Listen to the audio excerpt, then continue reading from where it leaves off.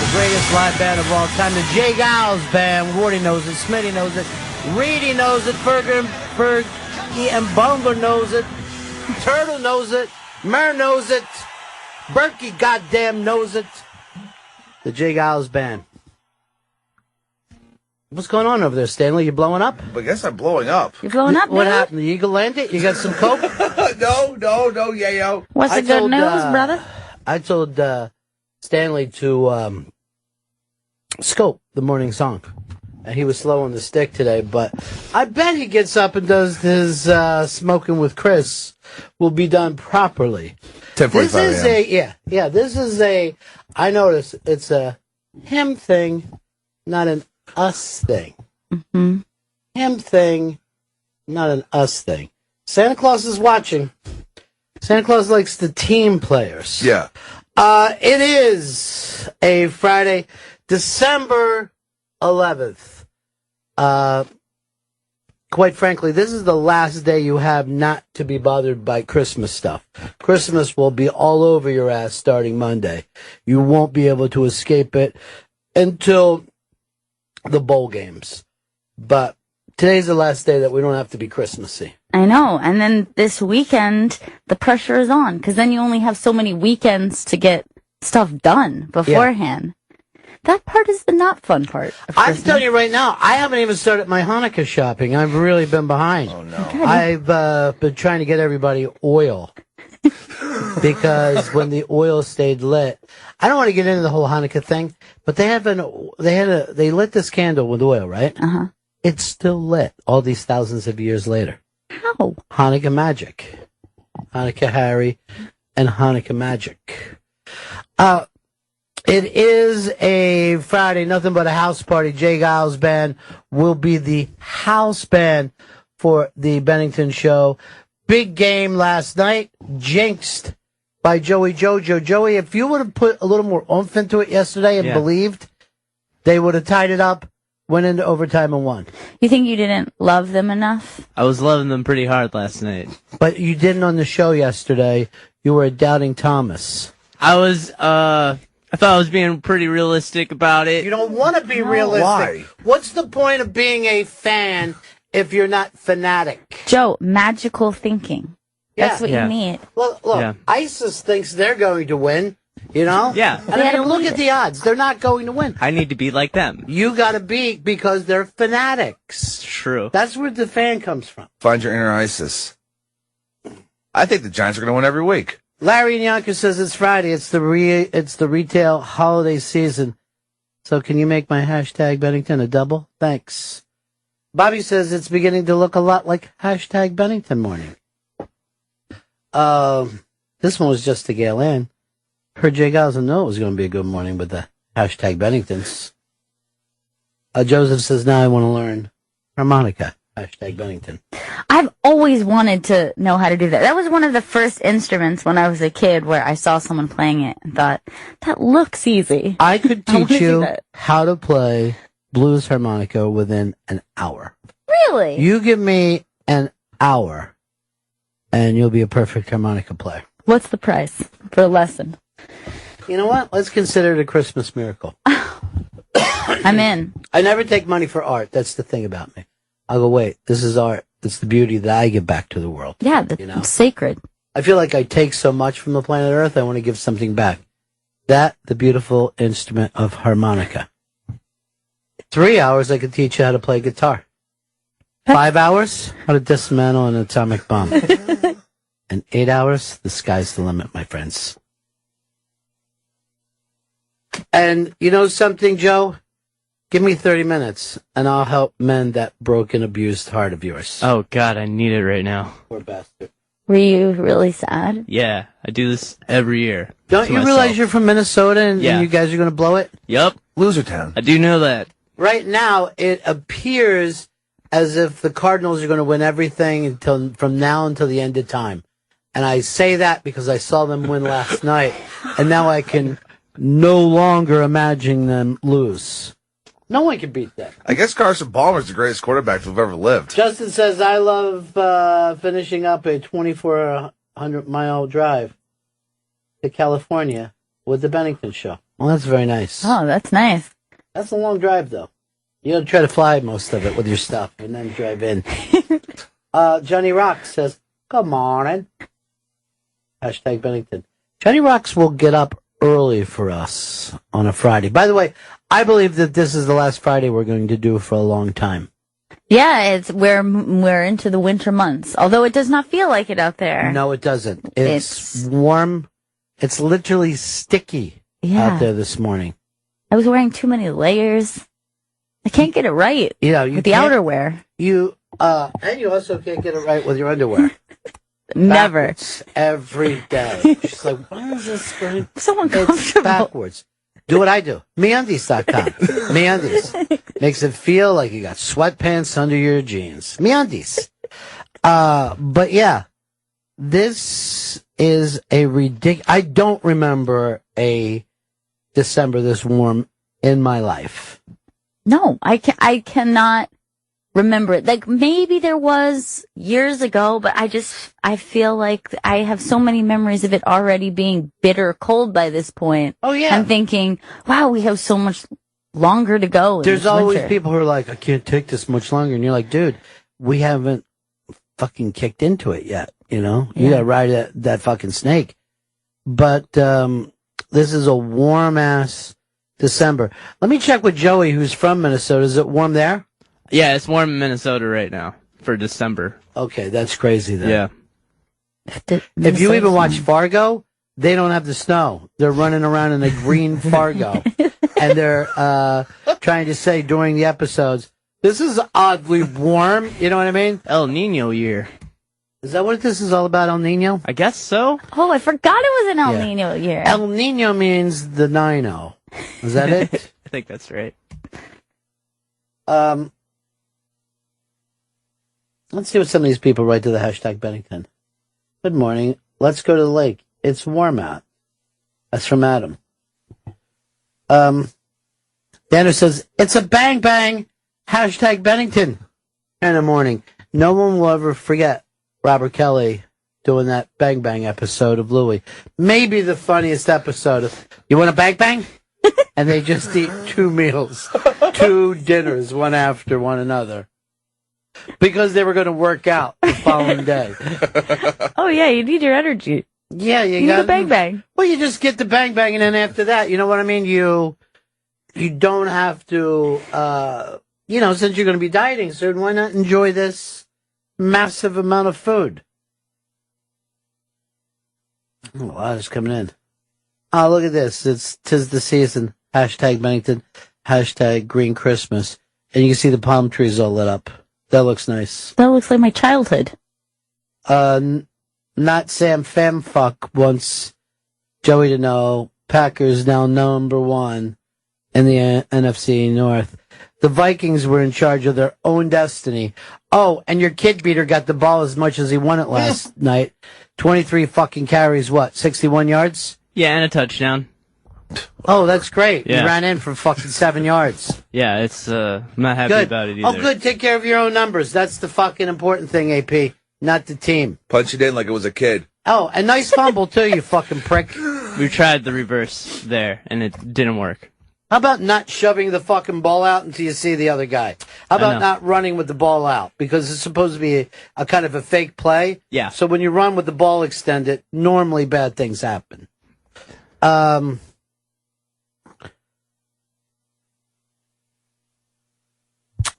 This is funny, too. I got to point this out to Joey. He kind of shows his thing a little bit. He says that, I don't know whether you saw this up on the iBang, Janis Joplin's car is going to be auctioned off. But Joey wrote it as, it's going to be raffled out. Now, Raffle. It's a raffle. I win. I bought 10 tickets. You have to buy the ticket, though. I mean, I'm sure the firehouse there where you grew up raffled things off. Rooster Days. But people don't normally. And I'd like to see the Hard Rock get this car and let everybody take rides. Oh, my gosh. That would be the best. There's actually an update for that. It actually sold already for $1.76 million. Now, what is it about that people want?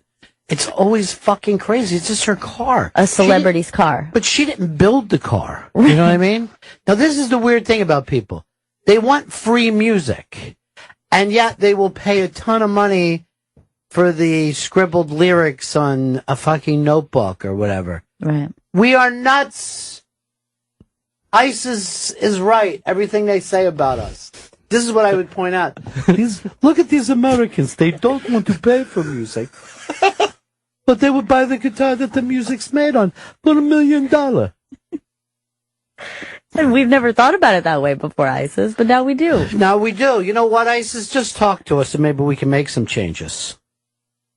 I saw a thing today on Fox and Friends where the number one thing that people are afraid of in this country is terrorists coming here and shooting us. But we don't seem to be that concerned about our regular movie theater, school, and campground shooters. No, that's different. I don't want my mass shooting to have a foreigner in the middle of it. I want homegrown USA nut. My man Trump still winning big, but there's a big story on the Washington Post today that said big meeting, and the GOP is figuring out how to wrestle away this nomination from him at the convention. And I will be going buck wild if that happens. That will be insane. He has managed to, divide this party up. Well, because really, he's an outsider. He's a cool outsider. But he's completely taken their power away from them. If they turn on him and they don't give him the nomination, it's going to be bad for their party. It's going to be really bad for their party. Who are they going to give it to? Huckabee? I don't know what I mean, we don't want anybody but the T. Rump. That's who we want. We want the Trump. Gotta have that Trump. We want the Trump. All right, see if you understand where Gorilla Bob's coming here. This is what he writes to us. Okay. Paul Simon is the opposite of at Bennington show. Ronnie B never takes money for art. Paul Simon never gives money to art. Art Garfunkel. Motherfuckers. Okay. Yes, I am following him. Michael Clark. And I'm going to guess Duncan. I'm going to fill the whole thing in. Please don't say the word Trump. Please don't say the word Trump. Please don't say the word Trump. You got to talk about that Trump. Every day he's in the top of every newspaper. Nobody wants to discuss anything else. Nobody can. He went up another 10% in South Carolina after he said the Muslim thing. All right. Not Sam Fanfuck just wrote this in. I bid $1.7 million for Ron's sunglasses. Hashtag Bennington. Let me just say that. The markup I will get off of that deal is phenomenal. You like these sunglasses, though? These I got. I love those, yeah. From an online purchase. Oh, nice. I went to an online, I guess, raffle house is what it would be called. Yours are better than mine. Yeah? Yeah, but see, why would you want to kind of show me up in a sunglass party? Why couldn't this be I just got offered $1.7 million.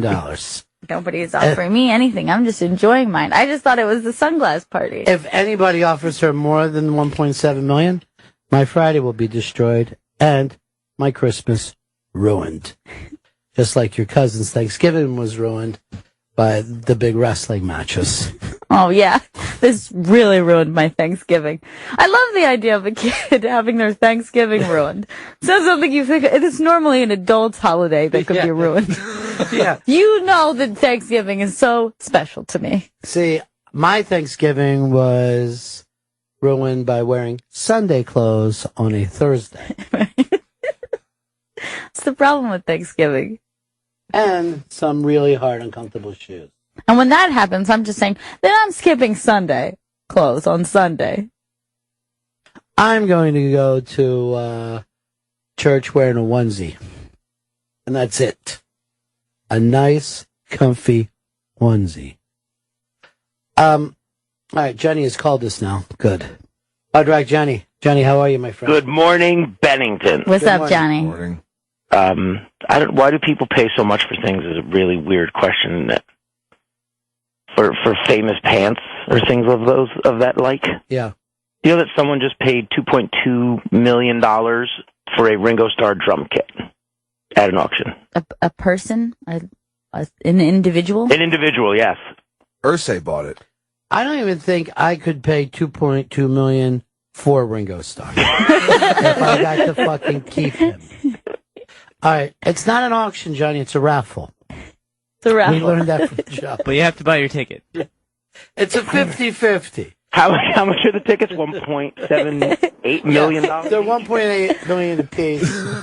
Damn it, I only got 1.5. Well, I imagine when the Hard Rock used to get stuff, it was for free, and now $2 million. Do we still get things for free? There's still artists who donate, but Nobody we care to see, right? You're going to get something from a band that opened for Green Day. No, I think we still get a few things for free. Blink-182, is that it? Yeah, well, I didn't say it's Hard Rock just bought a gold piano, an Elvis gold piano for a very large price. Here's the piano that Elvis did not play. He stood next to it, though. He stood next to it, and sometimes he rubbed himself against it. It's a 24-karat gold piano. That's the thing that's crazy. Man, that's the most beautiful piano that I've ever seen in my life. Oh, God. I want it to be gold. And then they found out 2 weeks later he just gave it to his housekeeper. Go ahead, man, take the piano. You did a fantastic job. Sorry you saw me shitting. That's my fault. Gotta start and close that door. They said the only day that he ever closed the bathroom door was the day that he died. Oh. Every other day he had the door swinging wide open. It's like a Wild Bill Hickok story. I didn't know about that. What was the Wild Bill Hickok? I think the story with Wild Bill is he always sat with his back to the wall so he could watch the door. Yeah. And then one day he couldn't get his seat and he sat with his back to the door, and that's the day he got I always shot. sit with my front to the wall. I just have my back when everyone else. You're so trusting. Yeah. I feel that way. I mean, what is going to happen? I thought you meant he was sitting on the toilet with his back to the door. That'd be really hard to do. Well, sometimes you got to do that, Johnny. You know, when you really got, as they say, a motorcycle push. A little reverse cowgirl Yeah. on the toilet. You just reach your hands around the top of that tank. Hold on tight, bear down. Boy, Johnny always takes this show straight to the shitter. He really does. You know what? Johnny's so much fun. We ought to have a raffle, spend the night with Johnny. Oh. I'm definitely going to buy a ticket. How much do you think the tickets would be for that relative to the raffle for the car? I could see them going for at least $500,000. Oh, really? I was thinking like $10. All right. Liz Spire said, I forgot to schedule time off based on hashtag Bennington holiday vacation, and now I want to die. Look, as you know, we never really go on vacation because we leave behind new material. And there's some fantastic, or as I like to say, quacktastic stuff being left behind the year in comedy 2016. It's fantastic. The whole family is going to love it. So you don't have to worry at all, Liz Setspire. Your friends aren't going anywhere. Mm-mm. They'll be right here on tape for you. Dry your eye. Yeah. We'll be here for you. Liz and friends. And probably some scopes. And we even talked about coming in and doing a show during the week at night. A little poppin'? A little pooping, as Johnny likes to call it. What does Louis J. Gomez call his shit show? The Daily Deuce. I'm a big fan. Where he just talks about topics of just current events or things that are on his mind during the Daily Deuce. With no wiping. Ever. Mm-mm. Refuses to do it. All right, this was sent to us. Christmas, more like hot as pissmas. It really is that hot. It's very true. Yeah. And I know you have relatives coming up from down south, Gail, and they're saying stuff like, "Oh, do you think it'll snow for Christmas?" They're like, maybe, but probably be really hot as Christmas. The good thing for people who are coming from Florida is it is still going to seem cold to them. I don't know. Somebody told me that it's a chilly Christmas down there. Really? Like they're having this same kind of weather. Someone said that to me. I never know whether I can believe these people, though. They're people I meet on the street. Drifters, maybe. I spend a lot of time with drifters. I guess that's what El Nino's doing. There's Making one us all guy the same temperature. there's one guy I recognized from an episode of Cops. He was the guy who invented hiding under the baby pool. Innovator. Such a good move. You'd think it would be, but they get caught every single time. Never works. Cops always know to flip the baby pool over. What's this baby pool doing overturned? This seems odd. All the water's out. Andrew C. Bly says, all is right in the world when you start the day with a double shot of hashtag Bennington. Up your wake, up your wake, up your wake. That's nice. Wow, Stalker Patty. Whoa. Oh, Patty. And she doesn't do hashtag Bennington. She just actually puts it in capital letters and then in black. Well, good morning, Patty. Patty? She would definitely be part of that NEW documentary thing. Live there, under the stairs. So weird. Oh yeah, that she spent a small time during the crazy NEW days living under our stairs. And I remember we were leaving one night, like 3:00 in the morning, and I said this to everybody: "Shh, Patty's sleeping." And Fez was like, "I will not be quiet. This is a place of work." He was so fucking mean to somebody who was basically homeless for a short period of time. That's so cruel. Yeah. It was just bizarre. I would leave there late at night after down. Eddie's show. Yeah, well, how hard is it? But he put it this way, that you got to be cruel to be kind in the right measure. Oh, yeah, definitely in the right measure. Yeah, you got to be in the right measure. All right, Johnny, what do you got planned for today? Going crabbing? No. It's actually warm enough to crab. The crabs are kind of confused, but it's gonna ruin it next year too. The molt season's gonna be totally off. All right, my friend. Later, kids. Peace. I love that, Johnny. I do. I truly do. You gotta love a guy who sets an alarm clock to get up with you. Sweet. I know. Well, Gail and I saw the new Tarantino last night. The new Quentin Tarantino. Yeah. Not John Tarantino, of course. No. Quentin. I don't want to give away anything. As a matter of fact, I think we're not allowed to say. I'll just let everyone know. I'm giving it 4 apples. Nice. Yeah. And no wormy apples. All of No. them are worm-free. What's that guy's name? Can't remember. I'll just call him Pete Best, the forgotten Beatles drummer. That's probably his name. But it was long and it was fun, right? It was so much fun. I will say that anybody who is concerned about the length of it, it's well worth it, and it doesn't feel that length at all. Why are people concerned about getting more movie? I would think that would make them happy. And when you know that people are always binge watching TV shows and they brag about watching 8 hours of a show in a row. All right, I left that movie, went home and watched Monday Night Football, and Thursday Night Football it's Monday Night Football on Thursday nights is the actual title. But that game was longer than the movie, and no one's like, that game was too long last night. I don't fucking like a game that goes long. You watch the game. You watch the movie. Look, Santa just put up, is Jeb Bush's campaign in trouble? Since fucking day one, Jackson. Joe Jackson Brown. This is fucking Trump's house. He built this house with his bare hands. He built the city with rock and roll. And now the city's on fire with rock and roll. Eric says, I'm dreaming of a white Bennington. I'm dreaming of our first non-white Bennington. Because it's 2015, and why not? Yeah, let's jump on it. Beep, beep, beep, beep. You gotta get Trump.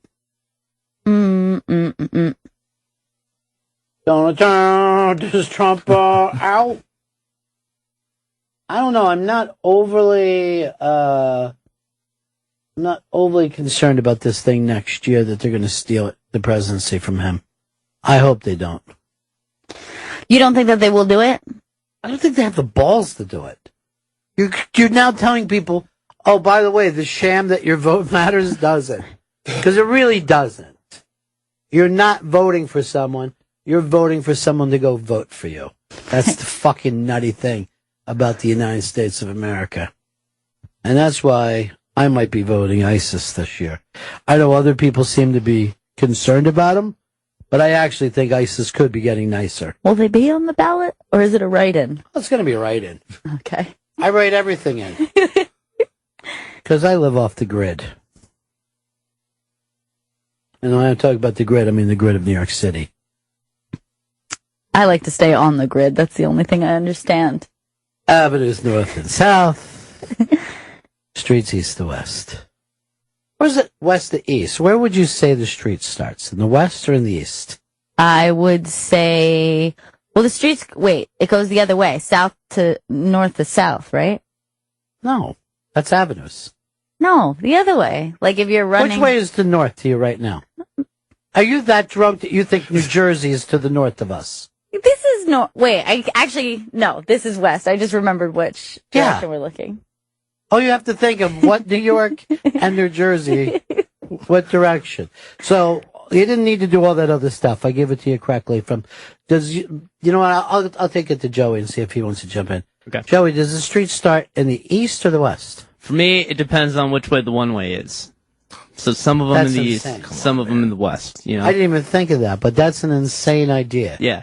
That whenever the one-way starts, or what about a two-way street? Oh, boy. And before you even get into that, I found love on a two-way street. Okay. And then I lost it on a lonely highway. Oh, no. Yeah, well, it happens. I would say a two-way street is totally east by default. Everything is east to west. Yeah. Starts in the east. Nothing starts in the west? Like the sun. No, you got to follow the sun. I agree. Yeah, but what if the sun's coming up in the east? You follow the sun, then you're drowned. Good point. Don't follow the sun, kids. Not too far, Now, anyway. if you really think about New York streets, they kind of start in the middle because one runs east, one runs west, which I fucking hate when they try to go up of, the East 57th or West 57th, because the West 57th starts way far in the east.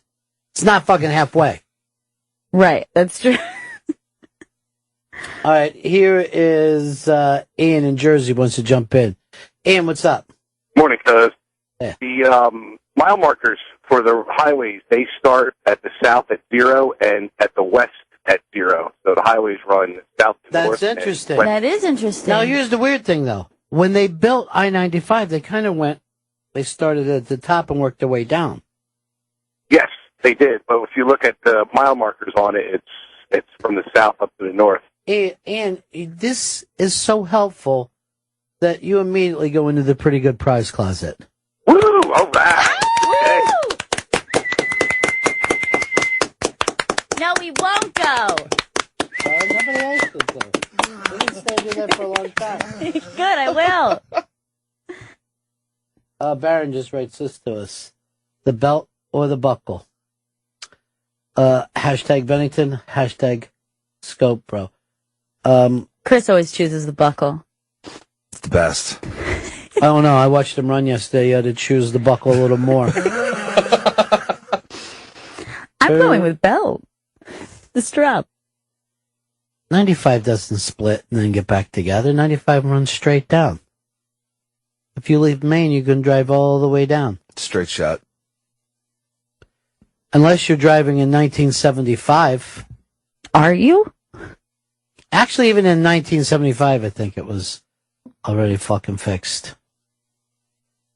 See, I would have thought, that surprises me that it starts in the West this year, because I just think of it as go West, young man.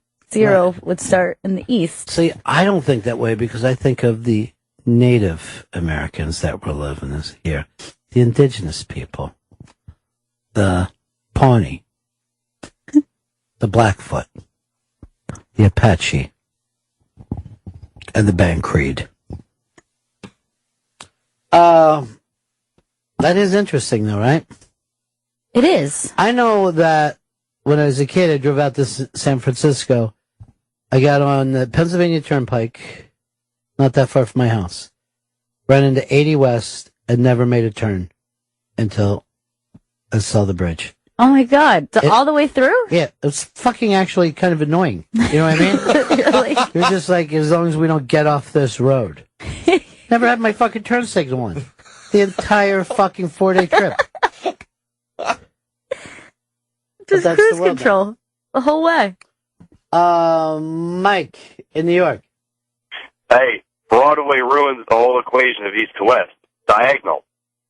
Yes. Well, Broadway was actually, a lot of people are like, oh, that was an Indian path. It goes back even before that. They say it was like a deer path. So this is the way animals would travel on this island, even before anybody was here. Probably before deer, it was dinosaur running that way. Wow. I did not know that about the deer path. Yeah. That's amazing. You got to get one of those double-decker buses. They'll tell you everything there is to know about that. I'm going to take one to work every day. Sure. Just get some facts on the way in. But I try. Oh, I thought you were just going to take deer paths. I always just try to grab the deer shit and go like this, still warm. Wasn't here that long ago. A lot of times I want to do is go out just to full hunters, is to have a little portable microwave and heat up deer shit. And you're like, ow! This fucking deer must have had a fever. We better not eat that deer. It's feverish. It's just a little joke that you do. Yeah, it's just a funny joke. You gotta throw them off. Why is Liv Sets Fire say the bots are taking over? If I get that news, I'm leaving here right now.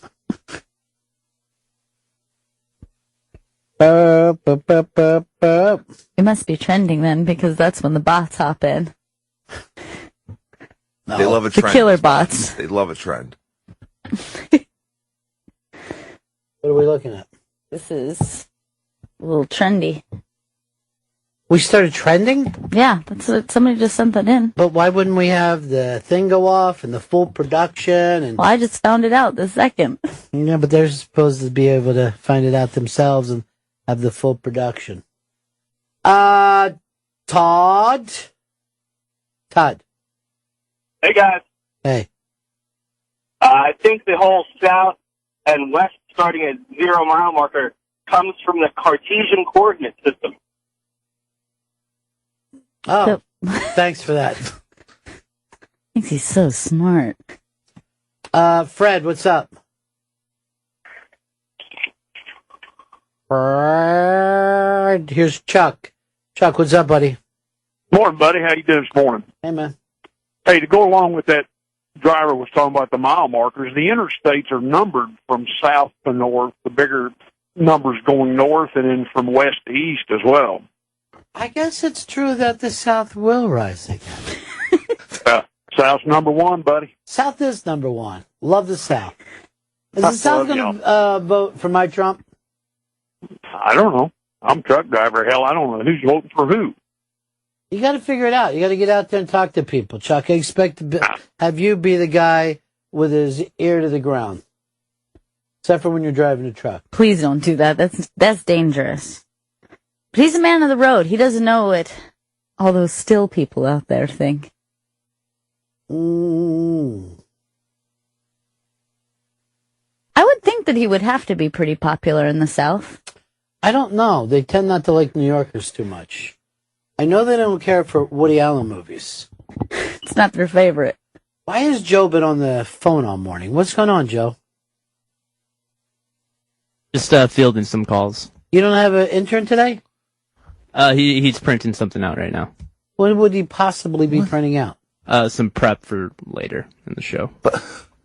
There's nothing to prepare for, Joe. This is the show. I know. So we don't want to prepare for later. We prepare for now. Who's your intern? Jam band. Is Vito in today? He will be at 9:00. Why? What happens before 9? News show of his. Oh, yeah. He does a lot of wacky hours, right? Yeah, crazy hours. He gets there super early.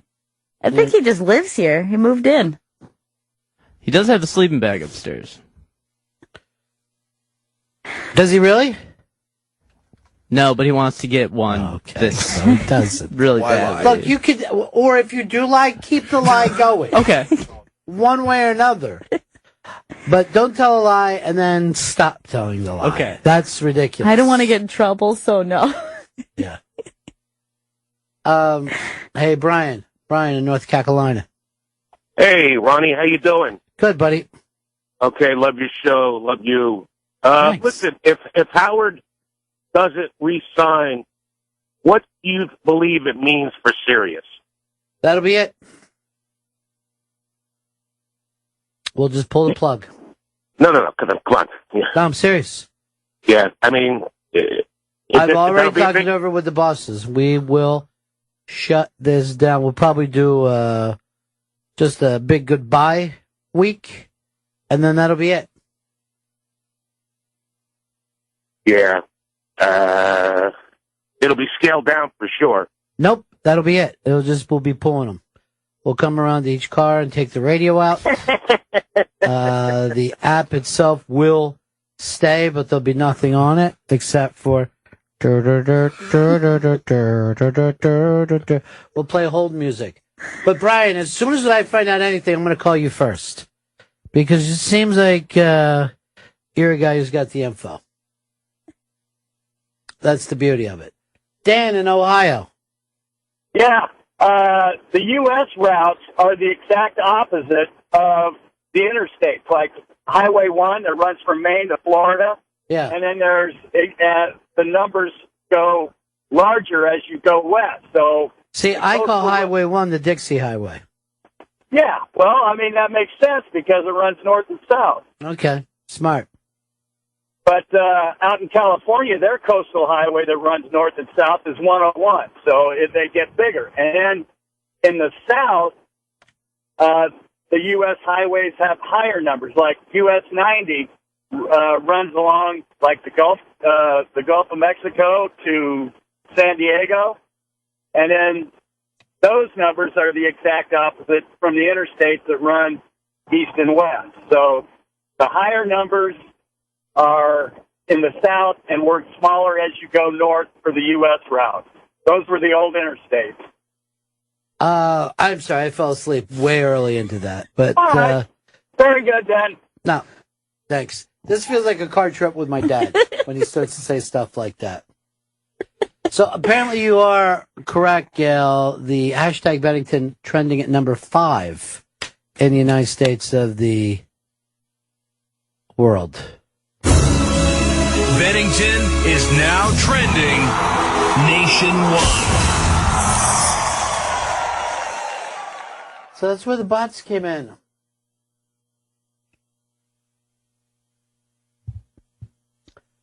Spice says this, stupid dog wants to walk during hashtag Bennington. He can poop inside. I don't care. You should, though. Gorilla Bob says Bennington show is trending. Hashtag Bennington. Yes, from what we understand. It's number 5 on the planet Earth. In the whole wide world? Or at least the United States of Earth. The most important. Yeah, well, I mean, no matter where you go in the world, we've got the states. Yeah, you guys don't have any other states, let alone United. What's your favorite state? Ooh, I'm going to have to say the great state of Wyoming. My favorite state? Depression. By the way, I know why you picked Wyoming, because it was in that movie last night. It was so beautiful. Oh, it was gorgeous, wasn't it? It was so pretty. We drove through Wyoming. Yeah. Not in winter, but... No.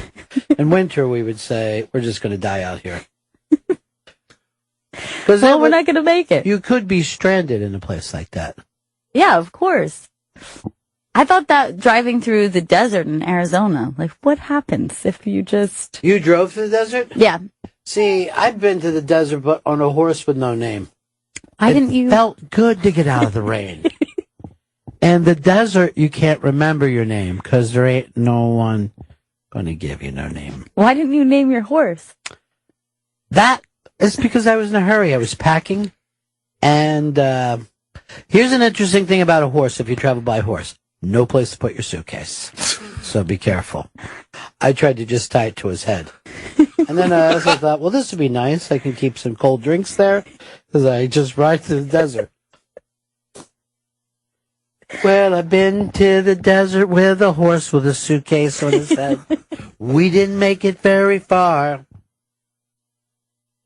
I'll tell you this. I mean, I don't have a horse, but if I did, not once would that horse ever hear anyone say, giddy up. Because that is fucking senseless. I don't say it in life in any other circumstance, so I'm not going to say it as soon as I get on a horse. When I would break up with a girl, I'd always say, giddy up. She's like, excuse what? me? Are you fucking acting like I'm a horse? Giddy up. And I'd be like, horse face, maybe. I said giddy up, ma'am. Yeah. If I were a cowboy, I'd be the first cowboy who just rode around on buffalo. Or Tatanka, as my people would call them. Wouldn't that be fucking hilarious to see a guy coming up on a buffalo? It's easy! He's telling everybody else. But it's so much more room for your stuff. Except for you're almost doing a split. Your fucking legs are so far apart. I'm so sore after that buffalo ride. But I would think it's funny to say you have more room for your stuff. Do you know where I can get any large buffalo saddles? This is the thing about Indians that always annoyed me. They wouldn't have a saddle, they'd have a blanket over it. How's a blanket fucking helping you at all? You can't, there's nothing to fucking hook your legs into. No. There's no fucking thing for the harness. You just put the blanket on because you think it's gross? I don't want, because I'm wearing Indian pants, and you know how thin they are, I don't want to put my ass down on a horse. I'm worried about asshole fleas. So I'll put this blanket on. I traded with the white people for one of their typhoid blankets. Because that's how we made everybody sick with our blankets, right? Oh, yeah. We got smallpox all over the blankets. And Why are we dropping blankets on fucking Syria right now? Too hot. What we're good at. They look up in the air, says all these fucking malaria blankets coming down and shit. Fuck! It's our first weapon of mass destruction. Blanket was infected blanket. And they're like this that day. Thanks for the blanket. What are you guys laughing about? Nothing. Take your blanket. It's a little cold out here, isn't it? I'm sure you share it with everybody. Share it with everybody back there at the truck. A good blanket. Wrap it around. Wrap it around you.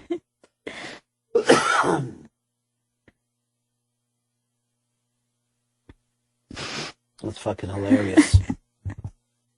Hilarious. Andy writes this. Wake up. P. Listen to the hashtag Bennington. In that order, please.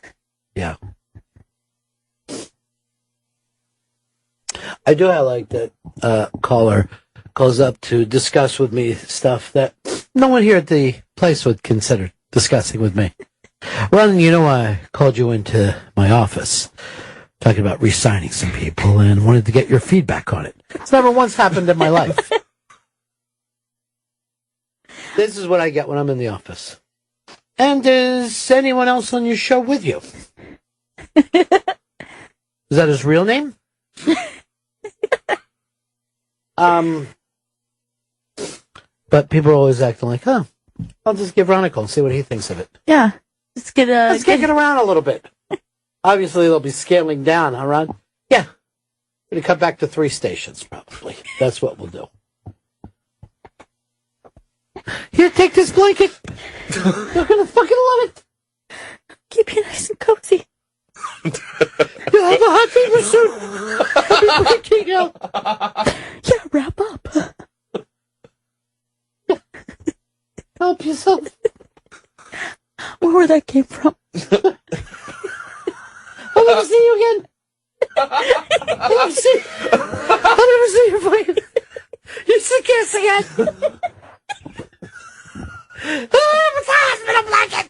What? Nothing. Trapped around you, right? Now, did they know they were giving out this disease? Why weren't the Spaniards fucking dying from these blankets? They were fine. Because they were just sit around in these shitty blankets. Because they were exposed to their more European germs. That's all they were. Europeans are just filthy with germs. Yeah, really germy people. Yeah. The English has to eat a lime every day to keep their fucking, so that you can see them. If not, they just fucking blend into nothingness. Did the Royals have another baby?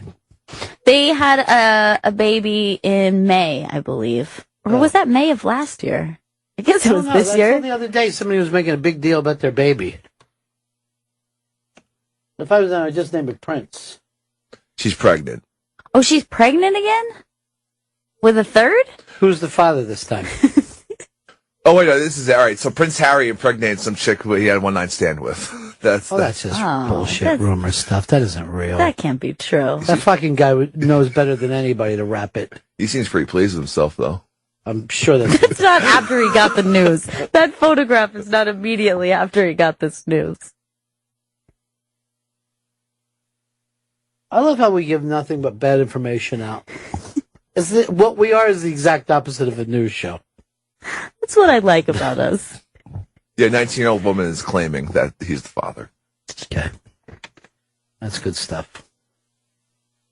El Chapo has vowed to fight ISIS and destroy them.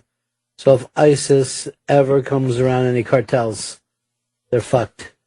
Would you pick Chapo and his gang over ISIS to win? No. Because ISIS doesn't mind blowing themselves up. Right. That's the problem with them. Yeah. There is no lose the battle for them. No. It's all winning. Good. Yeah, it's all good. Good news, everybody. One of our guys blew up. Great. Perfect. The rest of you guys are slackers. Chapo's got heart. I'll give him that, but... I think the funniest thing would be to be an ISIS member and your fucking vest doesn't work. And you just go running into a church and just, and you're just fucking standing there like a dick. And I was like, can I help you? You're just pulling at some ripcord, nothing happening. Fuck. Do you have any pliers or anything? Such an idiot. Stupid. I can't even blow myself up. An idiot. Take this blanket. Aaron in Australia. Hello? Yes. Hi, I just want to ring in and say I'm a massive fan. Thanks. I think you're all hilarious. Chris is a legend. And my girlfriend ordered me a Scope Bro t-shirt for Christmas. And I just wanted to mention that anonymous ISIS trolling day thing that's going on, just to see if your fans were interested. Well, yeah, Anonymous is trying to troll ISIS. Yeah. Kind of sending packages to their house, tagging their Facebook with a bunch of gay pictures. It really annoys them. Yeah. Yeah, just give them shit with hashtag douchebags. Okay. All right, thanks. Peace. Cheers, man. Dean in Pittsburgh. Hey, Ron, how you doing? Yeah. Hey, where can I download that new show, the new hit show, GPS? GPS is on demand here at SiriusXM. Joe, what do? You go to the on-demand app and you put GPS? On-demand app, you search for Deep Tracks channel 27, and it should be right there. GPS. You got it, Dean? I'll check. Yep, thanks, guys. I hope you enjoy it. The last one was San Francisco. We've done San Francisco, Detroit, and New York City so far. Next, London calling. Foggy London town. Going across the pond for this next GPS. I'm so excited about this one. I looked it over. I don't think there's going to be any room for the Beatles. They're not going to be in it. Well, we were coming up with, the Beatles are from Liverpool and other things. Should they be in the London one year? We're like, yeah. Anybody who was in swinging London should be part of this. Because it's more about the scene of who were the players in the scene, in that music scene, as opposed to who are the people of that home, like what's their hometown and what that music. I think it's more important to be a part of the musical scene. What's your favorite so far that we've done? My personal favorite of scenes is New York, but I think my favorite GPS we've done was San Francisco. Really? That surprises me. Yeah. You got a little hippie in your punk. I know. I got a little hippie in my punk and a little punk in my hippie. Mine was Detroit. You love Detroit. So it was a great opening GPS. Yeah, it was a great one. And since then, I cannot stop listening to the Detroit Wheels. Yeah, they were so good. Yeah. I just went and I'm full fucking Detroit Wheels at this point. A lot of great bands out of Detroit. Yeah. Detroit was a great first GPS because it's such a great American rock scene. Yeah. Big rock, too. Exactly. Big loud rock. And everybody could be like, this rocks. Where when we finally get to L.A., and I was like, don't listen while you're driving. We'll actually have to tell people that. So laid back. If you're trying to stay up during a road trip. Not going to work for you. It might lull you. I'd like to be lulled. Sure, but not while you're driving. TD writes this, thank God I don't have hashtag asshole fleas. Hashtag Bennington. That's because you have your horse blanket on. G-Man says, way to read the article, Chris. Outstanding research. Hashtag Bennington. At least he didn't say they were raffling anything off. I'm going to give him that. Thank you. Fucking benefit right there. I was so excited. I really thought I had a chance to win. Pierre says, laughing alone like a lunatic at the train station. Listen to hashtag Bennington. Wayno says, I love how we give nothing but bad information now. Hashtag Bennington. Hashtag early show. I love doing this show. This will probably be it for a while because it's winter. And us on Fridays is more of a warm weather thing. Yeah. But always cool when Opie says, do we want to take the reins over here? I don't know why it's just fun doing morning radio. It really is. It's a blast. I think maybe it's just a little less sleep. You get a little silly. I like to see how tired our staff is. I thought it was funny we're going to open with a scope, and it's just kind of fooling around slowly. I saw his head wandering back and forth.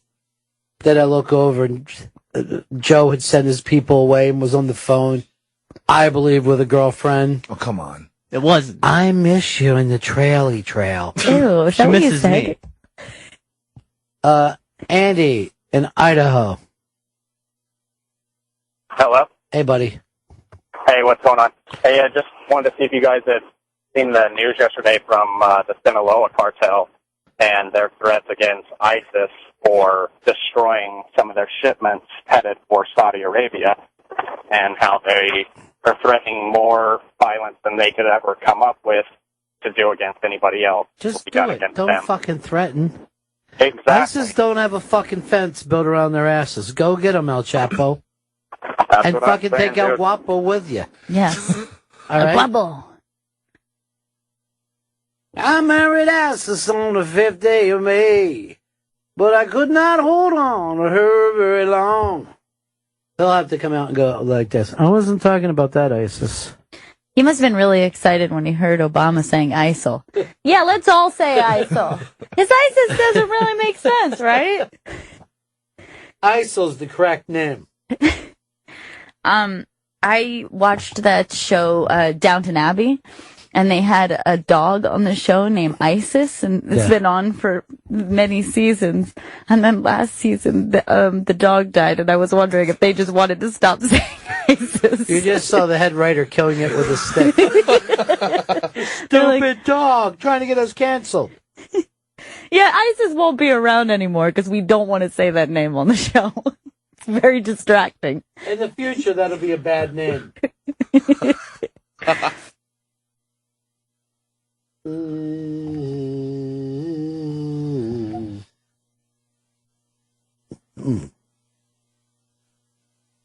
Ed Rooney said a Good Friday is a hashtag Bennington Friday. Thanks, Ed. Well, listen to this. If you have a hole in your soul that needs to be filled, you have to listen to hashtag Bennington. That's why we trend. That's why the bots are here. And we welcome the bots. We don't kick them out. Come on, bots. We have nothing we can do about the bots. I mean, they're just there. The bots will rule the earth one day, and we will be their slaves and power packs. And I, for one, welcome these new bot lords. Absolutely. I am glad to be your slave, sir. We'd make great pets. We'd make great pets. Why don't we break here? It is the Bennington Show on a Friday. Jay Giles Band is our house band today, and we is having a house party. Loving being here. This is the last day that you won't hear people saying Happy Christmas or Merry Holidays, because I'm trying to get along. That's what I'm going to say. I say pleasant holidays, whatever it has, unless you're an atheist, and then just enjoy time off for nothing. I don't judge with what you do at this time. I'm definitely trying to take the Christ out of Christmas, though, because that'll make more presents. But what are you going to replace it with? Another mass? Yeah. Mass. I would like to just call it Sanimus. Wait, when is fucking Santa Quest or whatever they call that? SantaCon. Is that this weekend? It's tomorrow. Oh, God. Everyone get out of the city. Worst fucking day in New York, and it gets bigger every year. Get out of the city. Bigger every year. Starts in Brooklyn, heads into Manhattan. Oh, God. Billy Berg.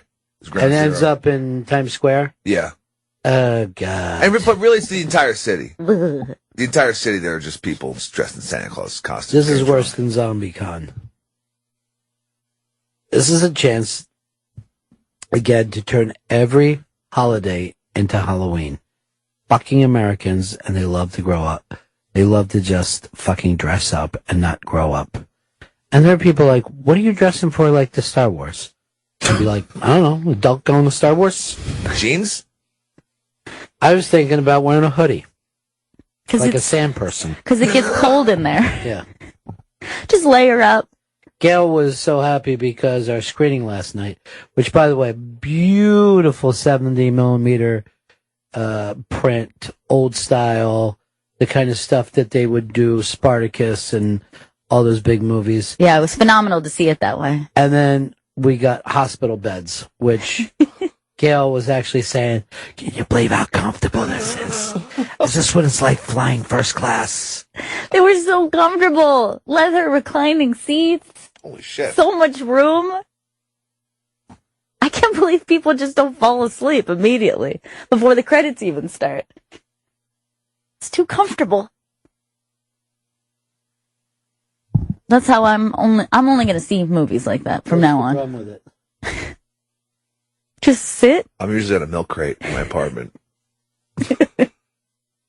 Watching on a computer screen. I'm going to help you pick out a sofa for yourself. You'll really enjoy it. It's a nice, soft place to sit. Oh, milk crates. They're, you can put stuff in them, too. I'm not going to take that away. Multifunctional. I'm not going to take that away from you, but they're not comfortable to sit on. You'll get a groove eventually. Or a ridge, rather. Someone wrote to somebody who's not this Ron Bennington about our show, which is very funny. Is it for Ron Bennington? Yeah.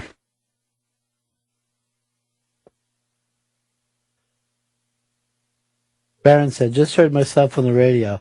Fuck, I sound slow and touched. First time calling a radio show, and it's in New York. You were fine, dude. You did great. You did fantastic. You're the best. Why are you being so hard on yourself? Stop calling, though. We didn't have all that time. James said, hashtag Bennington is God's gift to radio. That's very sweet of people. That is sweet. I feel bad now about taking the Christ out of Christmas. I would just like to take the Mass out. It's so long. The Christ is fine. I have no problem with that. You know what I've been trying to do is take the Nye out of Nigeria. I cannot get comfortable with that. But, hey, if you're not comfortable let me say this. If you're not comfortable with the N-word, per se, you may not like Hateful Eight. It's not. Which is wall-to-wall N-word. I believe you could take all the N-words and all the Tarantino movies, put them in this one movie. Yeah, it's pretty heavy. Yeah. I was thinking, if only between the two, maybe this versus Django. I think this was more than Django. It might have been more. And I actually said this. This was my worst. Like, it doesn't offend me, right? Yeah. But I do wish someone else laughed besides me. Because it was so much.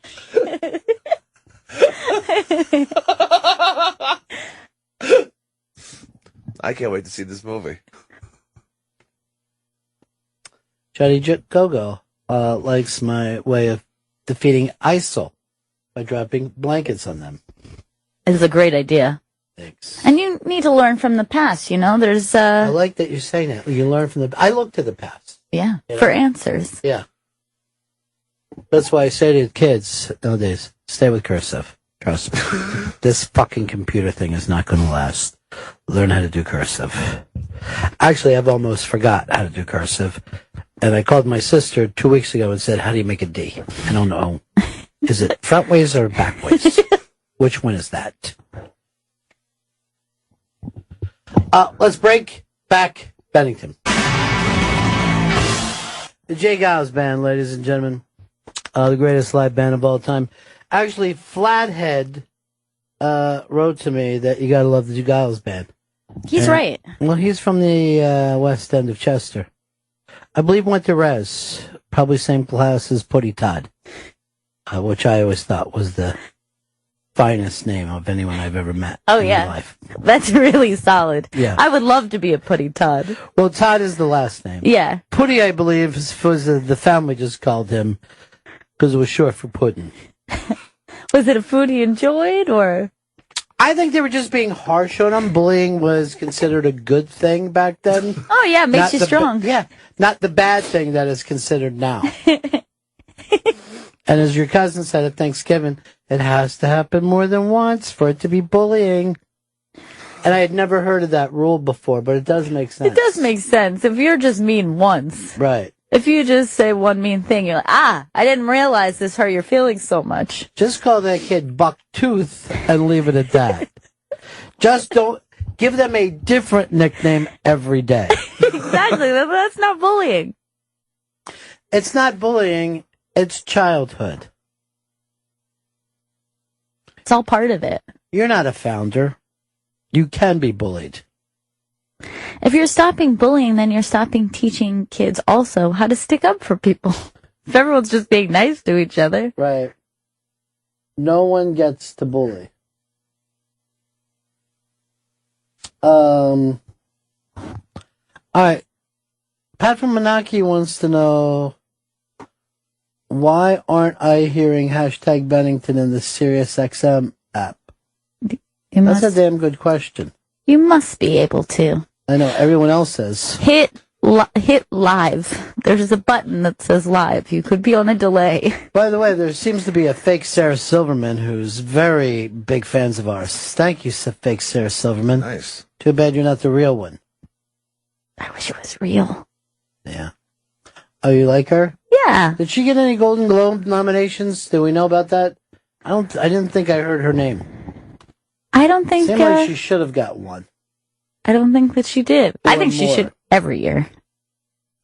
Yeah. The real one, I mean, not the one that tweets to us. No, she did not get it. No, this says no. Okay, I'm not sure. That is some news organization. We're not sure. Joey? No, she didn't. Now, you know it would be for drama and not for comedy, right? It was very dramatic what happened to her. She was overdosing and having sex outside of her marriage. Whoa. I don't like to tell you things that you're not prepared for, but some people can have sex outside of marriage. What? And when they do, it's dramatic, not comedic. What age did your dad teach you about whole sex?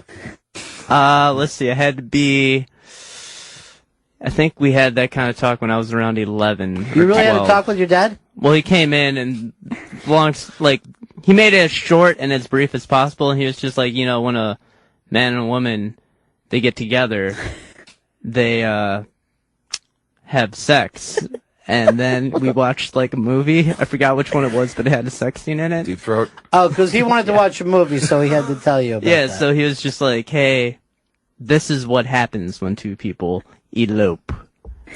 I remember my dad, he was pitching to me in the backyard, and he came in close, chin music, made me jump, and he'd go like this.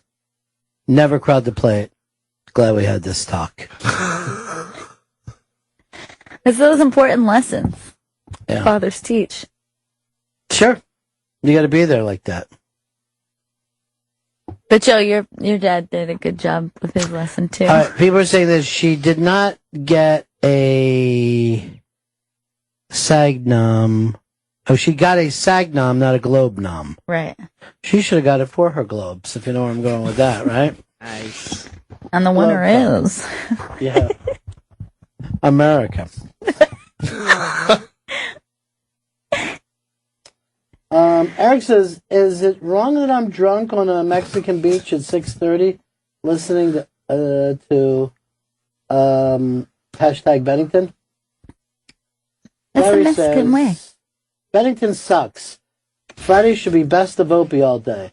I don't want to hear this nose with legs on a Friday morning. That's good, Gary. Gary's the best. Love you, Gary. Hi, Gary. Hi, Gary. Oh, that's pretty good. Why does she say it like that every time? Well, I think it's only once, right? She It's says like it a couple several in that times. movie. Every time she sees Gary, she's like, "Hi, Gary."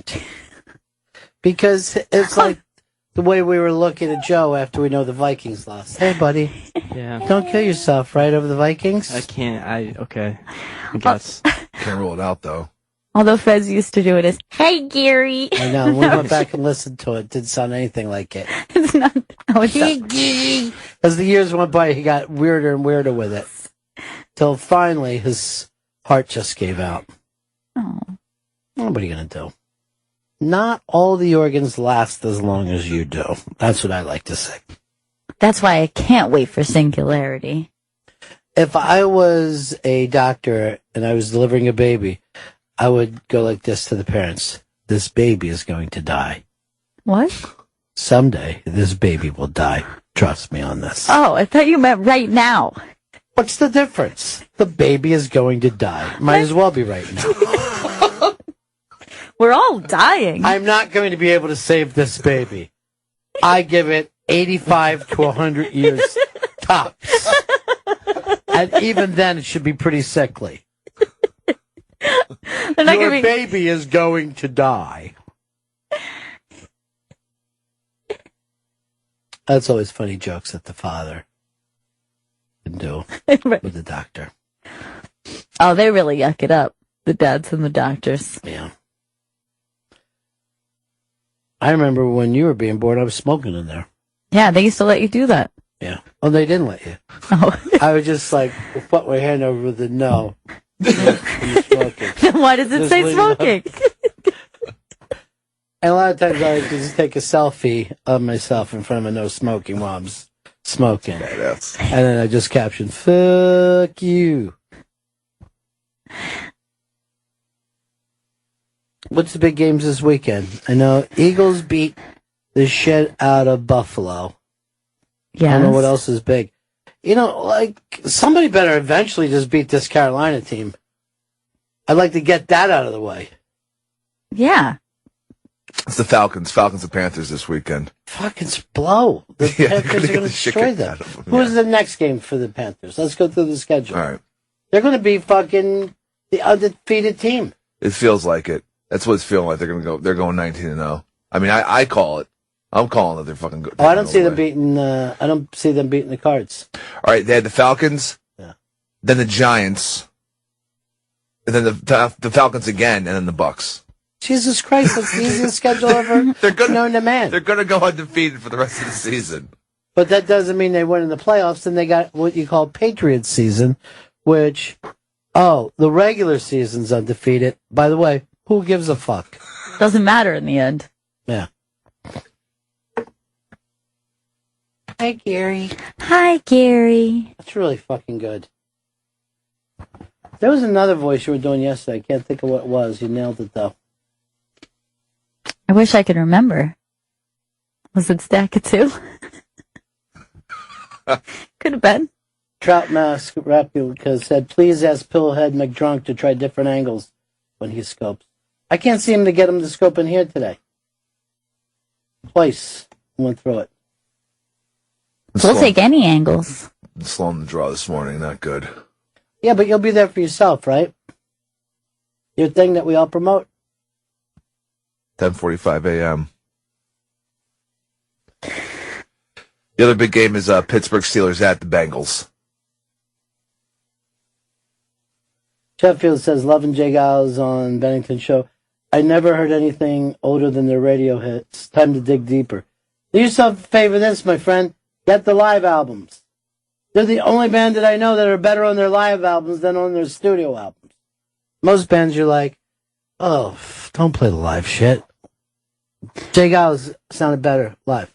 Yeah, and that's the case with, you're right. Almost every other band you would say you like the studio version better than the live version. You could used to be able to get fired in radio for playing a live version of a song instead of the studio. Except for Turn the Page. It's the only one. And Riding the Storm Out, REO Speedwagon. There would be certain songs that are like, the live works here. But most of the songs you could not play. And then Flipper also learned that you don't play anything bad about Don Henley when Don Henley just played your birthday show and everybody's on their way home. He almost got fired for that. But we're like, yeah, but he's on our morning show, so you can't fire him. But I don't think he got any more shifts after that. He played Don Henley Must Die by Mojo Nixon. As everyone's coming home, as Don Henley's playing our birthday show. Oh, God. That's how you end up fired. Out on your ass. The hell is Roe talking about? I haven't made him make sense of Roe in a long time. Widow says, Hicks just called Carolina to go undefeated. Well, it was a great run, fellas. You can't stop Cam. He's Superman. Everybody really believes in your jinx. They really do, Chris. Yeah, even atheists believe that he has the power to jinx. Look, there's Hillary Clinton has the same as Trump, and no one has ever seen her. No. That is so strange. It's so weird how little we see Hillary. We're talking about Hillary. It's like she doesn't exist. She's barely in the news. Is not, for all I know, she's not even in the country. She could be in fucking Europe right now or Thailand for a sex vacation. She's just waiting this whole Trump thing out. Or maybe she forgets that she's running. I think she's just lurking in the shadows, ready to make her move. What a creep. What move is she going to make? That move for the presidency. Make the grab. Jeb thinks it's a conspiracy. Jeb thinks they're working together. Hogslop said Kiss is better on the studio albums, or on the live albums. Yeah, but their live albums are studio albums. Oh, shit, because they did all kinds of overdubs on it, including the crowd noise. That was the stuff that was keeping them out of the Rock and Roll Hall of Fame, and then the Rock and Roll Hall of Fame said, I don't care. Everybody else is in anyway. Let them in. They should just put everybody in now. I think I'm in. I would like to see Joe Namath go in the Rock and Roll Hall of Fame for beating the Colts that one year. I think that they should put Pete Rose in it. Showboat and Pete, you gotta love them. I want to hear that Trump song. I want to rock to that. Trump it up. Yeah. He's good. He's fast. Our guy. That's what I like about him. His speed. Yeah. His dedication, but mostly his speed. Focus. He said focus. He just gave me the thumbs up. Fucking play it. Trump sat alone in a giant car, full of emotion, especially for his daughter. Elevators float up and down Trump's tower. Now he's gonna give the country his power. He's Trump, he's got great cred. He's Trump for president. Trump up the jam, Trump it up. While your vote is Trump in, and the polls is Trump in. Look ahead, the crowd is Trump in. Trump it up a little more, get the party going on the Senate floor. Cause that's the Republican Party's act, and you need to find out if you do that. Little red toupee, and Crane calls to Lindsey Graham, yes they do. Little red toupee, Donald Trump is gonna run for president. Ho ho! All Republicans with the Trump that kicks, he's gonna run for president. Well, he's alright. In fact, he's badass. Well, he's alright. Trump and badass over Lindsey Graham. It's the on-funk Trump. Thank you very much, Joey. Loving it. Here is Janice in Chicago. Hey, Janice. Hi, Ronnie.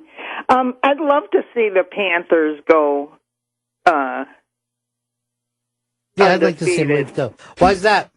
Oh, well, just because there's so many former Bears, starting with their coach. Wouldn't that drive you crazy instead of make you happy? Well, only if the Bears can't make it, but I don't know. You got Jared Allen, who I just got used to cheering for, Greg Olson, who we got rid of right away because, of course, we didn't need him, and then Charles Tillman. And all right, well, best of luck to your former Bears. James in Ohio. Yeah, hey, Ronnie. I think the Allman Brothers band that Live at Fillmore East every bit as good as their studio album. Man, that was a band that got captured on the right night. I mean, that album is unbelievable. Actually, one of the first albums I think I ever fell in love with. Like, literally fell in love with.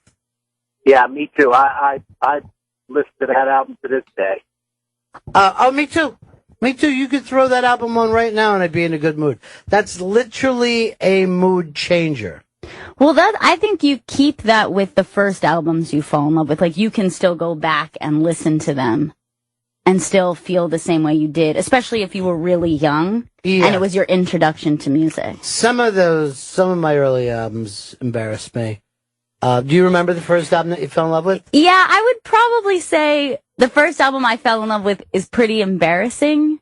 But it would probably be Dookie by Green Day. That is not so embarrassing. I remember being really young, being so obsessed with it that I wasn't listening to anything else. Yeah. And you're at that age where just the fact that you have ownership over something, you're just like, this is mine, this album is mine. But I think it's the only way to fall in love with an album is to play it over and over and over. I don't think you ever do unless you just totally immerse yourself in an album, will ever fall in love with it. Joe, what's the first album you ever fell in love with? Led Zeppelin 2 was the first one I really fell in love with. Now, that's funny because you would have been 20-some years after the band had broken up, probably 3 years after the album was made. Yep. It's an amazing thing, right? Yeah, I think for Green Day, it was one of the first for me that didn't get passed on to me. Right. So, like, that was, I found this, and it was like, I owned it, you know? You know, mine was a passed on album, too. I think if I had to guess, I think it was Neil Young After the Gold Rush and it was my brother's album that I would play when he wasn't around. And I was just, I felt like, okay, this is a grown-up album. This is an adult album. You can't have the tapping constantly, dude. If we can't do it from the other thing, It'll just be fucking driving me crazy. And he left you a bunch of albums, right? That's how you got a lot of your music. Well, he would leave quite a bit. Right. So, and he was traveling light. Ed, what do you got? Yeah, well, I just need clarification on this one, Ronnie. Peter Frampton live. Did he even do that in the studio, or is it just live? No, well, there were 4 albums before Frampton Comes Alive. Who knew? I guess. Well, I saw him before Frampton Comes Alive. It was the first person I ever seen walk out on stage at the Spectrum. And, but when Frampton Comes Alive came out, that was the thing that exploded where the entire suburbs of the suburban United States loved that album. Yeah. Until the following year. And then no one liked it. And then it would be a bad thing if Like you were still playing it at a listen to party. this? You've moved on. Yeah, it's done. Toast. But if I put that album on now, like a flood of memories come back. You know what I mean? Like so many different things from that era just come. Yeah, you can't even fucking help it. Massive, massive album. Doug in Boston, what's up? Hey, Pepper Hicks. Hey, Ron and P. Hey, Gail. What's up? Hey, the Grateful Dead had better live albums than studio albums by far. Well, you know, that's because all those bootleg things. Because people that love the Grateful Dead make fun of you if you are not playing something off a bootleg. If you're playing anything that was released by the Grateful Dead, they're like, you gotta be kidding me, right? This is the shit that you listen to. It seems too, though, that seeing them live, I could understand a little bit more even than some of the live studio albums, I think. Or some of the live albums. Like, I don't know if it would have that same experience, because so much of it was just about, like, the feeling of them being there. Yeah, but I honestly think, like, Working Man's Dead and those are really good albums. I think people are a little fucking rough on them. John in Long Island. Hey, Ronnie, how you doing? Yeah, I think that that whole album was recorded in a bunch of different places. Because do you feel like I feel it was recorded at the Comac Arena in Comac, Long Island? I happen to have been there, the concert. Is that right? Yeah. Did you hear yourself yell "woo"? Oh yeah, probably. Yeah. Oh yeah. Well, a lot of bands have done that where they'll record. Actually, even comedians do it all the time, where they record clips from this song or some other place. They just, they don't trust it all being in one night. Why should you? Why not just play the best thing that you possibly can? It's just one great show. This is how it was. This is it. It's perfect. And we went back, overdubbed it so the singing doesn't blow so much. It's the Bennington Show, probably the last Friday we're going to be doing in quite some time, so we decided to go out in style. The phone number that we're rocking today is actually 844-ROCK-GOD. 844-ROCK-GOD. And I always think it's amazing when you hear somebody like Joe say, my albums were albums that... Were they your dad's albums? Is that how you got turned on to it? No, it's the same thing as Gil. It was like the first record that wasn't passed on to me that I like went out and found and fell in love with. But how did you get to it? If it wasn't being played, or like what made you pick up that album? Did you have friends who were into that kind of music? I had a few friends, but I also just started playing the drums at that time. So that's when I just started getting into that music. Did he just say I had few friends? Aww. No, I You had few friends? Few friends who listened to it. Why did you have so few? Who listened to it? Because you're a big nerd? Bob, West Virginia. Hey, Ronnie, Gail Ann. My first album that I owned completely was Frank Zappa's twisted homage to Sgt. Pepper's Lonely Hearts Club Band. And the album is We're Only in It for the Money. Yeah. Where he rips off the title of Sgt. Pepper and all that. It's really funny. And ripped off the cover and skewered hippies and he just skewered every social. Now, how did you get turned on to Zappa? How did I? Yeah. A kid moved into our neighborhood from California, Okay. That got turned on to Zappa out there and brought it to us, and it's been a long, strange, twisted road since then, Ronnie, and I wouldn't change a thing. Well, I'm glad that you've loved it. Here is Chris in Phoenix. Chris. Hey guys, I found Santana Abraxas, and I'm in my late 20s, so I definitely got a lot of shit for that. But Eagles was another one that I really got. I found on my own, but it was the early album Eagles, so I had Desperado and all those good albums. Well, wait, it had Desperado on it? Desperado, sorry. Oh, just the album Desperado. Right. Because I thought maybe you fell in love with the Greatest Hits album, which for some reason people get very angry. They do. Yeah. If you say your favorite album, or even some snobs, if that's the one, if you're like into collecting vinyl and that's the one album that you have by a band, it's like, oh God, just the greatest hits, please. Why? It has everything here for me. All the songs I love. I remember an older guy said to me when I was a kid, oh, it was a fucking record guy. And I was buying a Greatest Hits album, and he's like, I bet you have a lot of Greatest Hits albums. What a jerk! I know. That's such a shitty thing to say. You know what? Kind of hurt a little bit. Yeah. Kind of hurt me a little bit. And I'm like, I'm going to fucking get even with this fucking half a hippie. Really? Because you work at the mall, dude. This isn't even like a fucking cool record store. You know? Rich, speaking. Good morning, Benningtons. How you doing today? What's up? Creedence Clearwater's Cosmos Factory. That's the first album I think I ever owned. There's not a bad song on the whole album. I'm not even sure if Creedence put out a bad song ever. I really am not. I was really fucking... it's really an incredible band. Last time I did Opie's show, we were sat around and talked about that. About just the string of hits. And then you find out, oh, that was a 4-year band. That was a 4-year run that they had with that. Hey, Ike in Tennessee. Hey, buddy. Yeah. All the MTV Unplugged albums, I loved them. It seems like a new one came out every year, and it was my favorite album. Oh, no, they used to come out like once a month because that show was popular. It was a very quick thing where everybody, no matter who it was, Clapton and Nirvana, it didn't matter who it was, just slowed their songs down and played like that with people sitting around on the ground. Which was your favorite?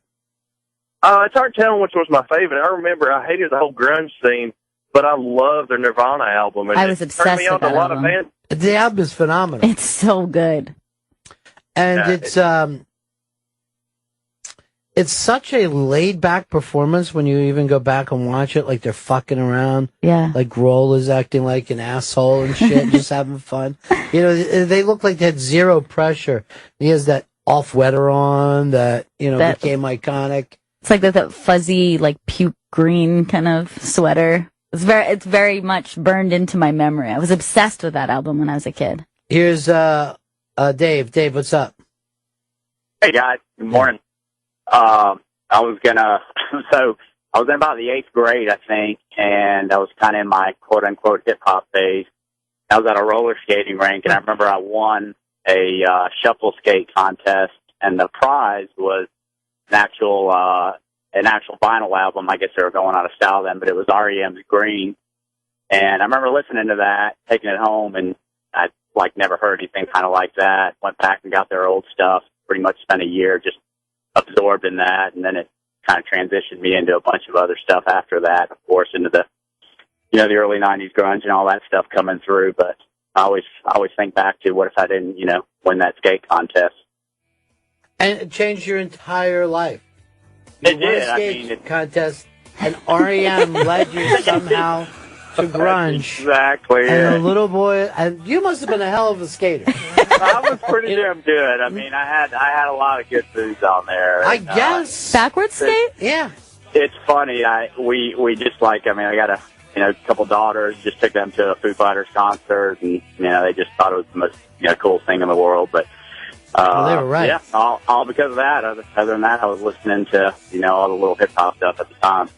That's actually a great story, but I love the way it all started there. My listening started there. And so it began. Jack, what's up?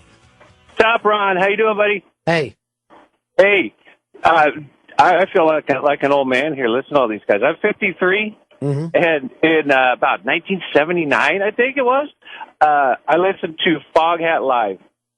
Ooh, great album. Foghat Live. You ever heard it? Yeah, I mean, Foghat there are certain bands from that era that are almost completely forgotten, but Foghat would sell out, arenas. They honestly would. It's amazing to think. So many people showed up for Foghat. When I hear I just want to make love to you, I still think it's a fucking fantastic song. Here's Art. Art, what's up? Hey, Ronnie. Hi, Gail. Hey, what's up? The album, when I wanted to get lost in great vocals and awesome guitar, was Deep Purple in rock. Purple? It was I guess that was called the beginning of acid rock in those days. Well, actually, a lot of people would call it the beginning of the very early stages of metal. At least if I go by Eddie Trunk. But Machine Head was the big fucking album for me out of that when I was a little kid. Just like, this is fucking massive. It just felt like somebody was swinging a hammer. Hey, Snowy, what's up? Long time, pal. Hey, how you doing, Ron? Cool, man. Growing up, I was a big fan of Electric Light Orchestra, and the first album that really got me hooked on was Out of the Blue, which had Turn the Stone, Mr. Blue Sky. He was in here not too long ago because they've done some kind of new album. And I forget, one of the guys was telling me there was all kinds of collectors waiting downstairs. And a lot of bands don't normally get that. But there is something about Electric Light Orchestra that if you're into them, you're really into them. Yeah, that's very true. That is a great album, though. I do love that album. Mike, what's up, buddy? Hey, how's it going? I'm 39, and my favorite album when I was growing up, when I was 5 or so, was Eagles' Hotel California. I was addicted to Take It Easy. Well, that wasn't on Hotel California. Yeah, it was. No, you were listening to the Greatest Hits album that came out right before Hotel California. It was? Yeah. Take It Easy was never on that. It wasn't? Well, sorry about that, Ron. No, that's Please okay. Don't shame me. The Greatest Hits album came out, and they put out a Greatest Hits album. It's a weird thing. Like, after they made 4 albums, then put out a Greatest Hits album. That Greatest Hits album became the biggest selling album of all time. And then Hotel California, another massive selling thing. So they were really this mid-level band struggling with stardom, and then just exploded. I like that. Yeah. Mid-level band. Struggling. Well, that's who Stillwater is kind of supposed to be. Oh, I didn't realize that. Yeah, it's supposed to be somewhere in between the Allman Brothers and the Eagles. But Cameron Crowe had a real Glenn Frey fixation. Really? Which is strange. Now, who was it that he actually toured? I mean, I know he was around with both bands he was with. Yeah. But the drug thing was supposedly from Greg Allman screaming, "You're a cop" at him when he was fucking tripping or something. Right. So, you're a fucking cop. And his feelings were really hurt by that. As anybody's would be. Sure. Diamond, what's up, buddy? Yeah, hi. My favorite was Brain Salad Surgery. That's, of course, Emerson, Lake and Palmer. Another massively big band that has been more or less forgotten in the rock history thing. Keith Emerson was in here one day, and was a very interesting guy to talk to, but they used to sell out the United States. So, like, when they went out and did these really big tours, and that was the original, giant fucking light shows, giant speakers. There was one tour I think they did that they were on 3 different stages. Like, each member got their own stage. And that was kind of the beginning of those kind of big rock shows, right? Or around that time. Yeah, it was about, they've gotten organized. It's basically, they're one of the bands is why there's punk rock. You know what I mean? Like, we can't do what you guys are doing now. We can't do the Pink Floyd thing where the you've got a $2 million light show. Here's Alan. Alan, what's up? Benningtons, how are you? I love hearing you guys Friday morning. Thanks, man.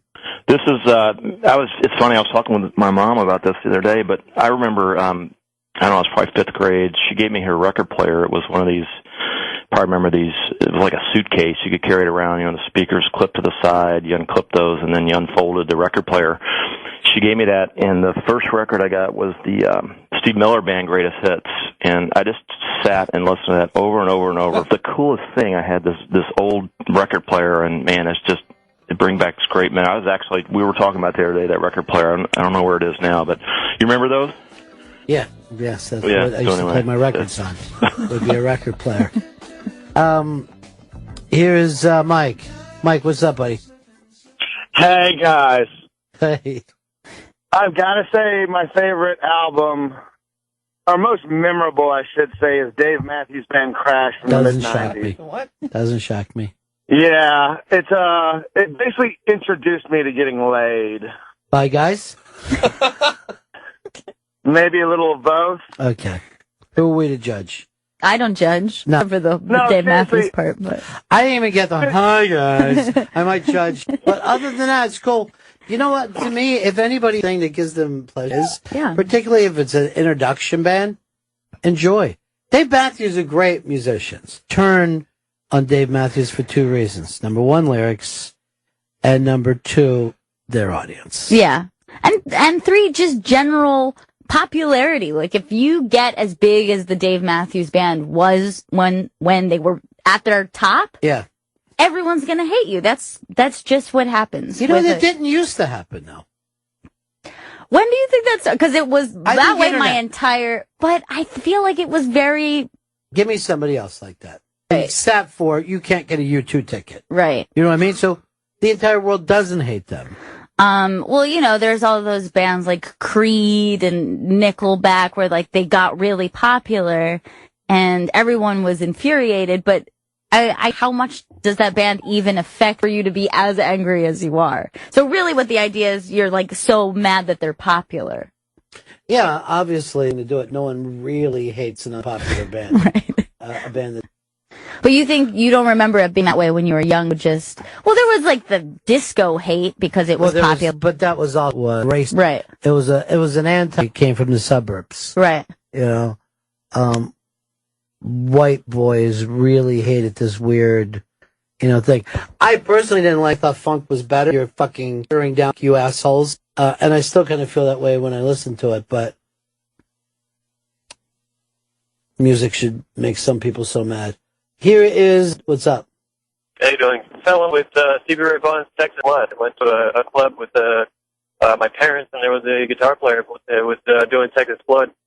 Never heard anything like it, so I went home and got the album and listened to it nonstop for years and years and years. Yeah, it's has all the big hits on there. One of those gorgeous songs on there that I don't think a lot of people are aware of is a song called Lenny, the instrumental. I think he wrote it for his brother, if I'm not mistaken. Yeah. And it was one of the first times I discovered that a guitar could sound desperate, pleading, and it's amazing how it's one of those desert islands. If you only had one record to play for the rest of your life, that would be the one. He's just an amazing player. That's a kooky. So that was your first album that you felt getting back together. Hey, Ron. How you doing? The band's still live when you, I always find that, really interesting when you fall in love with a dead band. You know what I mean? Because that's how the Doors were for me. Jim Morrison was already gone by the time I got immersed with it. And like a lot of kids, I just went through that deep Morrison thing. Yeah, and that was at least a newly away kind of situation where I think for me, most of them when I was young were long past their prime. And I think Joey Jojo's the exact same way. Yeah, all the bands I first really dug into were all R.I.P. He's a man out of time. Yeah, Manchester, Liverpool, late 60s. Early 70s, yeah. That whole scene. And Birmingham.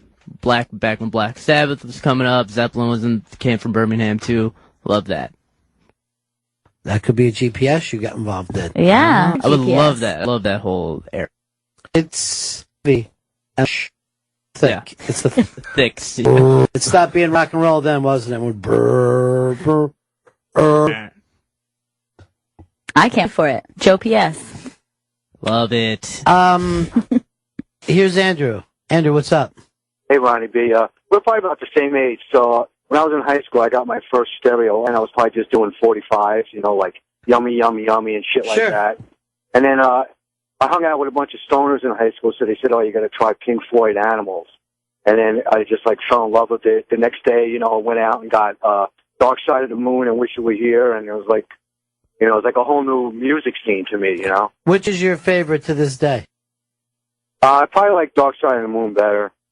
Mine is Wish You Were Here. I think it's the masterpiece, and it's weird, because obviously it's Dark Side of the Moon for most people, and then maybe even The Wall more than that. Yeah. But I just think Wish You Were Here is just fucking phenomenal. I got kind of burned up on The Wall because it played so much on regular radio. Yeah, they got crazy sick of with the it. songs. Yeah, so it's like I have the album, but I don't really listen to it. I should go back and maybe 20 years, make a difference now. I could go back and enjoy it. That would always be interesting. We talked about that before with books to see if it makes you feel, the same way as when you read it. Oh, yeah. And vice versa, on the opposite end, there's so many books or even bands that you that you heard when you were young that they just didn't strike you. Not even that you burned out on them, but you're like, oh, I don't get that. But if you picked that same album up or you picked that same book up as an adult, it might resonate with you for the first time. Any band that is a little pretentious or gets sci-fi-ish on me, you know what I mean? I'm like, I don't know why I like that. I don't know what I was going through then. Marjorie, go ahead. It's Audrey. All right, Audrey, how are you? Is 9 Inch Nails Downward Spiral, and I was 13. I'm 34 now, and then right behind it, Metallica Black. Well, so, kind of weird for me, but loved it.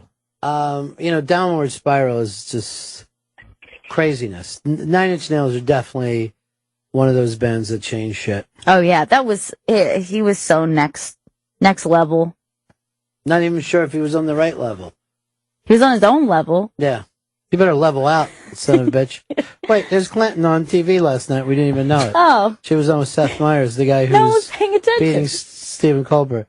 And you know what? I think she's wearing the same sweater from Nirvana Unplugged. It was very textured. It was. Let's break here. This is Bennington Unplugged. Jay Giles Band live, full house. Big Vito here on the Bennington Show this morning. We are doing the last hour, a little more of a half hour on Opie Radio. And this will probably be our last show for a while. Ope's back on live, then we're into Christmas, and then it'll be the winter months. So, always fun coming in here and doing Opie Radio. And I hope he has me on every once in a while, because I just can't stay away from the Stengel brothers. I know. I feel like sometimes I'm the third Stengel. And I've heard, that you feel they push you away, but you just can't stop with them. You love them so. I just keep pushing back. They play hard to get. They do play hard to get. I just have a dream. I want to introduce them to another friend of mine. I just want to say, Justin Stengel, this is Charlie Rangel. And I have a feeling they're all going to get along great. But thanks to Opie for having us come in. It's really, really fun to do mornings. Chris Stanley was up, rocking it this morning. Joey Jojo, I call them the Twin Towers of radio producing. But I feel like they need a third tower. Vito, we got the word from the higher-ups. You are the newest member of the Bennington Show. Congratulations, Vito. I am so fucking excited. Are you really? Yeah. Now, I'm making this move without even seeing your notebook full of ideas. That notebook is chock full of ideas. You I still- write new things in it every day. I've seen the cover, and the cover alone is great. Where- so I where can't is the imagine. notebook?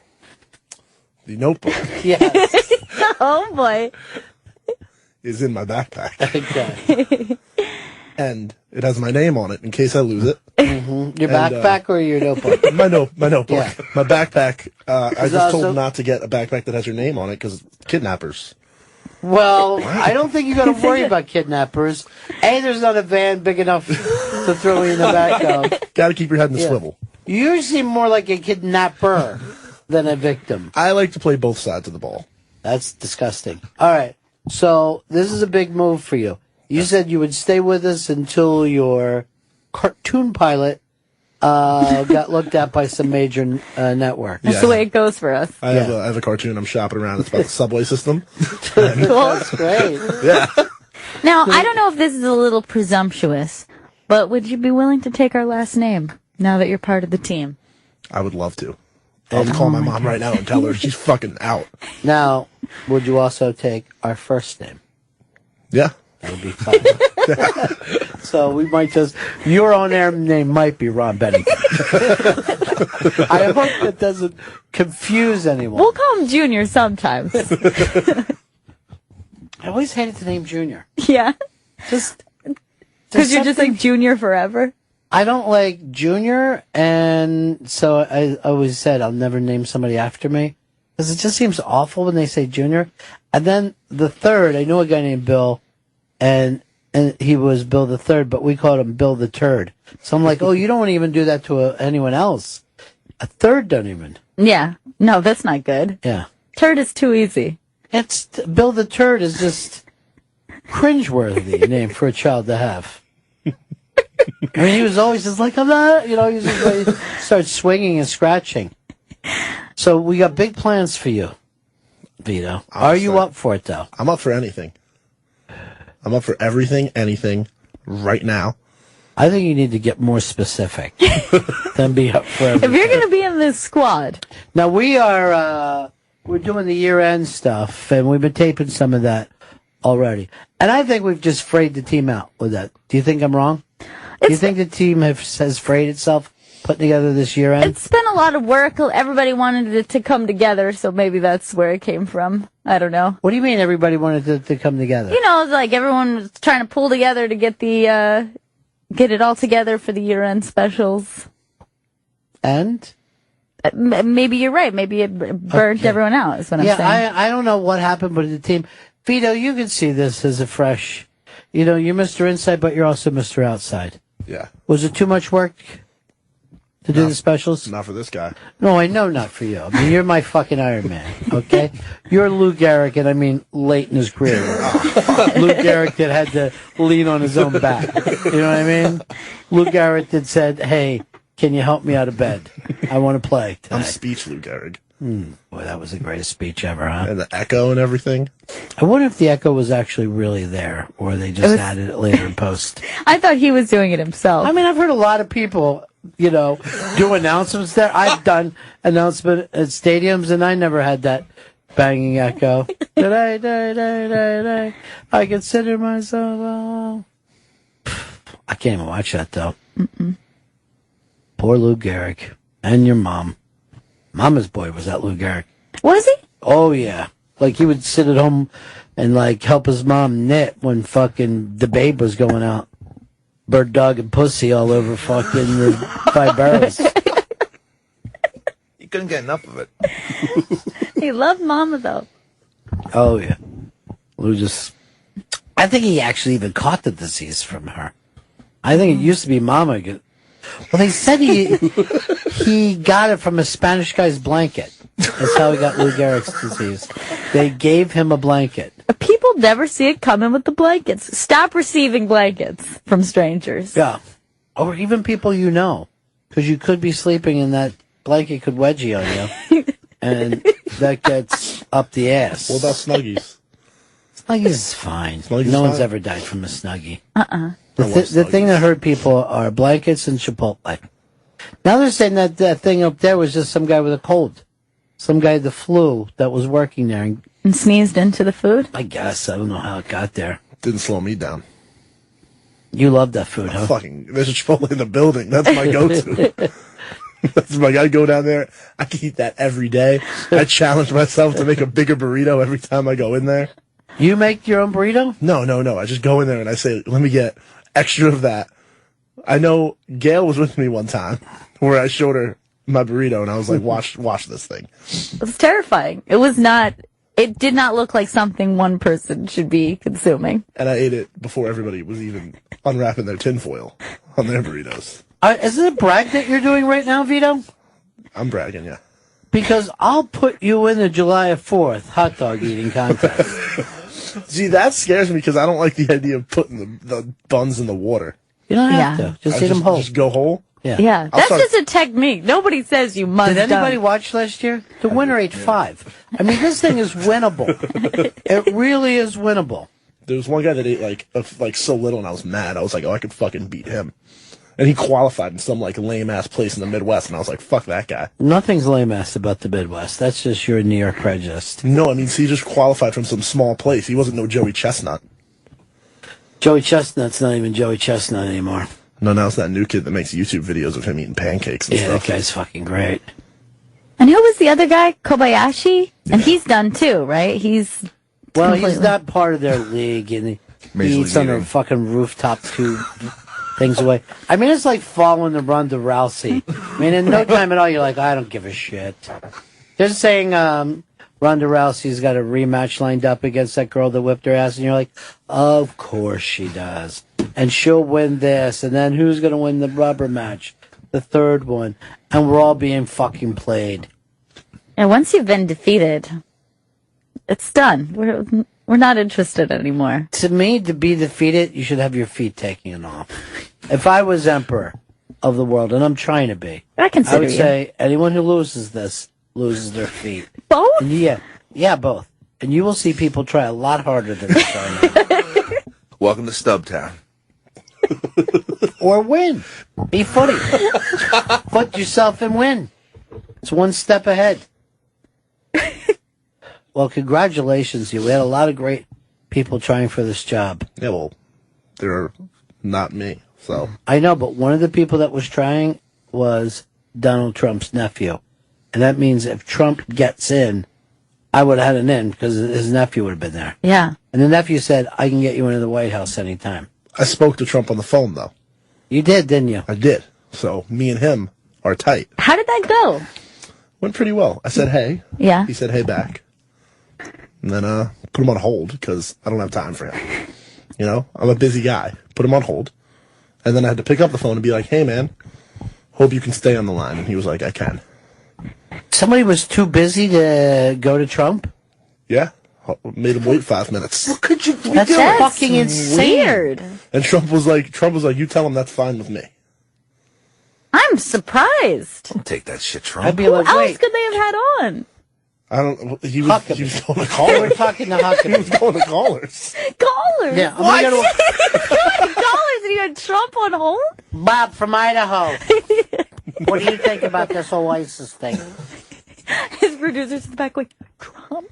He's yeah, like, yeah. Yeah, I'm getting to it. And I got Bob. Bob, tell me again, what was the first album you ever listened to? After Comes Alive. Now, the crazy thing is, if Trump gets elected, you will have that story for the rest of your life that you spoke to a president. That's pretty And crazy. I spoke to Ben Carson 30 minutes before that. And today I spoke to Ted Cruz, so I'm fucking picking up these. These people are going to disappear. up Ben these Carson, no nominations. one will fucking remember. No. They'll remember, like, the black guy from a couple years ago that used to make pizza or whatever. The pizza guy. Yeah, no one gives a shit. But here's the thing is if you do anything with any president, as the years go by, it'll become more important. Like if someone said, oh, my grandmother made out with McKinley, you're like, holy shit. But I'm sure at one time McKinley was just a dude in the neighborhood. You know what I mean? Doesn't matter who it was. They were a dude in the neighborhood. It was more like, ew, you made out with McKinley? Yeah. Like I'm sure a lot of New Yorkers have said, move Trump over the years. But you would never do that to a standing president. When you become president, you are now immortal in a strange way, no matter who you are. And you're president for life. You're referred to as Mr. President. You get to kind of keep that title. You made me scared when you said he was going to be president. Because that's what Castro used to say. The elections are over. When I die, have another election. But, once we've had this Trump, after we look at him, you really think anyone's going to pick a Cruz? It'd be so fucking disappointing. Tom Cruise, maybe. But not Ted Cruz. No. Not after that video of his outtakes. Well, not only that, but I saw him once show up someplace, and he had little corn kernels all over his lips and down his chin. Oh, God. And it also looked greasy and buttery. Is that presidential to you? Because I don't think it is. It made me think he's got my vote. The butteriness, especially. You know what? Listening. If I were elected president, the day after I was elected president, I would just start showing up places in a sideways admiral cap. Those old school. And just say, who's the first guy who had the balls to bring it up to me? I'd just be like, what do you mean? It looks crazy. It's a sideways admiral cap. You watch. Within 3 months, everybody will wear it. Because some dudes would go, I'm going to get one of those sideways admiral caps. I think you should get that and then one of those mustaches that connect to the mutton chops. I like that. That's such a good look. I just consider that a sideburn that goes to the nose. Yeah. One of those ties. The boleros? The ones that's like the rope. Yeah. Bolo ties? Bolo ties. Let me just tell you something. That is not a tie. That's just a string. It's a necklace. You know how he feels about bolo ties. I get fucking very upset about it, Vito. They Maybe you know they- it's your first day. Stop, Vito. It's a sore spot with him. He hates It's a fucking shoelace. It's not a tie. If I took a tie and tried to fucking keep my sneakers together with it, you'd try to have me locked up. I feel the same way around that string around your head. He feels upset when he sees people cheating formal wear like that. A tie is a tie. I mean, a bow tie itself is fucking ridiculous, but I get it. It falls into tie. You know what I mean? It is a tie. But they always say that the tie is supposed to represent the penis. So you want a big, strong tie. If you have a fucking bow tie, what are you saying? I have a small, sideways penis? What does it say about me if I don't know how to make one? I just pull one over my head every day. That just says that you're a founder. That's all. All 4 years of high school, every day I just pulled the tie over my Who head. tied it for you first? I forgot. Somebody tied it one day when I was a freshman. But I think my mom's boyfriend tied it. So And hold on. You had one tie for 4 years. I had to make 4 ties for me, and I circulated through them. No. There's a thing of YouTube, right? Back then, though, back in 2006. Yeah, it existed then. You had YouTube. It wasn't the powerhouse it is today. Yeah, I know. But it didn't exist then. And the first YouTube video was a guy trying to teach waterheads how to tie their own ties. Now, why do you get a clip on like a fucking child? Now, what does that represent about the penis? That's a disposable penis. It's like having a dildo around your neck. I never wore a clip on. I was above that. I'd rather pull a tie over my head every day than wear a clip on. It's worse. No. Because nobody could pull it off me. I was like, yeah, I made this. I'd lie to people. And then they'd be like, wait, but why is it so, at that point, it's like so tiny and like the back part's like. A clip-on only works for a toddler. Like the same as a bow tie. Clip-on bow tie? Yeah. That's a real skill to know how to tie a bow tie. Because I know how to tie a men's, regular necktie. Well, but sure, you went through your new wave time. Sure, I did. But a bow tie, that's a difficult task. That's a very classy thing if you can tie a bow tie, like a real Southern gentleman. I don't know, yeah. I mean, obviously a bow tie goes along with the tux, but I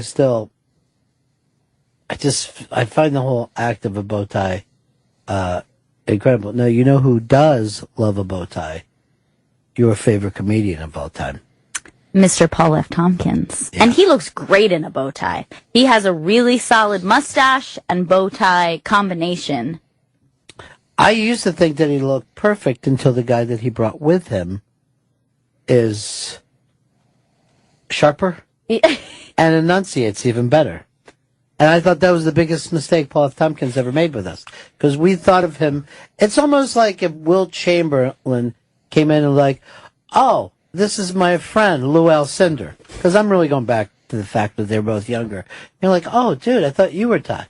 Who's this guy? Mark Evan Jackson. Yeah. So Paul brings him in, and look at him there. You can just tell that is a sharp man, almost what I would call an American Englishman. Yes, you can almost smell the aftershave from this through the picture. Sure. I'd vote for him right now. Yeah, I would too. He's a great actor, and he's one of those guys that he could just do a monologue and you can listen to forever. I have this feeling about him. I think he shaves with a straight razor. Oh, I bet he does. And I bet he's a Dapper Dan man, too. Yeah, well, as part of the odor is all part of it. Joe, you've never shaved. I'm going to guess that you've never shaved with anything but a disposable. Yeah, that's actually correct. I was actually going to guess that he's never shaved. But, okay, thanks, Gail. But technically all razors are disposable. Putting milk on your face and letting the cat lick, is that considered shaving?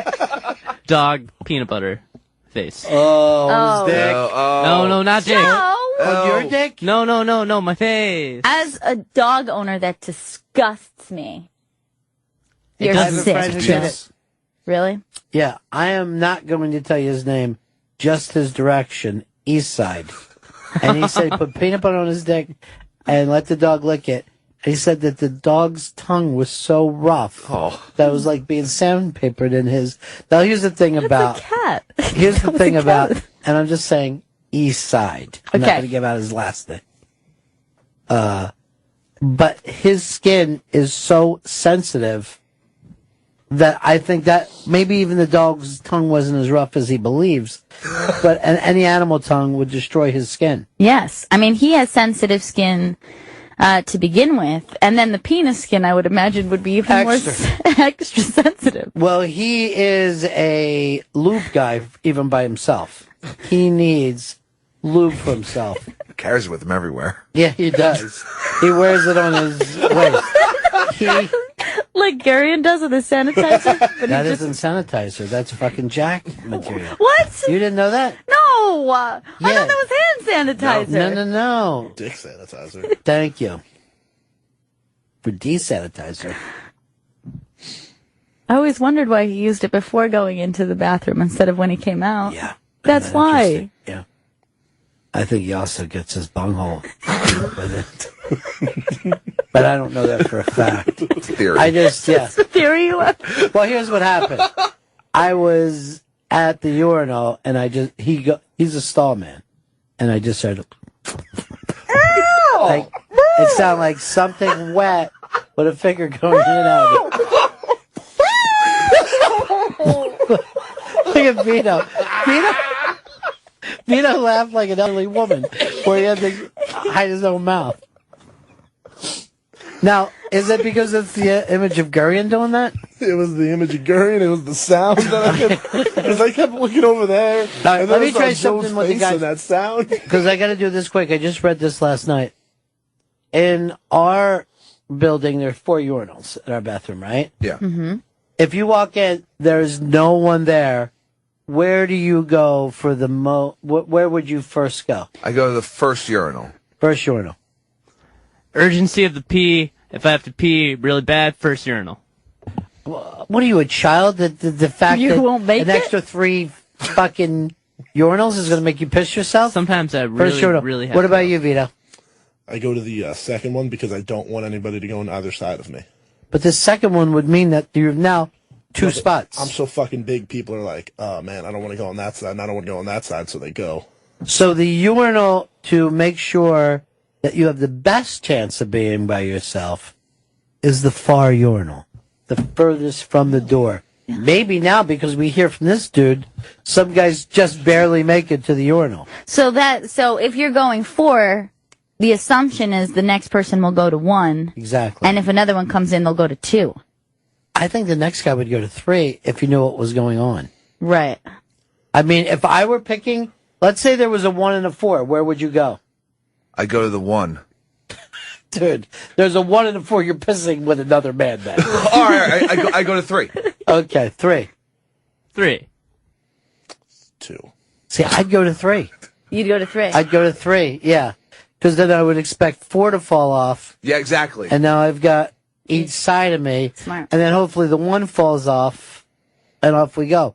Or if there's a veto, I'm probably just going to piss on the floor because he's saying, you're saying that people can't fit next to you. I stretch out. I like stand back, dick, spread my arms out. You can't play that game here because we pee next to a lot of very famous people. Who's the most famous person that you piss next to? Oh, I pissed next to George Bluth. Steven Tyler. Wow, Really? that's a Yep. good one. Pissed right next to One him. of the guys from Rush. One of the guys from Rush. Yeah. I think I may have everyone beat, but Steven Tyler's big. I peed next to Quincy Jones. God Wow. Yeah. Flashes of Quincy. Who also had a lovely long black coat. Very, very cool. Nice. I mean, he's an older guy, and he's incredibly cool. That's a good pee, mate. Yeah, it's a great one. I'm very proud of it. I tried to, sing soulfully just in case he was, looking for someone new. And he just turned around. Where's that beautiful That voice coming from? Gorgeous voice. From Urinal 4? The safest urinal. And such a good urinal choice as well. This kid's really got something. If this guy picks his song the way he picks his urinal spaces, God damn it, I'm going right back to the top of the charts like it was Thriller 2. So Vito's going to be part of the Bennington show now, the Bennington family. I think moves up to easily being our favorite producer. Yeah. Joe and Chris look less happy while they're clapping. But me and Vito looked very happy. We were pumped. I feel like Vito is going to be my left tackle, protecting me from any blindside hit. We'll go over plays after the show. No, you do one play, block. I'm not going to. That's your Don't play. you worry about what any of the running backs No or pulling. receivers are doing. No pulling. I don't want you running by. I don't want you running by at all. Jake. Hello? Hey, what's up, buddy? Hey, I just want to say I love the Bennington family, the entire Bennington family. It really is great. Hey, I peed next to Richard Petty. That's a great one. That's good. Yeah, I used to work on a race car, and me and another guy had to go to the bathroom. We're walking to the bathroom, and standing right behind us in line at the bathroom, we noticed these cowboy boots and knew right away who it was, and turned around, and there's Richard Petty, and I couldn't believe it. Now, did he ever get to a urinal, or was he just standing behind you when you peed? He was standing behind me when I peed, and then I didn't get beside him to see if he had anything under his shorts. Oh, that's classy. But you see, here's the thing. I don't know if that counts as much because he was zipped while you were unzipped. It's not as intimate. You have to share the stream, at least sonically. Here's Dan in Florida. Hey, Dan. Hey, buddies. Hey, bud. Hey, I pissed next to Chris Daughtry at Hat Tricks in Tampa, Florida, and I actually got a laugh out of him because I told him I was going to take a picture of his dick and send it to TMZ. He thought that was pretty funny. Yeah, I wouldn't. He was a really cool guy, actually. We were hanging out talking. Well, you'd and, have to be if you were Chris Daughtry. It's not like you could be fucking cocky. I finished 5th on American Idol. The fact that he had to use the fucking pisser with you goes to show he's not getting that VIP piss. Those are a green room bathroom. When Adele was in the bathroom, I wasn't even allowed in. I tried to go to the bathroom, and there was security out in front of the bathroom. They're like, no, I'm sorry, you're going to have to go upstairs. I'm surprised that Steven Tyler peed with everybody. No. Yeah. And that's if you're going to believe Joe. I also held the door open for him. And he said, thank you. That's how he said it. He did not. Yeah, he did. He's from Boston. He's not from some weird fucking kangaroo country. I know. I was surprised, too. Yeah. But, yeah, he How said did he that. sound? Thank you. No. And then he, That's not Steven You're lying Tyler. again. I Not spent an lying. hour with him that way. and he There's- was- I know. There's no way that's what he said. You did. You know what? That Steven Tyler, even though I love him, and I do love him, he's not even my favorite person in his family. it's his daughter, Liv Tyler. And I was just looking at leftovers, and I'm like, I really probably should have ended up with Liv Tyler in my life. Yeah, I know. You love her so much you call her Love Tyler. Yeah, because I'm in live with her. Wait. I don't even know what I'm saying right now. We got to wrap this up. Again, this will probably be it for us for quite some time, hosting on Fridays. But we always enjoy coming in here doing Opie Radio, and I hope Opie will have me back on his show as well, because, you know, somebody's got a stranglehold over him, and I got to try to break back in, you know? If anyone could do it, it's you. I hope so. I try to be that a friend through thickness and thinness, as they like to say, but Stangle shut the door on me. Anyway, the point is this. We enjoy coming in and doing this. It's always fun. This is the first thing that Gail and I ever did together. That's right. Which led to us working full time. And now we've got Vito. So, okay.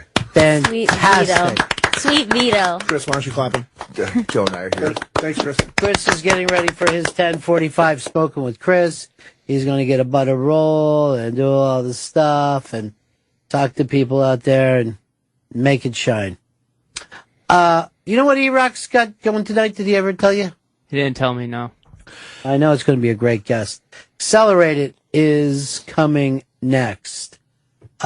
Again, thank you to Opie and everybody who, you know, we trended today, which is a lot of fun. Yeah. It's just great fun coming in here doing morning radio. And we'll see you again in a couple of hours for Bennington over on Raw Dog 99. Take care, everybody. Peace.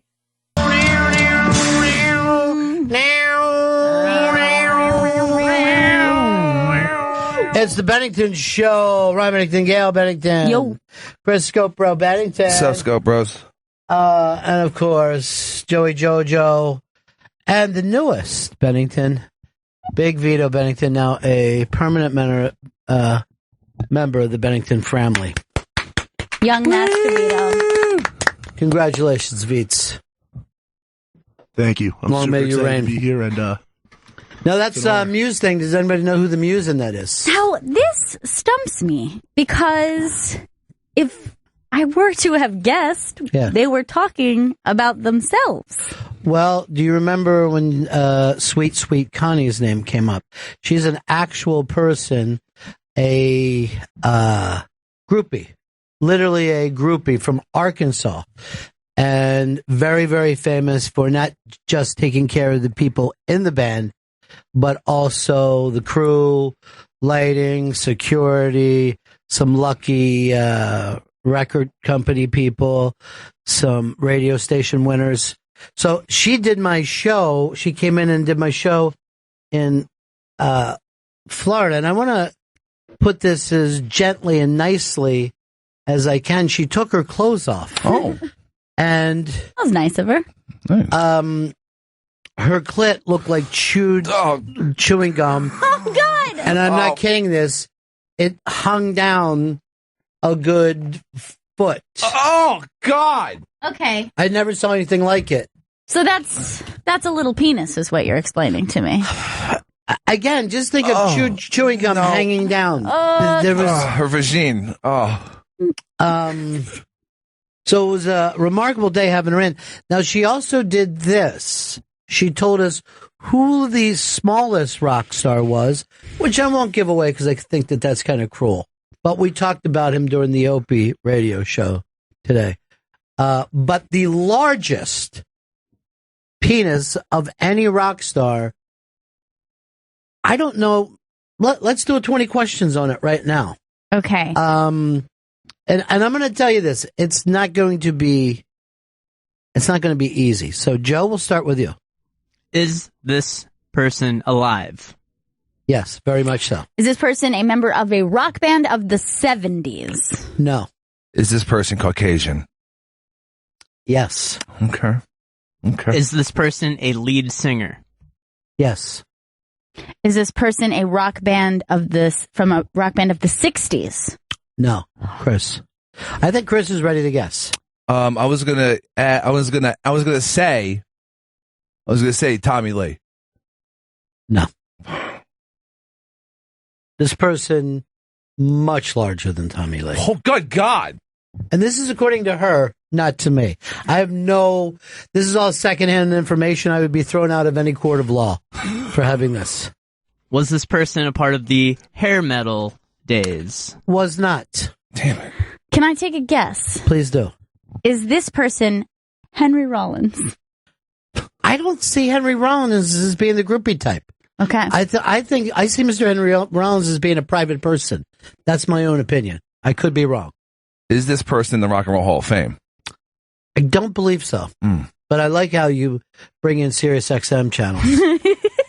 Is this person in a 4-piece band? Or a 3-piece band? I don't think I know the pieces. Well, one piece. Oh, the penis? All right, from this point on, you can ask a question, then you have to take a guess.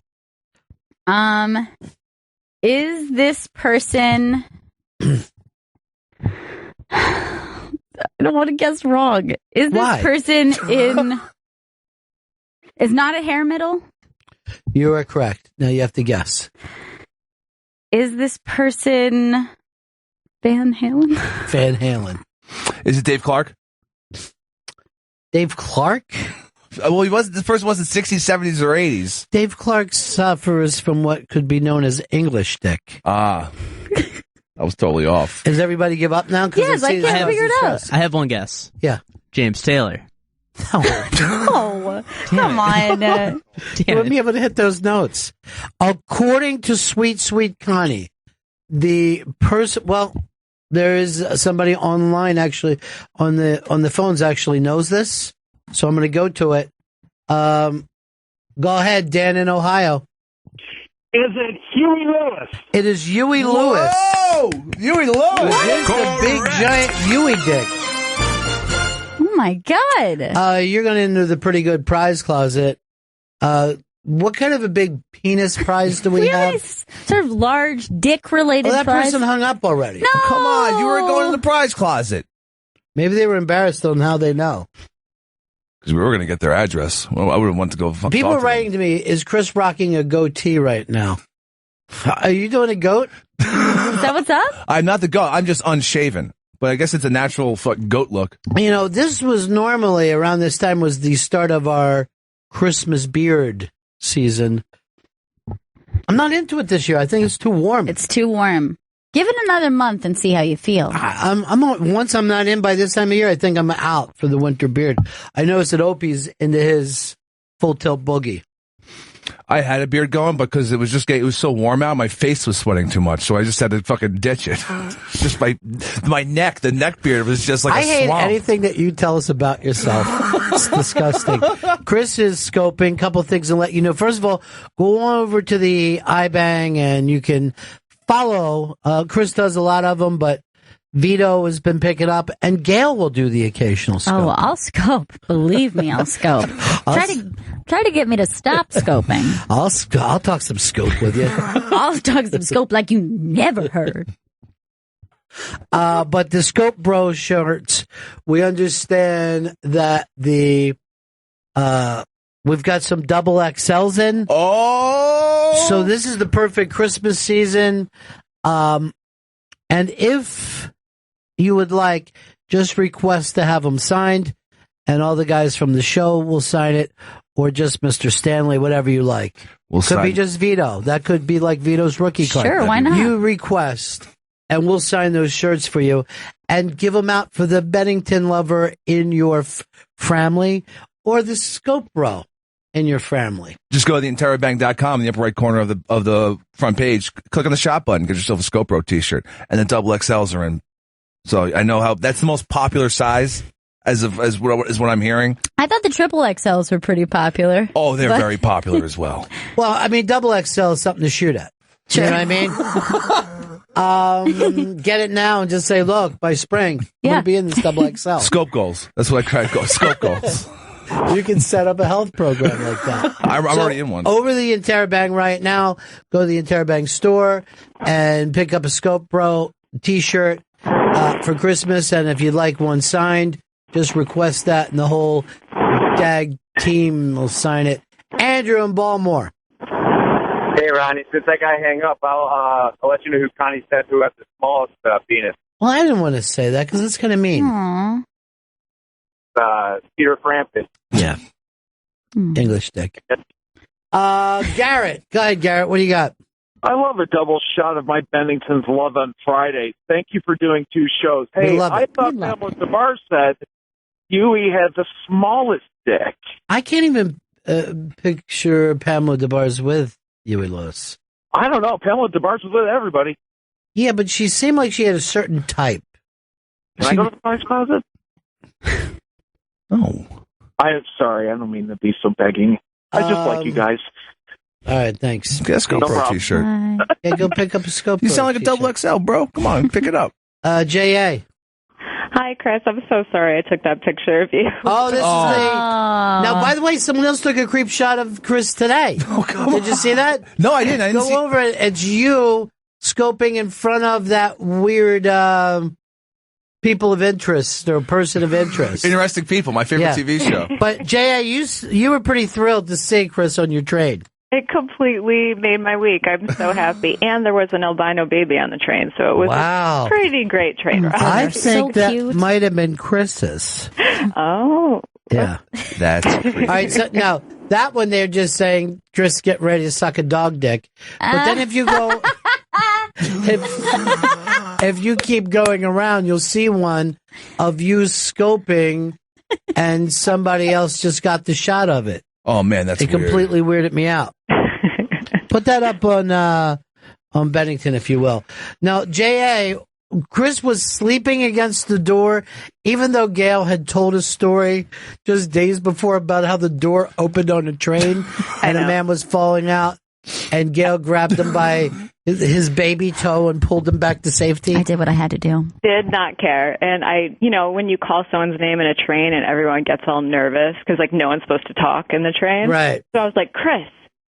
And these 2 Korean ladies between us look at him and they turn to me and go, oh, he's sleeping. What? God. That happened? That's so embarrassing. If I see Asian women on a train, I just grope them like a Japanese video. Because I guess they don't yell out. It's embarrassing for them to yell out. Yeah, they just accept it because they're just like, this is going to happen. Doesn't that have a name, like a Japanese name? Yeah, it does. There is an actual term for that. That language is so specific. They didn't make a term for it. What is the term? So the term is something for when it's a Japanese train group because they push people in so deep. So apparently, if you were to believe pornography, they touch these ladies and the ladies just allow it to happen. So not bringing shame to their ancestors by saying, hey, stop it, creep. Yeah, it's a strange Japanese word. It's a real problem if you have to you actually have to name it. Yeah. Well, they're actually fighting back about it now, and there's signs on the trains, and there's even girl trains. You know what I mean? Yeah, they separate by gender on the train cars. Yeah. I'd love that. Yeah, I recommend it in AA meetings as well. I'm like, please, go to the women's meetings for your first year.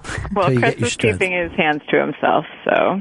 Thank you. Yes, that's the problem. He was jacking as he was looking at you. No, he was very polite. When I went over and talked to him, he took his hat off. It was very gentlemanly. Why would you do? Why did you take your hat off? That is so cute. Well, because I try to be a gentleman from time to time. Is that what you did? And was there a puddle and he laid his fucking vest down, let you walk across it? My buoyant vest. She floated. To her destination. Across the East River. That's his fucking dream. To someday run a fucking tourist vest back and forth. One day it's going to happen for me. Jay, are you getting ready for this? This is our last day, Jay, before Christmas season starts, in my opinion, where we're forced to play Christmas music and talk about Christmassy things. Totally agree. Yeah. So are you ready for Christmas or you don't care about it? No, I'm totally ready. Right the weekend after Thanksgiving, I put the tree up and watched both Home Alones and start listening to the Peanuts Christmas album. And then Sufjan Juan Stevens has a Christmas album that I play in heavy rotation. Wait, isn't he a terrorist? Yeah. Oh, I didn't know that. I thought he was an ISIS terrorist. I just go by what Trump says. Trump has put up a do not listen list. Cat Stevens once again at the top after all these years. With a name like Sufjan. It's got to be good. Well, he likes Christmas. I don't know if that is. A lot of them think their way into our our lives. Awful. All right, I'm burning it. I'm burning the album. Good, thanks. I like to put the cat out. You know, that's my thing. What I try to do is get my listeners to burn music and art as much as I can. Mhm. Yeah, old school. Yeah, because the Beagles are trying to say they're bigger than Elvis. Not on my watch. Bullshit. All right, Jay. Talk to you later. All right. Wasp and love Christmas more than all others. Love Christmas. Yeah. It's all decorated. I'm all decorated. But you realize that you don't even worship the Virgin Mary, right? No. Oh. You can't idolize anything. I do. That's crazy. Yeah. Except for monies. You gotta idolize that money. Want that cash money. And that cocktail. All right, darling. Have a wonderful Christmas. You too. Bye, guys. All right, Sorry, bye-bye. Chris. Bye. What a Creep nice person. I know. I don't know the need for the creep shots, though. And so nice that she shared that creep shot. I appreciate it. Scope Pro T-shirts. If you want one signed, go over to the Interrobang. It's Chris Stanley's big thing. You're scoping away now, huh, Chris? Oh, yeah, we're on Scope now. If you see any of our scopes, just follow at the iBang on Twitter. And for the Scope Pro t-shirts, XXLs are in. Go to theinterrobang.com and click on the shop button on the upper right corner. Look how he finally gets involved. You hear him doing a live read for this show. It's like, do you realize that Tito Beveridge wants... Love Tito. Do you? His bandana's around my head right now. Mopping up my sweat. I thought that was a banana around your head. Man, there is also a picture someone caught of Chris with his fucking hard roll on his foot. Oh my God. I really like that dog dick pic. It's bestiality. It's the exact opposite of Christmas. Eric in Nebraska. Yes, hello, Bennington. The word you were looking for, the Japanese groping, is called chaikan. CHIKAN. Chaikan? Chaikan. Yes, chaikan. And they actually had to name it. Yes. That's so sad. You actually go, search that word; it will come up. And I am embarrassed to say that I have watched many of those porn videos. You know what? If you're going to do something, you shouldn't be embarrassed. You should embrace. Own Just that say, shit. You know what? I agree. Thank you. I think I'll watch some more. Yeah, there you go. Own your freak. You know what I mean? Own your freak and they can't take from you. Let that freak flag fly, bro. Here is Richard in Old St. Louis. Hey. Yeah. Hey, how's it going, guys? Cool, man. I was just curious if you've heard anything about these terrorists that they've spotted in Missouri. Okay, has this got a punchline to it? No, they actually are rumoring that it could be ISIS. They purchased 150 prepaid cell phones from over 7 different Walmart locations. And 3 hours ago, they started reporting of propane tanks being stolen. Now, I am watching all of the big news channels and no one's bringing it up. Well, it's all over the local news out here. ABC 17's breaking news every 20 minutes about it. This reminds me of the post 9/11. I was living down in D.C., and anytime that a terror threat would go up, where you remember they would do the orange go into red? Yeah. Right. They had done this thing where everybody started to buy plastic and tape their fucking windows. Oh, shit. For like chemical attacks? And it ran out of plastic and tape. And I'm like, I'm not buying any fucking tape and plastic. I'd rather just lay on the floor and take it. Oh, yeah. I remember it was like the duct tape craze, and every store was running out of duct tape because everyone was duct taping underneath their doors and their window seals. Apparently, somebody that was just a marketing guy for duct tape was behind it. It was a great new way for him to start pushing duct tape after all these years. Finally, they got some love. This is working out great for us. I'm trying to come up with an ISIS app where you can hit it and figure out whether you got ISIS in your neighborhood. That's going to do really well. That's going to be popular. An ISIS scraper, I like to call it. to get you ready in the morning. Vito, come on in here. You were telling us about they did they're doing the App of the Year awards. We're going to be doing the Roundup, the Year in Comedy 2015, all during Christmas vacation. So you get all new Bennington shows while this is happening. Why? When other shows don't do it? Love. Because we love you. Love. You're actually checking your apps to see what this story is. These founders and their app stuff, it's incredible. It's amazing. There's real life too, not just apps. Well, the number one, or should I hold off on the number one app?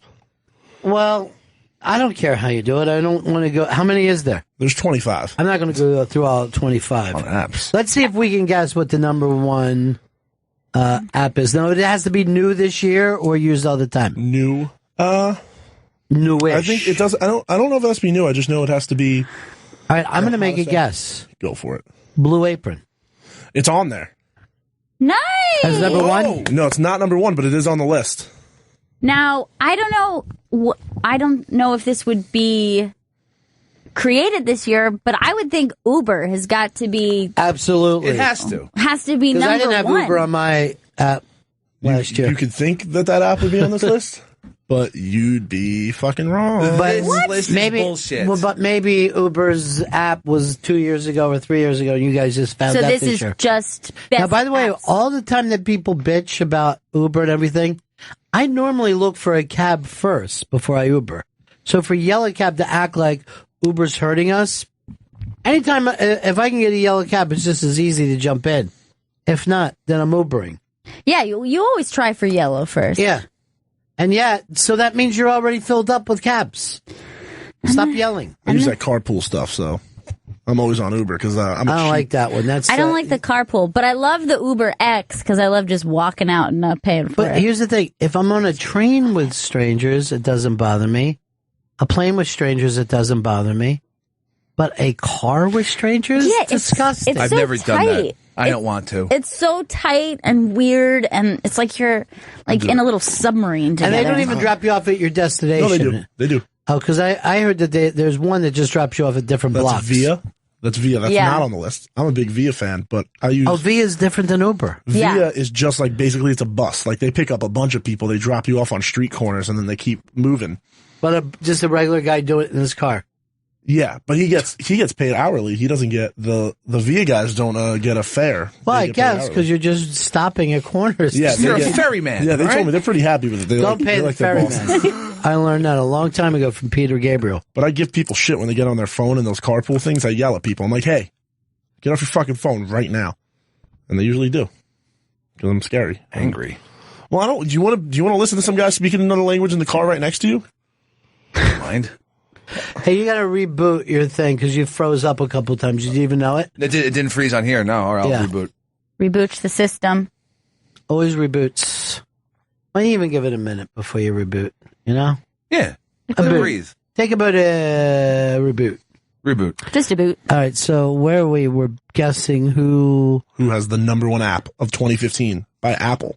This is Apple's rankings. This is from the tree itself. Okay. I'm going to guess one has to be one of the networks where you're able to view shows and stuff like that. I'm going to go with like the HBO app. That would be number 6. Wow. Is there any other? Is it NFL? The NFL The network. only network on there is HBO. Even Hulu? ESPN? No Hulu, no ESPN. YouTube? No YouTube. World Star Hip Hop app. World Star Hip Hop is not on there. I have a guess. Snapchat. Oh. Snapchat being That's number 2014, you fucking idiot. What about Squad? Oh, Is please Squad on say there? Squad is on there. Please. Squad it up. Not yet, but I think we're all pushing for a strong 2016 Me from Squad. too. A lot of people think you guys are saying squat. Maybe join into a squat. What about Instagram? Where it has to be. Instagram is on there. So it's not new apps. Yeah, this is and then Uber should be on there. Instagram is number 5 because it's the best app on the iPhone 6S. Oh, that's ridiculous. All right, Chris, here's that creep show. Did you never find it? I couldn't find it. It was from JK 2 hours ago. So it must have been when you first got out there. And that's just a guy who caught you in the street. You're like in a little teapot stance. I there. look crazy. By the way, Sheridoc says, hey, hashtag Bennington, let's kick off the holiday season with one of my, not ironically, famous favorite, and that's the Sleeves Christmas song. Yeah, we will do that next week. Definitely. Not this week. I And love that song. the problem is, a lot of his stuff is about snow, but it's so warm out there. It's so hot. This should be some kind of Hawaiian Christmas song we're doing this year. I would love that. It would make a lot more sense. Yesterday I'm walking around at night. I wasn't even wearing a jacket. It's insane. This morning, like an early morning December, it should be freezing. I saw a dog catch on fire. Oh, God. Oh, now then you know it's hot. Apparently from some gasoline and matches. There's a dog arsonist out there? Captain D would like us to sign his shirt. Love to. Of course, Cappy. Get a signed shirt. Captain D. Carlos says, we love how much the Benningtons love us. The thing is, we will always love you more. Just like my mom told me when I was a little kid, I could never catch up to how much she loves me. This is a race you My can't mom win. actually, well, she said something the other day that was just so hurtful without her even knowing it. Are you serious? Basically saying how terrible I was, but I'm not now. Oh, my God.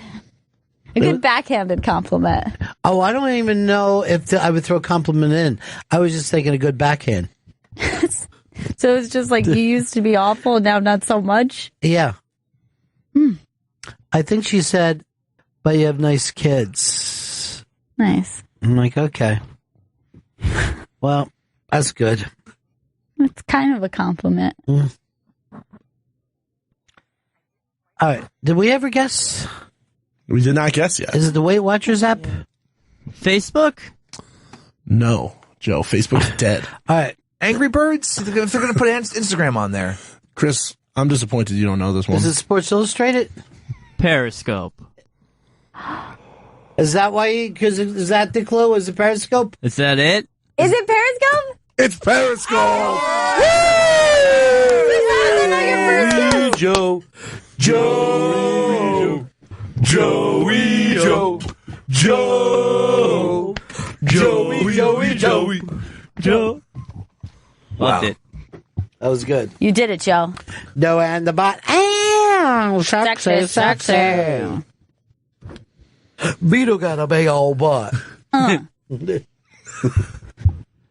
So Periscope is number one. Periscope must be major, and Chris Stanley is the most famous person on Periscope right now. You're a Periscope star, dude. Scope King. It's a Popescope, the Great White Scope. You got to get back on and tell your Periscopers Okay. this. All right, I'm gonna let them know. Most of your Periscopers don't even listen to the show. They just know you from Periscope. Yeah, it's and there's no, hey, it's that guy in New York City who scopes all the time, the Popescope, the Great White Scope, which sometimes people think is All right. racist, but it's not. By the way, Billy says this. Don't Pay the Ferryman was Chris de Berg, not Peter Gabriel. Let me just say this. 1,000 pardons, my friend. There's a major mistake. If you would have called in, you would have won. I can't just give out wins to tweets, though. There ain't no tweet prize closet, bro. Oh, you had an announcement for, well, you probably want to take a second to let it all sink in today. First of all, let people know that they can get signed Scope Bro shirts. You can get the double XL Scope Bro shirts are in. So go to theinterrobang.com, go to the upper right corner, hit shop, and then you will be able to buy your Scope Bro t-shirts, and we'll sign them. You want them signed, you let us know, we'll sign them. At your request. At your request, that's right. Hey, We're not going to sign something you plan on wearing.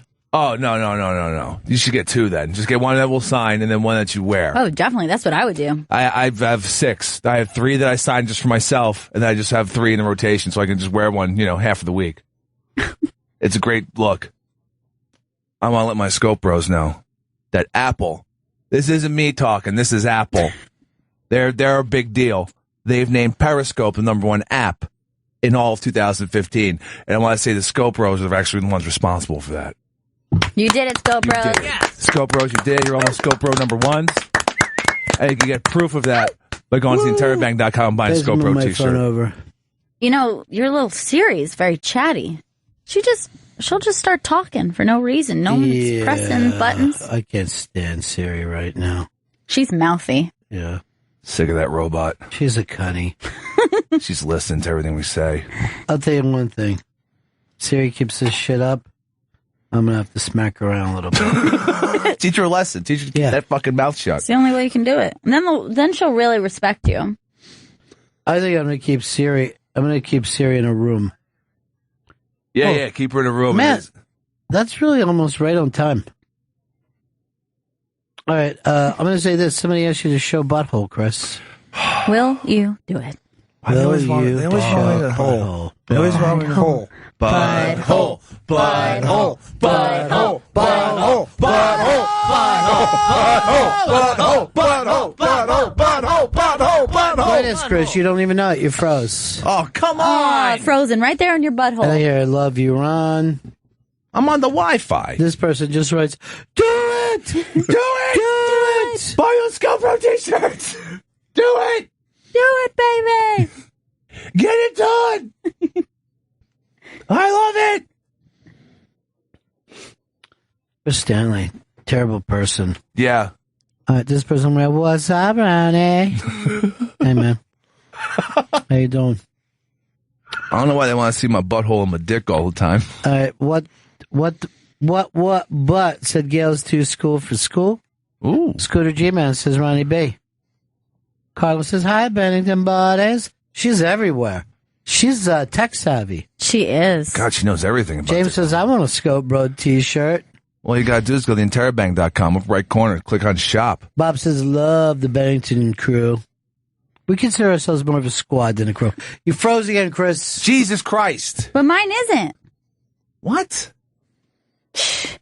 The mysteries of this scope. How do you sign up for this, Chris, for people that want to sign You up? go you follow the Interrobang on Twitter, at the iBang. Follow at the iBang, and then if you're following them, you'll get... Look, you're stuck again on mine. Jesus Christ. Pure and clean. Ronnie B is the man. Love Gail. This has just come by. Froze, bro. Oh, no. Some people freeze fuck. Freeze free. Fro, bro. I like to think this is the way Chris sits all the time, with or without Periscope. Where can I get a Scope Bro Typhoid shirt? You go to theinterrobang.com, up right corner, click on shop, and then we'll sign that typhoid shirt. At least I will. I'm the one with typhoid. Chris, you would look good in a Paul Bunyan hat, this person says. What exactly? New Interrobang follower, great scoping. Oh. You got to tell because a lot of times people don't know who you are, and you can just tell them to follow the Interrobang, Chris. Yeah, you got to follow the... I see those shared bros from your Scope Bros. Oh, yeah. If you want to be a Scope Bro, you got to click that share broadcast button. That's the real true test of being a Scope Bro. Sometimes those rooms fill up. There's just someone sitting there just going, are you supposed to be important or something? Yeah, I am. My favorite. I love the people who have no idea. Look, Jay said so. He's a Scope Bro.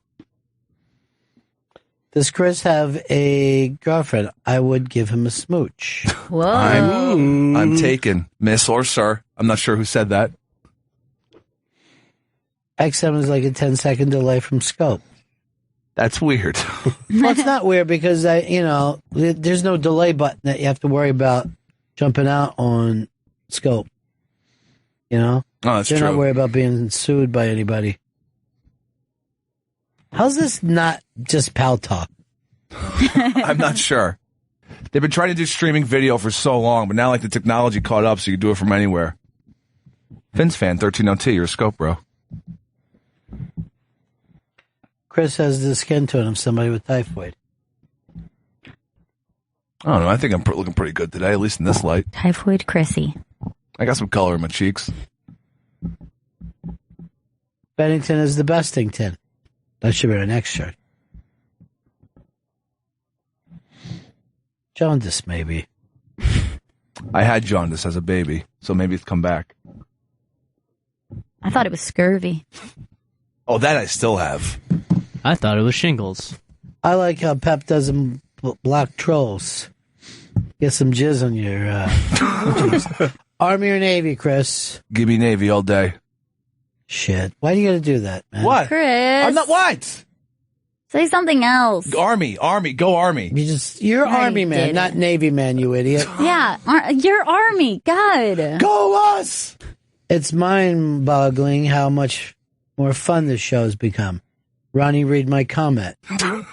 This guy just read, ugh, this guy ugly. Oh, come on. It's an Asian. I'm sure we all look ugly to Asians. I feel like the underage kid that can't get into the club. Your Periscope isn't working? No, I want to get into the club. You can't kill it in here, bro, with us. You can come in, but you have to wear an X on your hand. I need to put an X on my hand. You straight edge? You need to X up, bruh. I love this show, Scope Bro. Here we go, West Point. Here we go. But you know what? That's not even your own fucking cheer. Don't. Pepper is killing it big time. Woo. Scope Bro stick. Chris looks like a gay Paul Bunyan. I'll take that. Paul What's Bunyan's the number? May I court Chris? Yes, of course you may. Court me, bro. Give it a shot. Is intern Molly a Scope Bro? She's very busy with her learning books. Yeah, she's trying to graduate. She's so learned. Yeah, she is. I gave up. Ronnie, do you like Towns Van Zandt? Love Towns Van Zandt. Literally love him. Does Vito have both thumbs? Vito? There they are. Both Put them up. Right there on Periscope. You showing them off. This one too. just says, hid people, no. He's going to cry himself to sleep tonight on his huge pillow. Huge. Is Fez a Scope Bro? I don't believe so. This one just says Chris takes it in the shitter. True, Chris? Now, does that mean I get banged in the butt or I take this cell phone into the shitter? Yeah. Maybe it's both. Who doesn't take their cell phone into the shitter? Well, come on, bro. And the answer is no, I don't get banged. This person says, I love the Vito. Aww. There it is. Next person says, I'm glad Vito can't get on. Is everyone excited about the new baby brother? I am. You know, I thought I was done, but I'm like, I'm glad I adopted again. I know. And then you swaddled him up and put him under the Christmas tree. Yeah. That was so that cute. was And then we all went viral for it. I feel like Annie.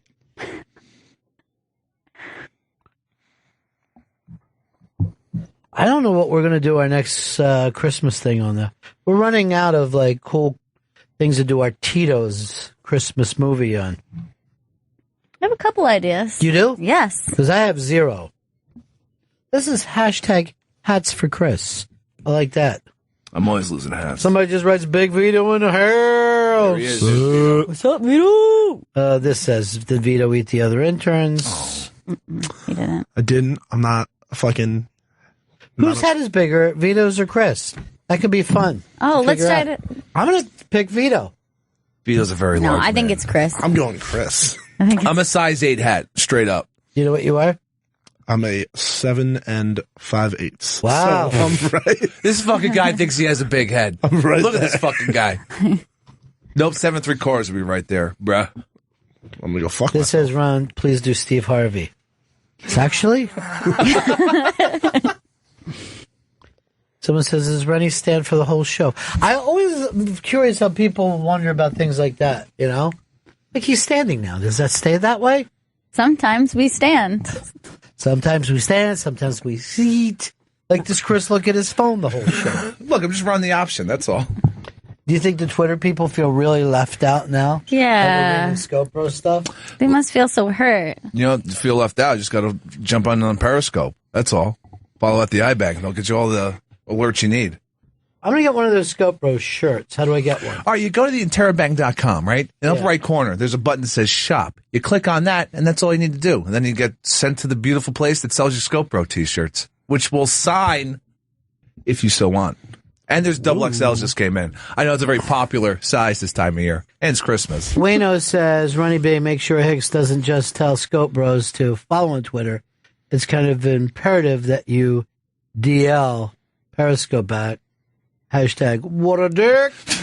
To watch it on your phone, yes, you'll have to have the Periscope app. Or if you're just following on your computer, you can just watch it on your computer. There's a link. David Morrow says, y'all charging New York prices for them Scope Bro shirts. I got one anyway. Hashtag Bennington. That's sweet. Yeah. Well, this is not a tearaway shirt. It's nice quality. Oh, yeah. God, yes. So soft. Is it? We Yeah. insist on quality. The softness of this shirt is beyond reproach. I know. I'm big into MeUndies now, so Oh, yeah. I understand about how you want the softness. I believe they're made out of model. The ScopeBro t-shirts. They're twice as soft as cotton. They go perfectly with MeUndies. They're half as soft as cotton. They're made out of sandpaper, everyone. They're not. It's a joke. You didn't even give us time to laugh. And we didn't. Look at the creep shot of a creep shirt. That guy's on to you, dude. These creep shots are fucking coming hot and heavy. I know. People are coming out of the woodwork to say hello to you. It's weird. I'm fucking being watched.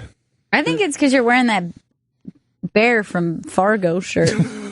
We have to publicly say that the Scope Bro shirt is not model, and we don't want to confuse anybody that they are. Someone writes Scope mouthwash. I wonder why it took that long to say that. I'm a Listerine boy. I'll let everyone know that. This person says, does Gail miss the rains down in Africa? No, I guess it rains. How could I miss something that I'm not even sure? I guess it rains down in Africa. I guess. It would have to, right? It's mostly desert. That way. It's mostly desert. Yeah, but it's got to rain sometimes. There was a part in The Lion King where it rained. Yeah, thank you. That wasn't Vito. a documentary, Vito. Yeah, it was. That was all the documentary I needed. Vito. He's new. He's your new baby brother. Yeah, that but you love more than we love you. I don't want him saying stupid things, though. I think you just didn't see The Lion King. I saw it. It was animated. That's what you took away from it? Yep. It wasn't real. Bang, bang, bang, bang, bang. Bang, bang, bang, bang, bang, bang, bang, bang. This says, Ronnie, hello from Chichester, UK. Oh, Now- a Chichester to a Chichester. Yeah, Chichester. This says, Ronnie, going to catch the 30 for 30 on Bills this weekend? You know, that sounds very depressing. Because they're going to show the 4 Bills Super Bowl losses. And then they lost again. And again. Sony headphones, Chris? Why do you refuse to buy American in wartime? Cleveland says, hi, Bennington. What's up, Cleveland? This feels like a Saturday. It's like we're in Kansas. Bang, bang, bang, bang, bang. You know why that's in my head? I watched Anthony Scope it last night. That is a go-to karaoke for him. And I he didn't know that. Yeah, I love that song. That song's great. If I was Chris, I'd be jamming it right now. Dun, In honor of Ant. dun, dun. Oh, look, he stops to get drinks instead. I think Joe would be picking. Joe doesn't do any work. Don't you know that? I don't know the name of the song. It's Tears for Fears. Oh, my God. didn't know. Forget it, Joe. Everything can't be Led Zeppelin, too.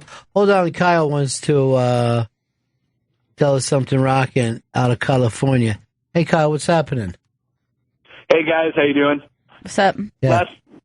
Last night I did sound at a venue out here in Los Angeles for your boy Open Mike Eagle. Love Open nice. Mic. What's up?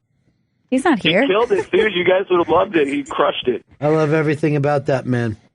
Yeah, man. And it was really cool. I listened to you guys like by myself in the morning, and to be able to like talk to someone about Scope Bros and about the new show and everything was really cool. He's a really cool guy.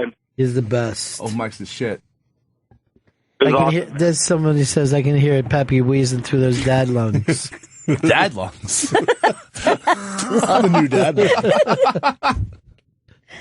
Dad lungs. You can't just throw dad in front of any word and make it a dad thing. People are asking if you're ever going to birdie scope. I will birdie scope. I just realized she didn't appear on my last scope. Forgot Yeah, to I know. scope her. It's good, though. You know what I mean? You want to break it up. You don't want to do everything. Just like Chris is always like, time to get my butter roll. Time to see the Christmas tree. You know what I mean? Yeah. Well, there's segments on the show. Are we ever going to do that song? No. Please. Something about Vito. when he dances, he just does a very slow Macarena. It's the world's slowest Macarena ever known to man. It works with every song. Yeah. So you guys have never heard Anthony Scope that? No. He nails this song. This is his latest go-to song. It's a really good song. If you have to have a go-to karaoke song, I would put Dude, I'm just glad it's not Neil Diamond. It's such a relief it's not Neil Diamond. Someone wrote Dennis Miller time. No, Dennis Miller used to do Everybody Wants to Rule the World. Yeah. I love that song, too. Yeah. It's a classic. Well, that was the end of Real Genius. With the popcorn scene. Yeah, what are we waiting for? Let's just do clips of our favorite thing. And then they did the original Mad World. They did Shouts. So good. Listen to this. This is great. This is the best. And Dennis Miller used to use this. Shit. So good. So good. Lovely. Lovely, really. I'm so glad that person was wrong about what song we were playing. I know. So we can get into the other ones. Hope someone else makes a mistake about Wang Chung. That was like the same era, right? Yeah.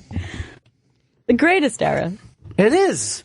I'm telling you right now, because everyone makes fun of Wang Chung, because dumb song and then dumb name of a band, the Wang Chung. Wang Chung. But Live and Die in L.A. is one of my all-time fucking favorite movies and all-time favorite songs. It is now my belief that Wang Chung was attempting to be the American Tears for Fears. Look, John Turturro is in this movie, and he's fucking unbelievable. It's one of the scariest scenes ever, right? Have you seen this movie? I don't think I have. It is so great. It is so fucking great. And it was a complete bomb. But it might be my first time ever seeing Turturro.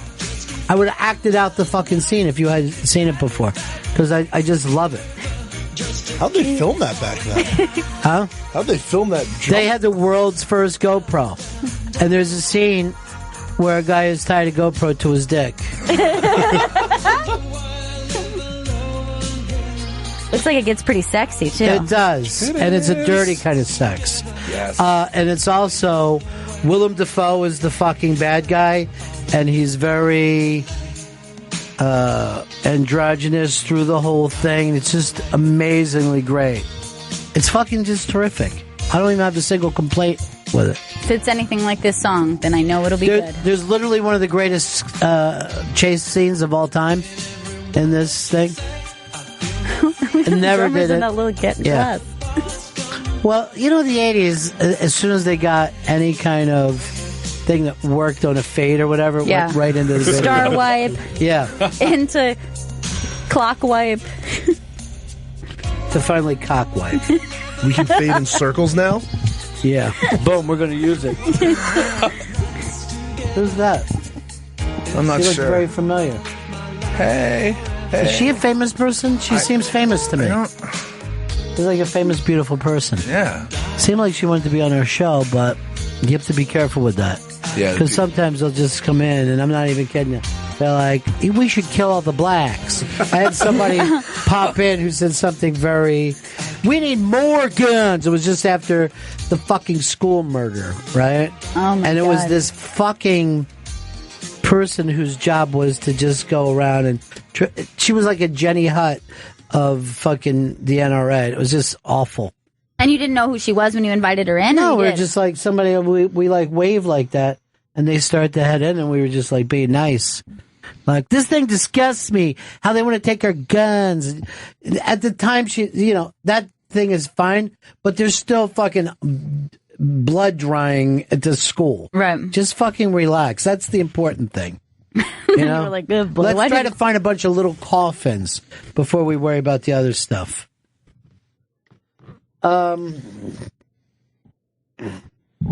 Kendall, what's up, buddy? Hey, man, Ronnie, these songs take me back to elementary school, and it reminded me that every time I get a double dose of Bennington, the second one feels like it's about 1 o'clock in the morning, and all the sixth grade guys are just trying to make themselves laugh so they don't fall asleep. It's the best. I love back-to-backs. So a lot of people, what's your go-to 80s song? Go-to 80s song. God, how embarrassing is it that I think it's probably Wham. Really? See, that's a get-off point for me, you know? Yeah. Some of the solo work I can go to, but I can't wham it out. Rob, what's up, buddy? Hey, Ronnie B. To Live and Die in L.A. I think it was the first movie ever to show a criminal, which would be Turturro. He actually boxed John, what's his name, the star of the movie, William Peterson's ears, if you remember, when he just took the handcuffs off. Yeah, you Put were his hands and he expecting. rammed them Yeah, against his you head. were expecting Turturro to get handed his ass. All right, I'm going to just tell this Turturro scene. Okay, please do. I'm sorry, you guys had 25 fucking years You're right. to see this easy. I agree. And you know what? If you're going to So- describe a great scene, it's going to make me want to see it more. Turturro's in jail, but he's a new guy in jail, right? And he's watching and there's all guys out in the yard and they're lifting and they're hanging out. And there's these two black dudes that are just walking through the yard and everyone else starts to walk away. And Turturro is going like this. What's going on? What's going on? Are they going to whack somebody? Is somebody getting whacked? And everybody's getting up and he's just sitting there and he goes like this. Is it me? Am I getting whacked right now? And you know how, and he's young and I'd never seen him before. And he looked so fucking terrified. Oh my God. And he got up and just started doing this stupid Turturro walk that was awkward, you know? And even though he's the bad guy, I just did not want this to happen to him, you know? And I just screamed out, John! John! You gotta see this movie. I want to see it. I don't think you're ever going to see it. I'm going to see it. Why don't you say it? I'll see it. You gotta see the movie. See the movie. You got to see the movie. I will see it. Yeah. I was going to say this. We got to go, because of the right time, we got to go buy horses. Oh, shit. Oh, my God. Yeah. I think it works for us. Now, see, I got you frozen solid and really making a weird, ugly face. Want me to drop out and come back in? Yes, but don't miss Goodbye Horses. Well, but what if you, is he frozen on yours? I closed mine out. Let me see. Come on. You were smart to do that. And Vito hasn't been able to get in the whole time. All right, here's what I want to do. Danny Go Lightly just went on. So when you sign out, let's do a follow, and we all just go running into her room and we're screaming Scope Bros. Okay. Are you down with that, Chris? Oh, yeah. Can you explain that to your audience? I need her exact name on there. We'll do the follow from the Interrobang. Cool. Okay. All right. So Scope Bros. Once you get that alert, once we get the Interrobang share, you jump into Danny Go Lightly's room and then you let her know about Scope Bros. You just scream Scope Bro. Just say Scopo. Oh, God. don't Scope Bro. Scope Bro. Dude, you can't fucking be the leader of this. You're too stupid. Scope Bro. You can't even be the leader of your own movement. Good. I'm glad to hear Bro. it. All right, ready? Jump out. I'm jumping out. Pop out. Popping out. Out. I don't know where she is. Popping out here, balls. Gone. All right. Who's going to do that follow? Oh, it looks like she's having her eyeballs done or something. Okay. If you got the alert.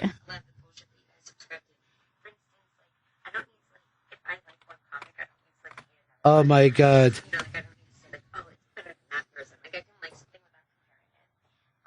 She's not even looking up. She's just speed talking.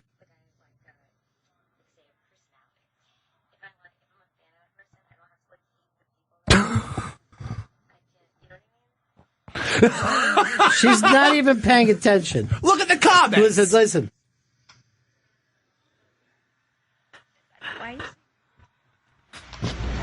She's. I got up here.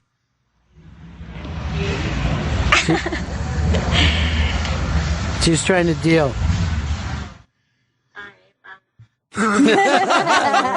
You like that? Yeah. That's very funny. Dude, that's fucking fun. This is fucking scrolling. Yeah.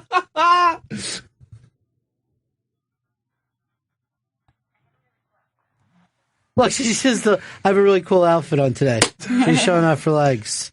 That's what the Scope Bros like. Cool outfits. That's what they show up for.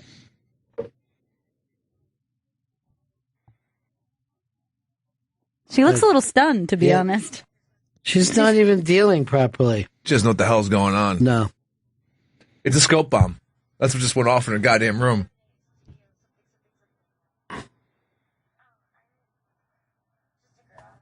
I'm just a girl. Just a girl looking at a boy.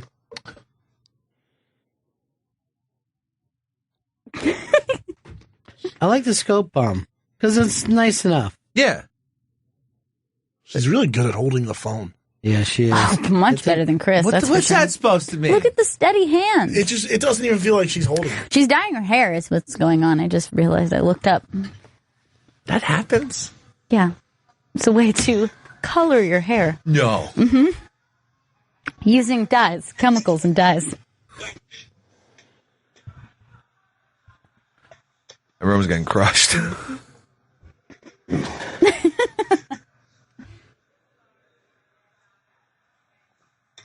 She's... Does she have a tripod? She's put her cool shades on. She's got her Ronnie B glasses. Aww. That's nice. That's very sweet. Well, we've made a young lady's dream come true. That's nice. Works out.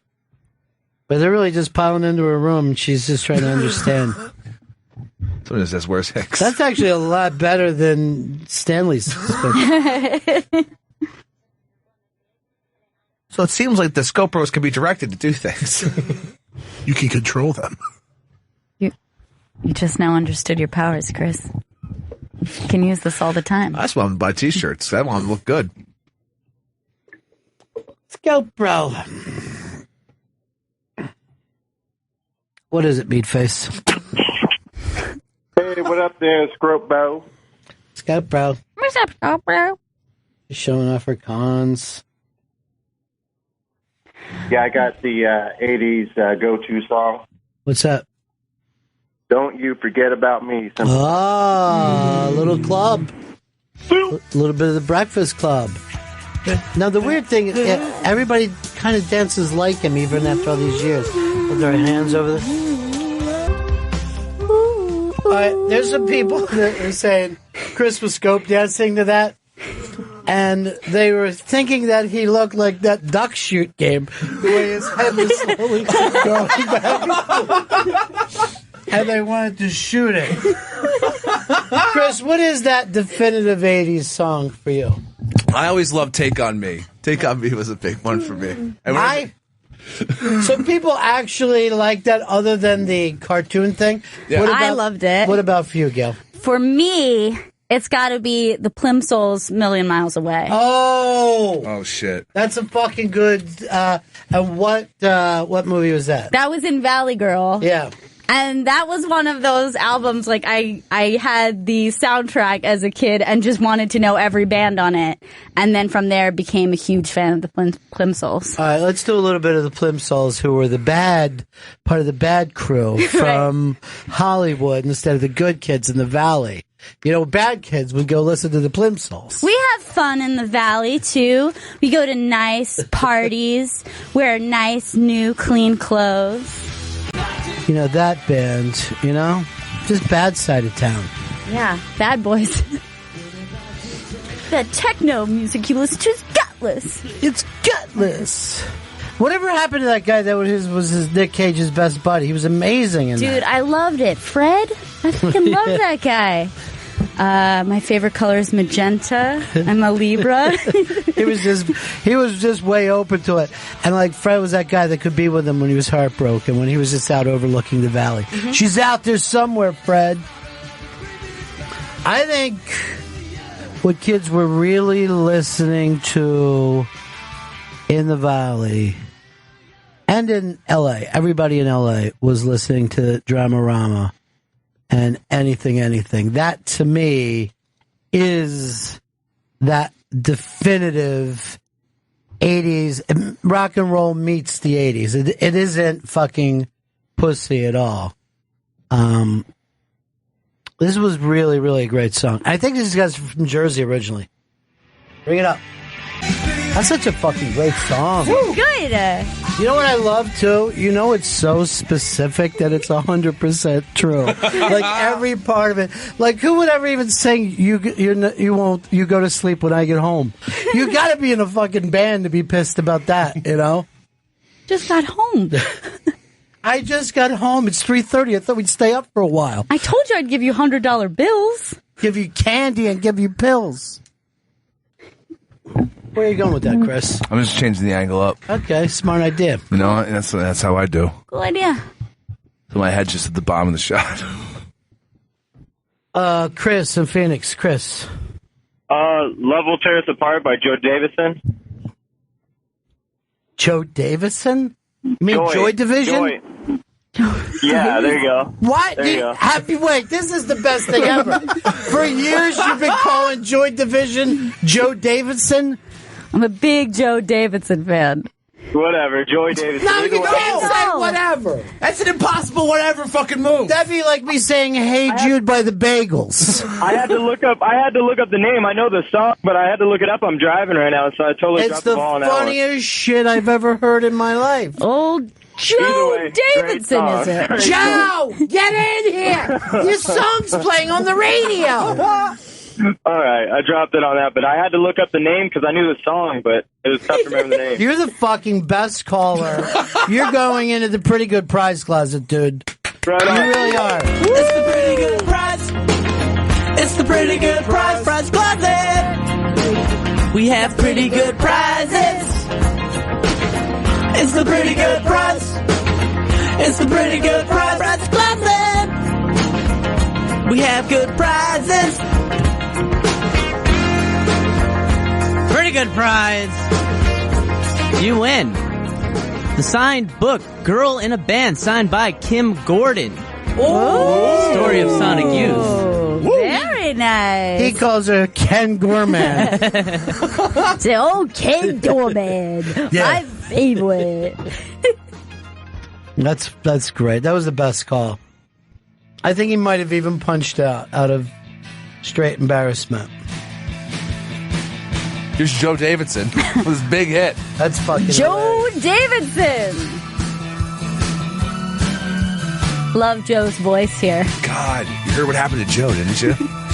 Sad. It's a shame about Joe. Joe Davidson right here So good. on Rop Dog. R.I.P. Joe Davidson. Rip. Joe Davidson. Ripe. I will only. Yeah. Joe Davidson is ripe tonight. We know that for a fact. Dan, Michigan. Dan. Hey, how about Radio Free Europe from REM? Great song. And Do we have any pools that I could jump into? this was a. Well, you must have been a toddler, right? Yeah, I was very young. So like this 2 or 3. We were having this pool party, and everybody was jumping in with their clothes on, and everybody there was in the pool with their clothes on, except for baby Gail, who was like 2 or 3, and everybody was calling for her, and she just kept saying, no, I won't, no. And then she just quick steps, fucking Chris Stanley runs and dives in the pool, and everybody went crazy. It's seriously one of the greatest moments of my life. And it was pouring rain, too. Yeah, it was pouring rain. Is why we ran outside and we're diving into the pool. Great song, too. The best. That's great, man. It's just great. Hey, it's the Bennington Show. Somehow we got caught in this weird 80s loop. Maybe because we did talk radio all morning. Since 7 o'clock, and we're getting strange just about getting into Christmas week, which was really going to get weird around here. We've got 2 parties next week, the Interbank party and then the Sirius XM party. Who do you think's going to throw the better party? Despite the fact that it's the Sirius XM party is going to be at the new Hot Club Pasha, I think that the Interbank party is going to be the place to be. That's my vote. Look, I love going to clubs that are about to close, and Probably won't have any electricity. Stealing the toilet paper. They won't need it. It'll be like the hacienda. Take all you want, guys. Can I just have this tequila? You guys probably won't sell this. Actually, Chris could have the perfect song to play while everybody's in there tearing everything down from Poship. What do you got, Chris? There's only one song. That's Scopro Card Holder #1, checking in. Yeah. I want to request Blue Monday by New World Order. It was Joe Davidson's second band. Yeah, well, after Joe Davidson passed away, his backup went and rocked this out for us, which was apparently the biggest selling 12-inch single in England history. best jacket ever for an album. A funny joke. Joey Jojo just poured water all down the front of themselves. But here's the thing, Joe.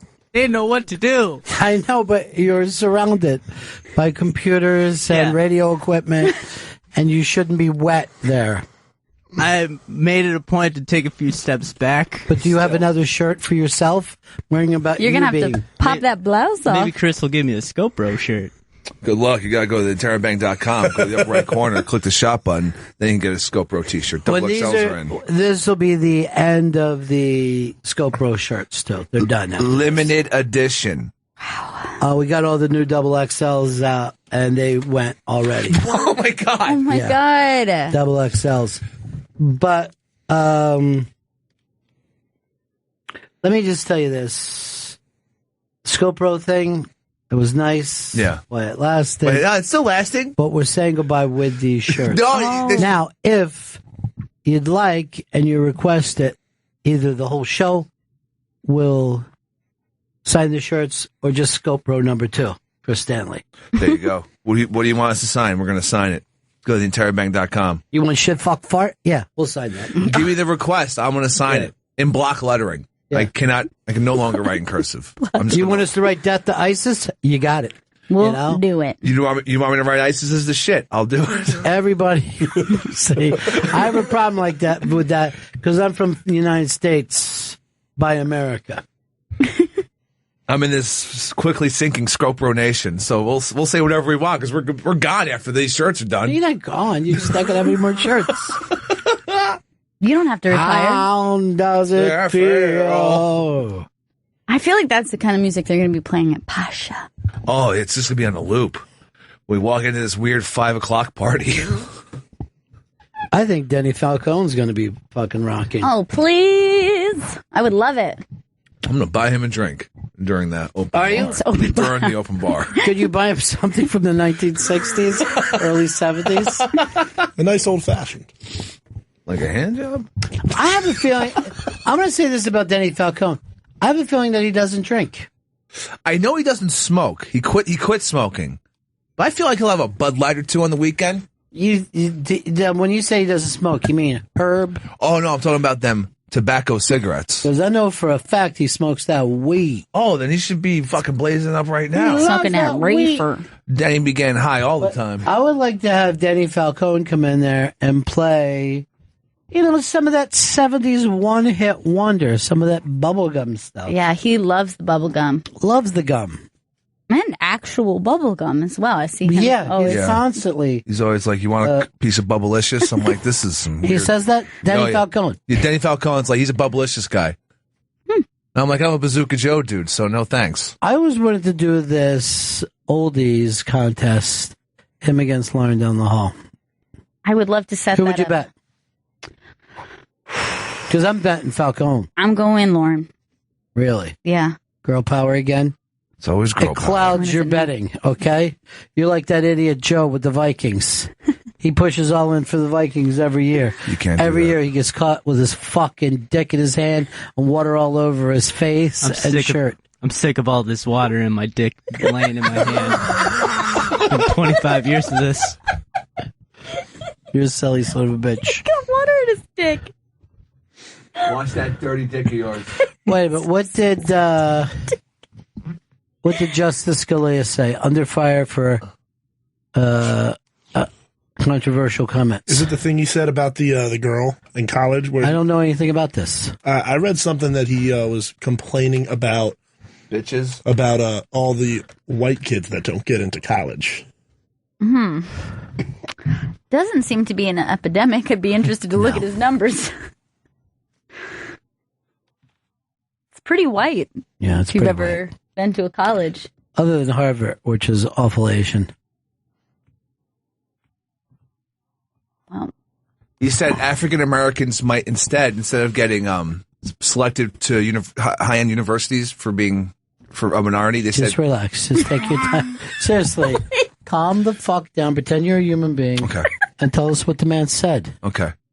It's on every single news show right Justice Scalia appeared to scoff at the value of diversity at selective universities by sharply questioning whether African Americans might instead be helped by, quote, having them go to a less advanced school, a slower track school where they do well. Those are his words, not mine. we know they weren't yours. We know you were reading. You can say that because you're not a justice. No one gives a shit. What's stupid? You say dumb shit all the time. I just did say ISIS is the shit, so. Most of the black scientists in this country don't come from schools like the University of Texas. They come from lesser schools where they do not feel like they're being pushed ahead in classes that are too fast for them. What the fuck? Dummy.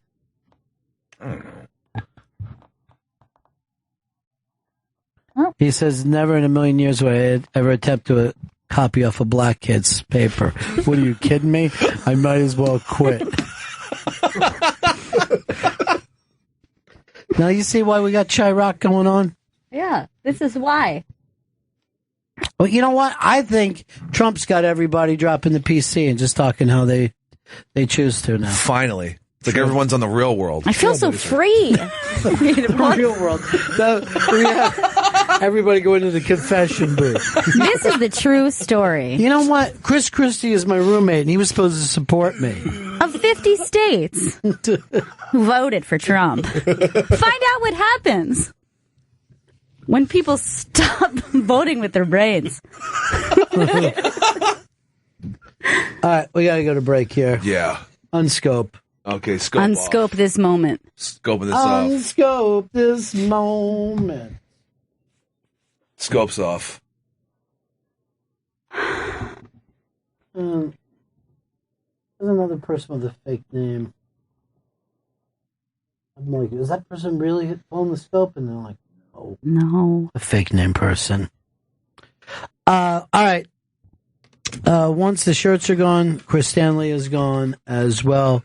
Go over to the iBang. This is all for Christmas presents for people. If you'd like your Scope Bro shirt signed by the members of the show, we're happy to do it. We're going to break. Be back. Bennington. It's the Bennington Show on a Freddy. Hope you're enjoying yourself today. I know we are. Getting a little bit silly. But next week is our last week of the year. I know. That we're going to be here. And next week, I want to say it's okay to drink every day. Yes. Yeah. Party. Hey, Vin in Jersey. What's up, buddy? Hey, what's going on, Ronnie? I was happy to be on the Spoken with Chris this morning. Yeah, a lot of people were excited about it, though. But I couldn't get over the comment about Hicks and his lack of gratitude, on top of the fact that everyone thought I was dosing him. So I just want to verify he's no more messed up than normal. Same. Yeah. I'm getting trails, bro. Yeah, same. He's normal. Just absolutely normal. Your lack of gratitude sucks, and I've had it happen many times. I've either given him things or taken him out to dinner, and I actually feel like I'll never do this again. He's like the anti-Paul Williams. He has lots of trust, just no gratitude. Who gets a beautiful breakfast that you want every week? You always want your buttered roll. Yeah. Someone brings you your buttered roll, and the first thing he says is, he could have got me a Red Bull, too. Which, by the way, I did. He did. Yes, and thank you very much. Thank you. Oh, thank you very much. Oh, now. there we I see. go. That's what we were looking for. You're a young gentleman. I'm just saying, you know, you hand a man a buttered roll, what's he going to wash it down with? Well, son of a bitch. I can't wait to be part of this every Wednesday and Friday from now on. So, all right. We'll see you next Wednesday and Friday. Love you. Take care, my friend. Here's a game you can call in and win. 844-ROCK-GOD, 844-ROCK-GOD. We haven't played this in a long time. I don't know if you ever have, Gail. Okay. Humming with Chris. Have you ever played this game? I have Early on Opie Radio? I don't think it was then. It was back when we were in Jouk days, I think. So that was very, yeah. It was still a long time ago. All right, Chris, let's explain a little bit. Chris is not much of a hummer. He gives a great one. I'll work it till it's over. But he has a rough time humming. I'm really bad at it. By the way, I almost did a line from Hateful Eight, and I have to remember, I'm one of the blessed. You know what I mean? Not everybody has seen it yet. I wonder if it was the same thing I was thinking, because I almost said something about Hateful You Eight. know, yeah, you know what we are. That was a fun night last night. Chris, I heard you say that you didn't get a +1. You don't need the +1. You're a show host in your own fucking incompetent way. I saw Travis there last night. Yeah. Really? Yeah. I didn't know it was open to me. I heard Eric Stengel was there. I can't believe we didn't see them. No, I didn't see it. Well, it was a fairly big place. It was. And there was also somebody else that I didn't see, a certain celebrity that, according to Gail, was standing right behind me.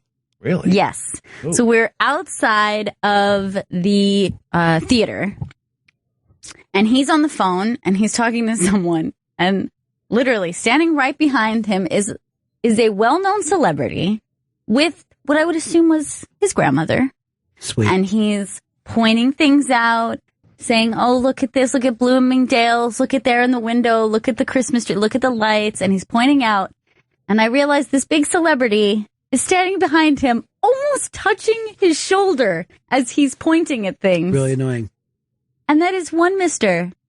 Michael Cera. Holy shit! Standing directly behind him. Who's done this show And before? I'm just going, hey, trying to get his attention.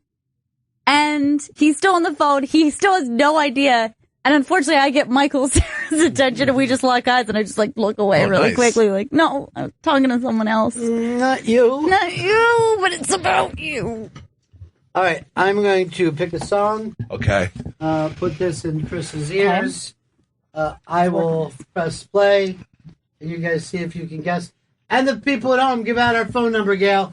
844-ROCK-GOD. Your name isn't Gail. She's right. I'm Chris. Don't do other people's thing. Is that loud enough for you? Oh, yeah. Make sure it's not too loud that people can hear. Oh, yeah. I'm good. All right. I'm going to start humming. See if you can guess this shit. Okay. Is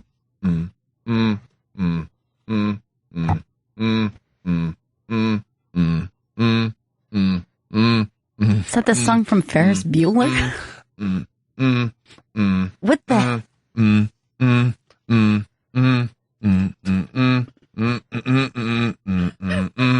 Wait, this sounds ridiculous. I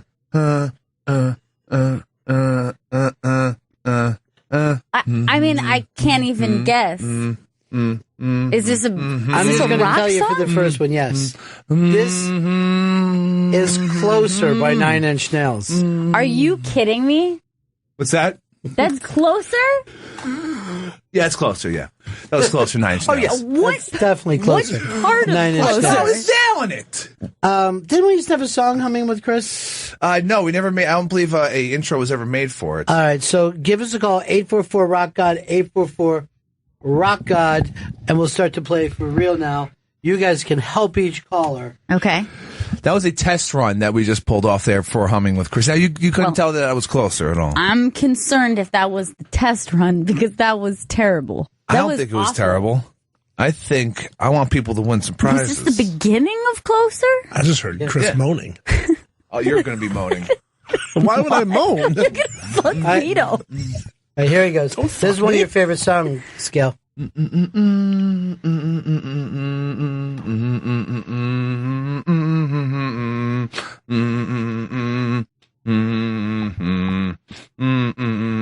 Is this a Christmas song?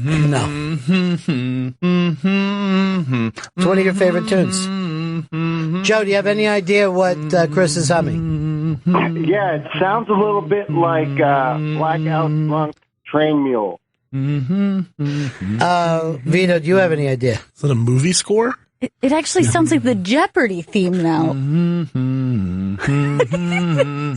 doing the Jeopardy theme. Yeah. All right, do you want me to tell you what song it is? Yes. Coin Operated Boy. Yeah. Dresden Sitting Dolls. on the shelf. Nothing? He is just a toy. No.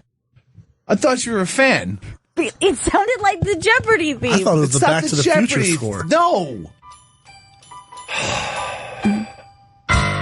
You know, I try. Operated I try to boy, give out these prizes. Sitting on the shelf. All right, I'm He gonna is fucking just a nail toy. this. I'm still nervous, Chris. But I You're turn gonna nail him this. on. Here we go, Chris. Okay. Got it. Joy. Very That's what I like. famous song. Okay. Beloved. I'm gonna feel this, and then I'm gonna start. All I'm right. gonna start humming. Travis, this is your chance to win, okay?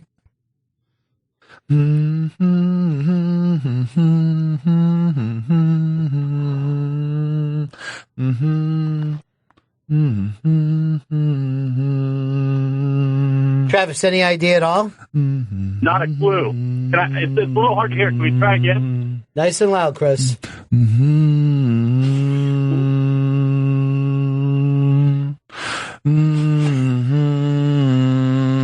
Any of you guys want to guess? Is it Life on Mars? Not Life on Mars.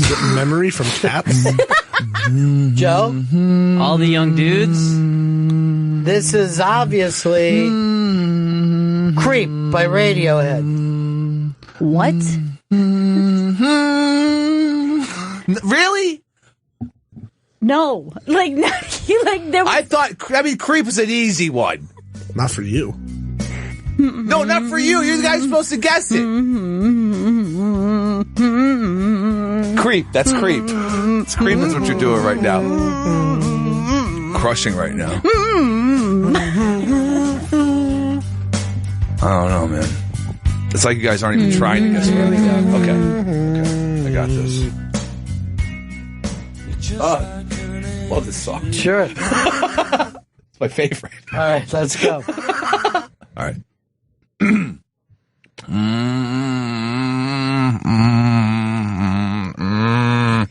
We're graduating. Yeah, good. Why is he grunting and closing one eye? He's trying to fart.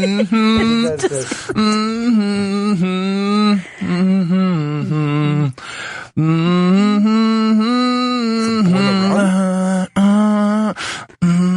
Sean, do you ever have any idea at all what he's doing? Yes. Yeah. Crash test dummy. Crash test dummies. You are right that it's the 90s. Okay. Joey, Vito, or Gail, any and all will be appreciated. Heart-shaped box by Nirvana.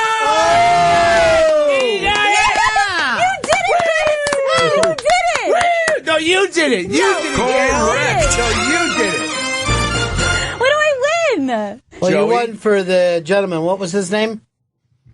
He's already hung up. Oh, come on, bro. I won for you. For you, I won for you.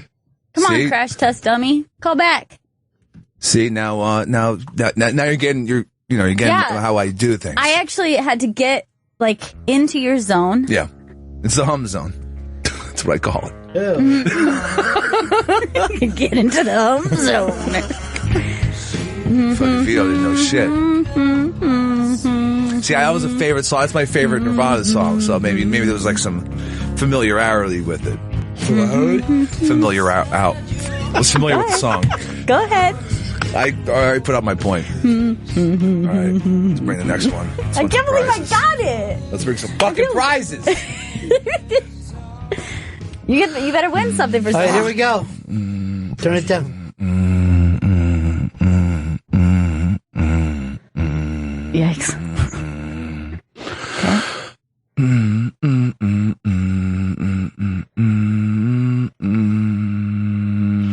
Everyone knows it's creepy. All right, let's go over here to Paul in Madison. Paul, do you got any idea what Hicks is humming? It sounds like he's playing the meat flute.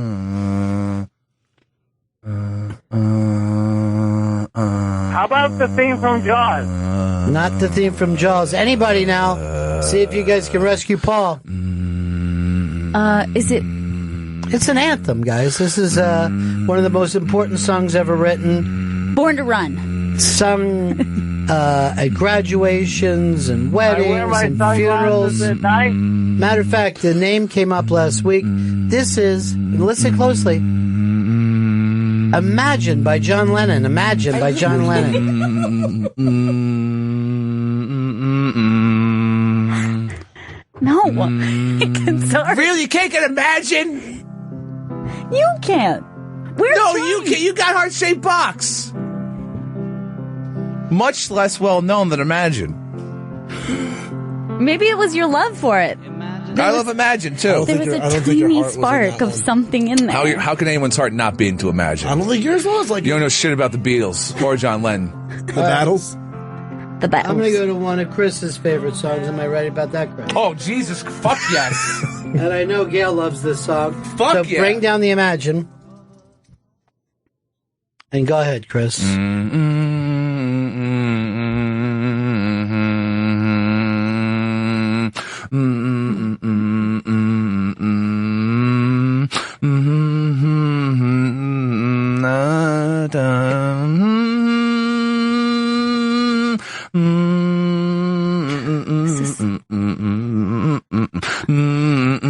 Is this Where Is My Mind?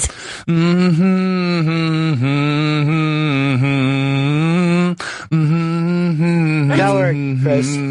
The King of Carrot Flowers, Neutral Milk Hotel. Wow. I'm amazed. Jeff Mangum. Do you think that it sounds like it? Sounds like it, yes. It's fucking song. It's going to be my favorite song ever. At times of my life. Love that fucking song. I love that song. Fuck I feel like if it even sounded remotely like it, I would have got it. I thought I was nailing it. Guys, help me out here. I just want people to win prizes. That's all. I know you do. I want to make their Christmases. I just want to get one right. That's why you got to try really hard. I am trying hard. So far, I'm winning.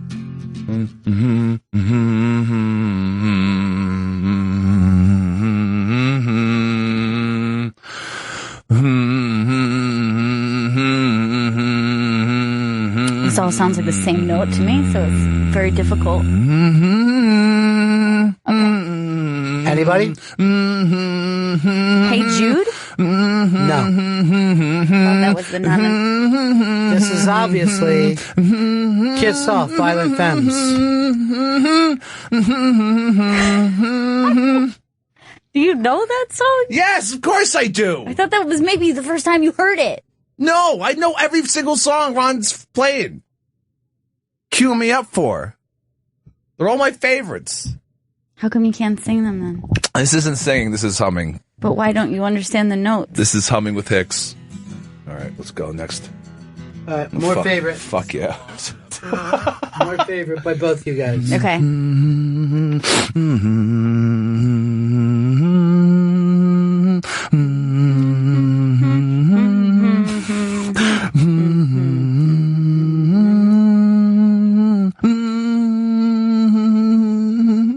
Kevin in Boston, you know this one?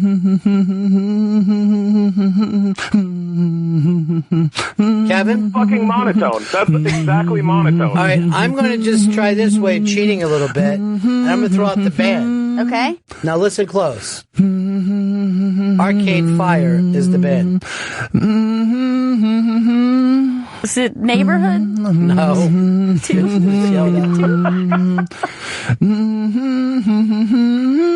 Suburbs? No. It's Rebellion. Oh, come on. You got said Suburbs over Rebellion? That was an easy one. It really wasn't. Because they're all the same note over and over. I didn't think I'd be stumping people like this today. I don't think that he knows the along with the melody. I think that's his problem. I'm killing that medley right now. Medley. Medley.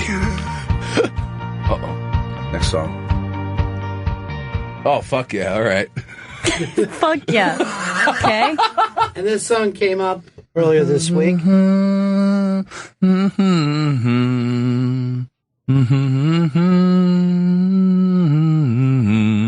Now, I picked it out for him. Okay. And put it on the iPod, and I still don't know what he's doing. I'm now thinking maybe my thumb went the wrong way.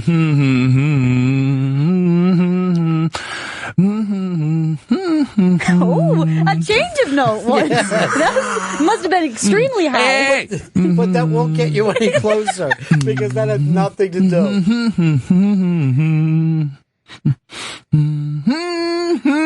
Nothing. There's nothing in that song. That's the zombie Season of the Witch, which we talked about earlier. That was Season of the Witch. Nothing? Hard Rock Johnny. Yes, Bennington's. Yes. I would love to play. All right. Hey. Yeah. He's a music man. We got a player here. I thought I'll put all these other people apart and let my friend play.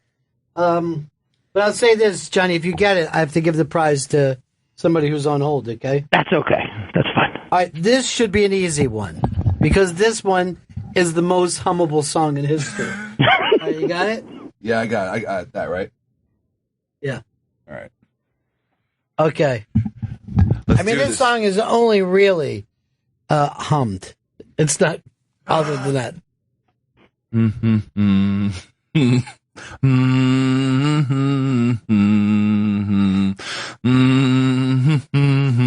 He's actually doing it.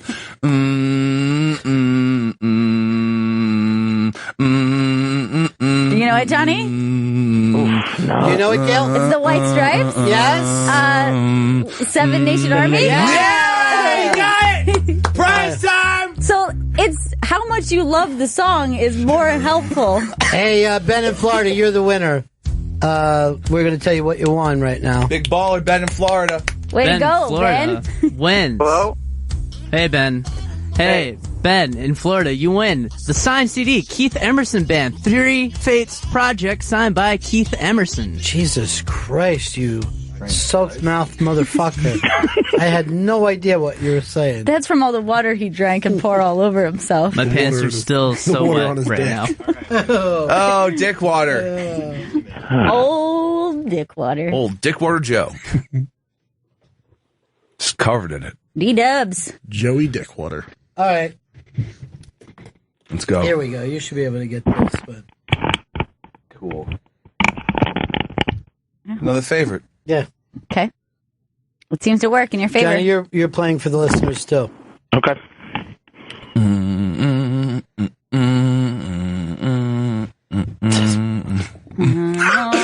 Stop laughing.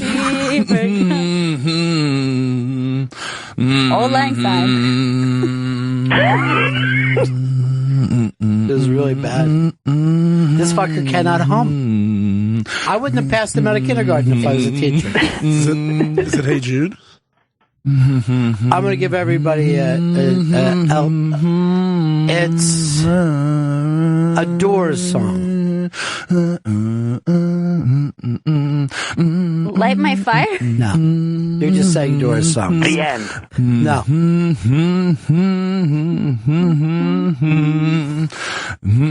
This is quite obviously Soul Kitchen. Really?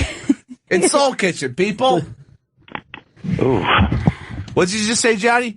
I said, ooh. That was bad. But why wouldn't you be bum, bum, bum, bum, bum, I'm more of a as I'm more of a butt guy.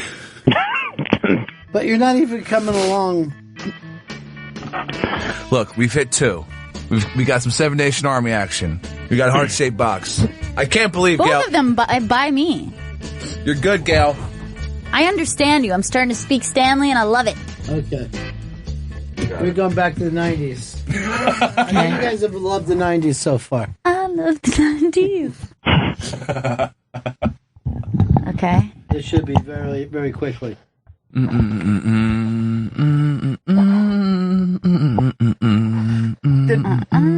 Gail win for Paul and Madison? I believe, yes, she did. Well, he's on hold there.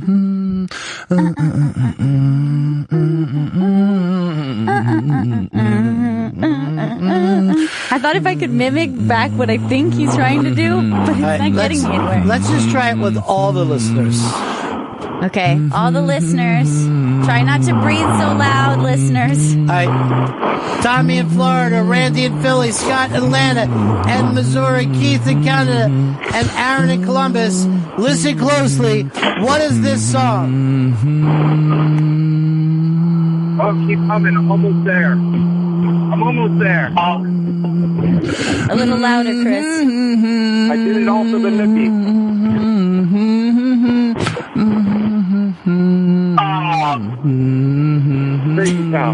Butterfly.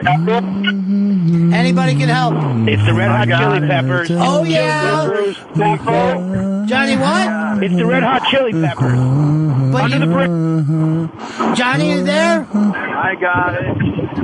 All right, who is it? Who's Randy? Wait, hold on. Randy in Philly?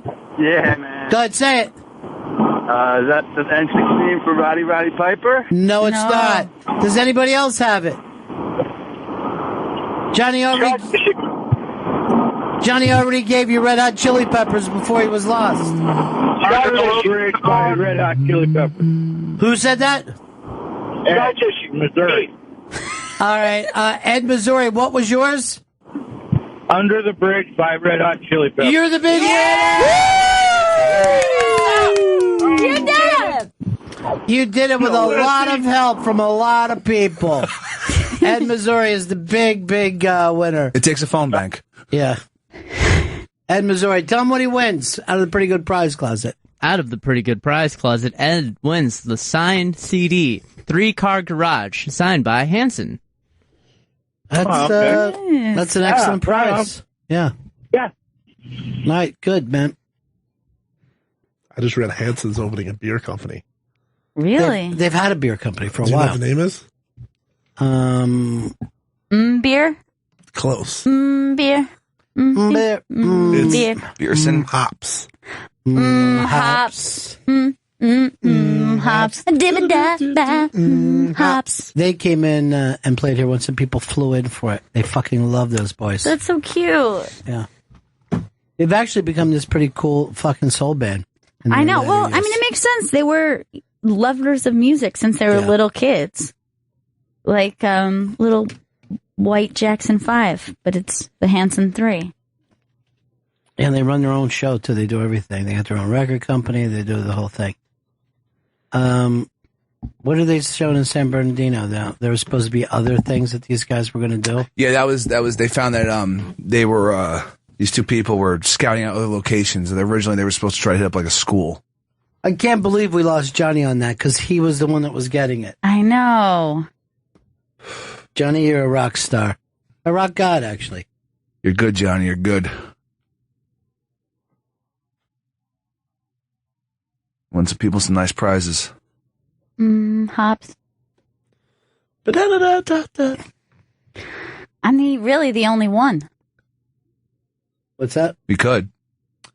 Let's break here. We'll come back and wrap up the show. This is Bennington. I mean, let's face it. We started at 7. Means we only have to make it to 7 tomorrow morning. I'm in. All right, let me check. Let me check right now with Don Wiki Wicklin, and I will find out whether we can do 24 straight hours.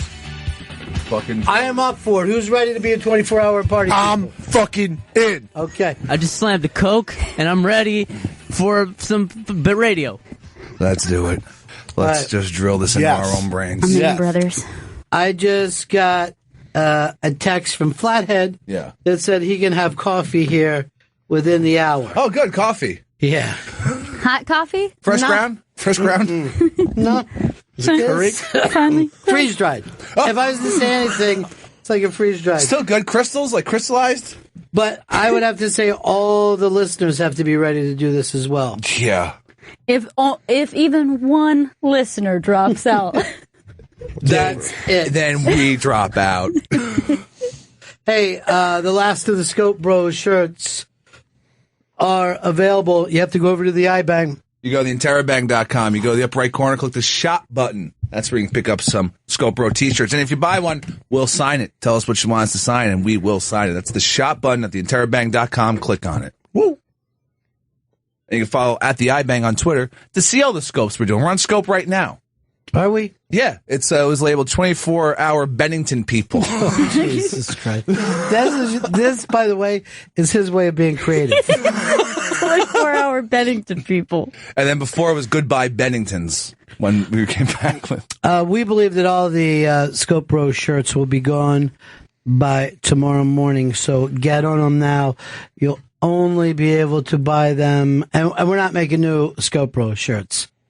That's it. It's over after this run, Scope Bros. Jump on it. I'm going to take a hammer and just smash Chris Stanley's face? Yeah, face and then phone. No! I'll hold it down. Oh, my God, when you put your nose into that like that. Look, I'm going to read some of the things that come by from the Scope Bros. Yeah. Chris is a super talent. # Pep fan. Say irony. Vito Stanley. A lot of people think that this is your son. I think that. Let me get a shout out. Nope. Not going to get a shout out for you. Coming off his desperate, bro. Gail, marry me. Marry me. No. Marry me, marry me. Well, you heard it. I do have to ask Here's what it my just father. says. Pepper looking for 24 hours of dick. No. How many hours then? Hey, Uncle 0. R. Periscope has word warnings now. Marry me. Gail is the shit. Thanks. Remember when Vito dressed as Pepper? I fit in a large gun show, bros. What? Can we now get a tour of the board? You don't know how to operate. Oh, come on, bros. Oh, the board. He spelled board like he was bored. There are tours that go by here all the time. In fact, you can see behind me, Chris, there's people, and they were, as we were dancing, the 24-hour party people. The lights going on and off. Yes. So glad Gail was at it. Thrift Stanley. I am thrifty. If I was gay, I'd date Ronnie B. # some homo. # Bennington is legal in my state. But I saw Zito giving a tour of everybody, right? And he took them from the studios down to the offices. And he goes, follow me now as we'll see the place where some of your favorite disc jockeys become desk jockeys. Just this way. Oh, fuck, that's terrible. Oh, no. And he gave me a little, Oh, my God. It's so uncomfortable. Hey, Nature Boy.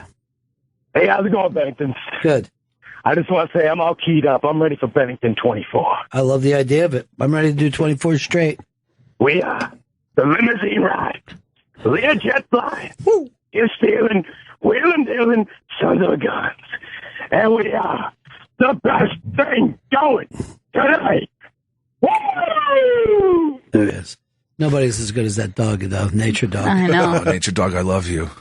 Ew. Love the dude, too, actually. He's pretty cool. I am a Scope Bro. I hate Jenny Hutt. Dive into the Christmas tree, Hicks. It'll become a real party. Like a cat. Whoa.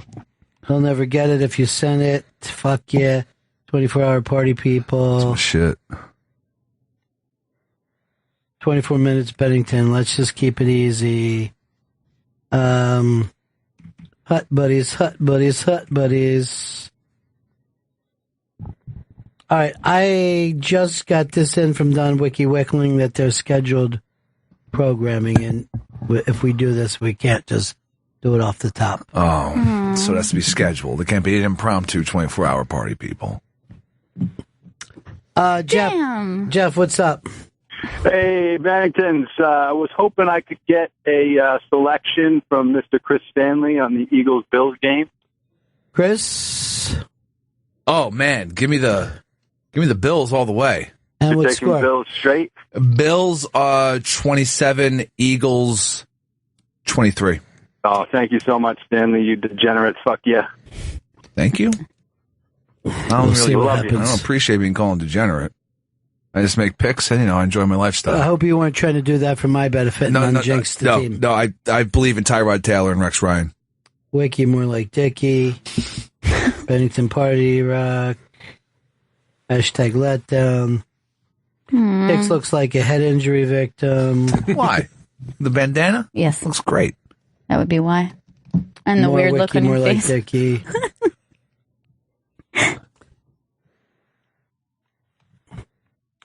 Bill says, Ron, I'm having a shitty day. Can you fire Hicks so I can have a laugh? Absolutely. Hicks, get out. Oh, come on. No. Get out. I really have to go? And You this heard person, Fair Weather writes, fly, eagles fly, on a road to victory.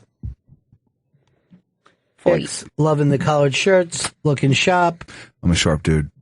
Alabama Jen wants to see a bathroom scope. 1 or 2. My husband listens to you guys on Sirius while he's on patrol. I don't know what he's patrolling, but thank you, sir. How about a half slice t-shirt? Can I get a half slice? Just a half. How's the shoulder? People want to see you lift the shoulders too, Chris. Okay. Check. All right. So I'm holding this shit in my fucking left hand. That's the good arm. Yeah. Now this arm. This is the right arm. This is the one that got. I can't lift it higher than this. That's it. I'll show the comparison. Okay, that's the fucking right arm. That's bad. Now, Pamela's husband is a cop in Nevada, originally from Tampa, though. Cool. Smoke that cash. Do the bots take over Periscope? Hashtag Bennington. It's not so bot heavy. They do show up though. It's because the guys who ever create the bots on Twitter, they're still trying to figure out how to bot up Periscope. They'll figure it out. Oh, yeah. If there's a way to sell porn, they will figure it out. Yeah, I don't even know what the bots normally push on their deal. Porn, usually. Is it? Yeah. It's porn. It's like weird porn links. Sometimes the bots will just keep retweeting things that are trending, which is the stuff they're posting on. All right. Kingston Pete said, just ordered 3 shirts. I love it. Throw Up just says, bring the sling back. Sure where it is. I like Chris when he's blacked out drunk. Coming soon. Just stay up tonight. It's Friday. Yeah. You will see him. No more double XLs. That's true. Only 1 XL left and a few larges. And then they're gone and gone forever. Forever. And if you write up on it that you'd like us to sign it, we'd be glad to do that.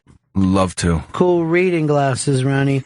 I like to call them readers. Straight out readers. I get that from the people down south. What were you laughing about? Well, he's been trying the whole show to get Periscope to work. You got it? I'm in. I'm in with my friends. Took a while, but you're officially a Bennington now. Fucking scratch these X's off my hands now. Okay. That's weird. What's this? You guys should just do a 24-hour party scope. Bennington Scope is the best TV show ever.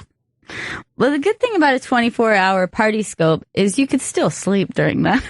Yeah. Just set up the tripod. I can sleep during everything.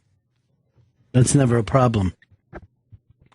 Vito is our tech savvy guy. God, he knows everything. That used to be Joey. Isn't that weird? Joe used to be millennial. And we used to throw it to you're the millennial.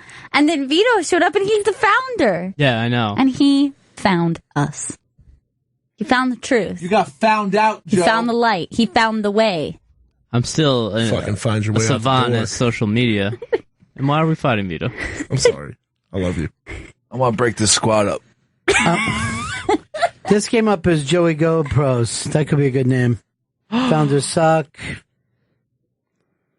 Vito's pretty big. Yes, the double XL size sold out. Should have been there earlier today. Did I buy the only medium? XL just sold out, so there's only large left, and then that'll be it, folks. And that's the scope shirts are gone and gone forever. And no mas. You'll never be able to. You'll get them on eBay maybe one day, years from now. I hope not. I hate when stuff like that shows up because it always makes you feel a little sad. You're like, why aren't you a fan anymore? Yeah. What Like, happened? why are you getting rid of your old Ron and Ron gear?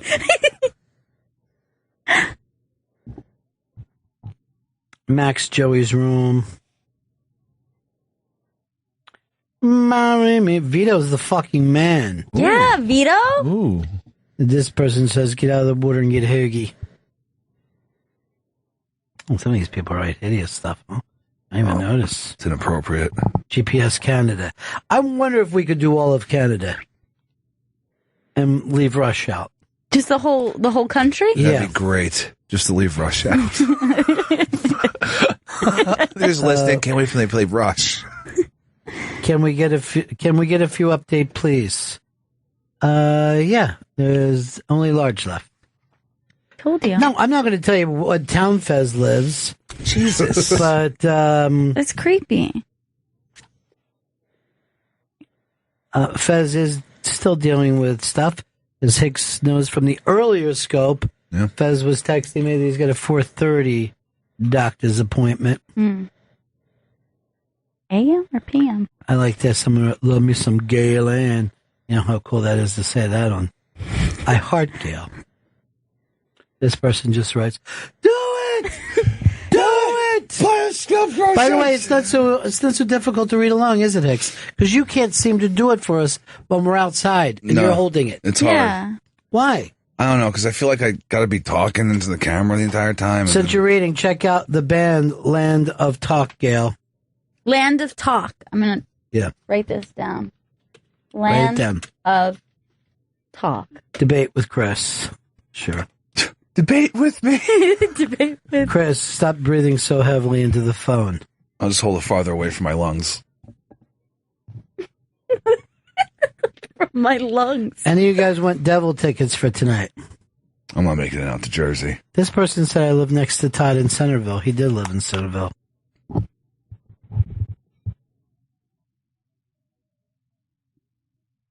Gail, check out the Beatles. They have a funky new sound. All right. I'm going to write this down. Beatles.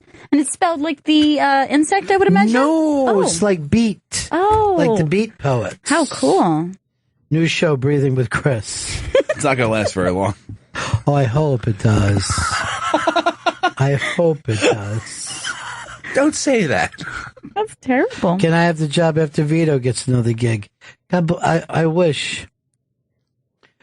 Ronnie B's ball are the size of cantaloupe. I think you need a little, some plurals in there. Just one cantaloupe. Ouch. My cantaloupe ball's starting to bake. There's no split. Here's one I like, Manly Stanley. It's pretty good. Is Gail doing a show with Danny Golightly? This person writes, Ron, Pep can't read. That's why he wrote. Ron, I'm asking you permission to marry my daughter. Well, if we go back to the 1740s, then I will leave it up to me. Does Gail listen to the Tragically Hip? Yeah. That's all she listens to. I've never even heard anything else. Here's GPS commercial jingle edition. Is Paulo and BL getting married, already getting divorced? This is almost like an Ask Me Some Things. I know. This is great. And I love the filtering as well. In what way?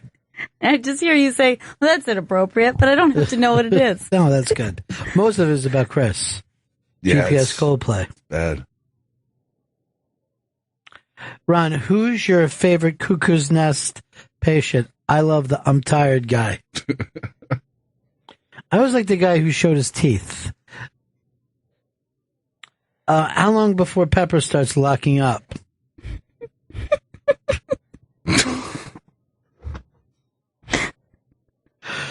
Fucking listeners are not as nice as they could be. No, they're not, Ron. My name is Ronnie, and I'm a big homo. Gotcha, Ronnie B. Good one. Yeah. Should have wrote this first. Ron, what's your favorite Kubrick? I switch around a lot. I'm going to say Lolita as of right now, though. Lolita. I think it's the performance of a lifetime. When he's fucking dancing in that tuxedo, that weird Yeah, I haven't seen it in years, and I want to rewatch it. It's great. Lolita. This just says Chris Stanley can suck a big fat dick. I could, but I'm not. But you probably will. If you I could. If you wanted to. If I wanted to find a nice big dick to suck. Somebody asked me my favorite Disney movie. It's Hercules. So.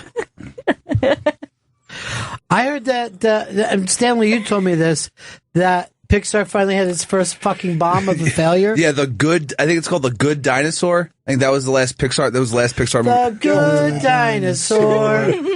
Gail went to that. Yes, I did. It cost... I told her that I was going to see Dinosaur Jr. and he thought it was some sort of children's movie. He's like, is that a Pixar or what is that? I noticed that you're already closer with Vito than you've ever been with Joe, or obviously any of us have ever been with Stanley. I know. But they're best friends. Yeah, so Good Dinosaur cost Identical best friends. $500 million to make and market. Oh, enough. It's all about Vito now. I'm just throwing some cash out there. Numbers. Who cares? I'm a numbers guy. You seen his face, Chris? Yeah, I see it, Vito. Yeah, I see it. Son of a bitch. Well, I think we gotta get to Gail's the Centaur Whisperer. Gail on the Anthony Cumia show would be awesomeness. Maybe she can go on there with Danny Golightly. Yeah, that sounds great. That would be a fun show. Somebody said I look like a sweaty fat dude. Guess what? I am a sweaty fat dude, so. You don't have to listen. Vito. Just block them. Just forget Chris will that. block any mean people. Yeah, I'm protecting Have you Gail's- ever blocked anyone, Chris? Never no, once. No, never. But I will. I'll start. All right, here's one. Pixar, more like Dicksor. They're definitely not getting blocked. Is there something opposite to blocking that's good that I could do to them? Oh, this says Dan banned someone once from Radio City. Well, you were there, Joe, when you guys thought that this was an actual TV show, that you were throwing it back to movies or something. Yeah, we were going in and out of breaks, interviewing the people, showing off sponsors. Turns out there were no sponsors. But some lady did give us a pizza. Steve Erlon. Gail's too old for Anthony. Oh, much too old. Gail's shoes are too old for Anthony.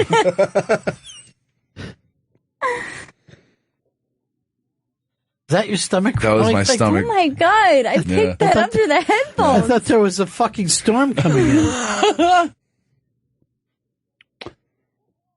Vito rules, Chris sucks. Come on.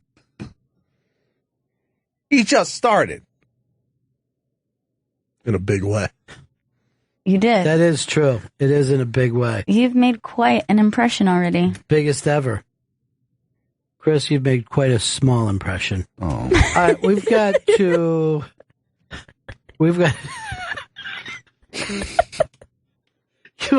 Chris has made quite a tiny impression on the business since he started. Despite the fact that he's in here every day. All right, only 4 shirts left. These are not the shirts. Yeah, they went crazy today. Only 4 shirts left, and you have to remember, we started the show with 5. So, this is it. They'll be gone by tonight. Make sure if you want to go over and get this, we will sign them for you if you like, and that'll be it for Christmas. Chris is posing. You are kind of posing with your pucker face. But what do you mean? Oh, shit. Joe's closer with Vito now. Fuck you. Hey, Fuck Vito. you, Joe.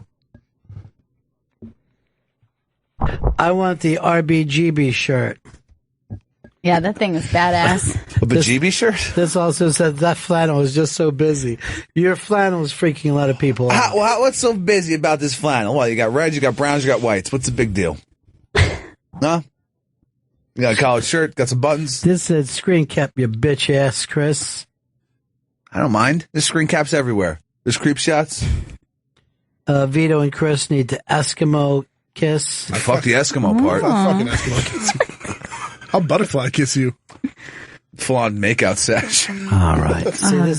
See, this is what happens when we it comes spend across too as much time homophobia. together. Oh, no You know what I mean? homophobia. Things get weird Butterfly kissing is just blinking. on I each know, other's but it's- cheek. No, and I thought it was eyelid. I thought you just went like that. No, you do the eyelash thought it was on the rimming. cheek. I thought it was eyelid to eyelid. That would be terrifying. That would actually get an eyelid to somebody's eye. I've done that shit. Grinding your face against the other person. No. And Vito's normal. Chris, give the shirt back to the Latin Kings. That comes Minnesota off as racist. Vikings suck and aren't making playoffs. That's a good point. It's not funny. It's true, though, you loser. We just need to win 2 more games. Literally. Ron 2 is more. colorblind because he likes his shirt. I think I'm even more colorblind than I was before. It's getting worse. But not enough to be called officially colorblind. Maybe it's color faded. All right, that's it for us. A lot of fun hanging out here today. It was fun. Last chance to go get your Scope Bros shirt. Only 4 larges left. That's it. You know what? Pick one up. Maybe you'll lose weight and get into it. Who knows? It's get a motivation shirt, aka a Scope Bro t-shirt. Go to theintirebank.com, up right corner, hit the shop button. Maybe you can fit into a large one day. I don't know. You got to believe. Get a Scope Bro t-shirt and make yourself feel better about yourself. Make yourself feel better about yourself. If requested, we'll sign it. That's it for us. We did the 2 shows today. No guests. But to re-announce this, Vito, former intern, now member of the team. Vito. Congratulations, Vito. Congratulations, dude. Thank you, everybody. That's it for us. And we'll see you all again in 1974. Ladies and gentlemen, the evening is over. We hope you all enjoyed yourselves, and we'll see you all again in 1974. Good evening!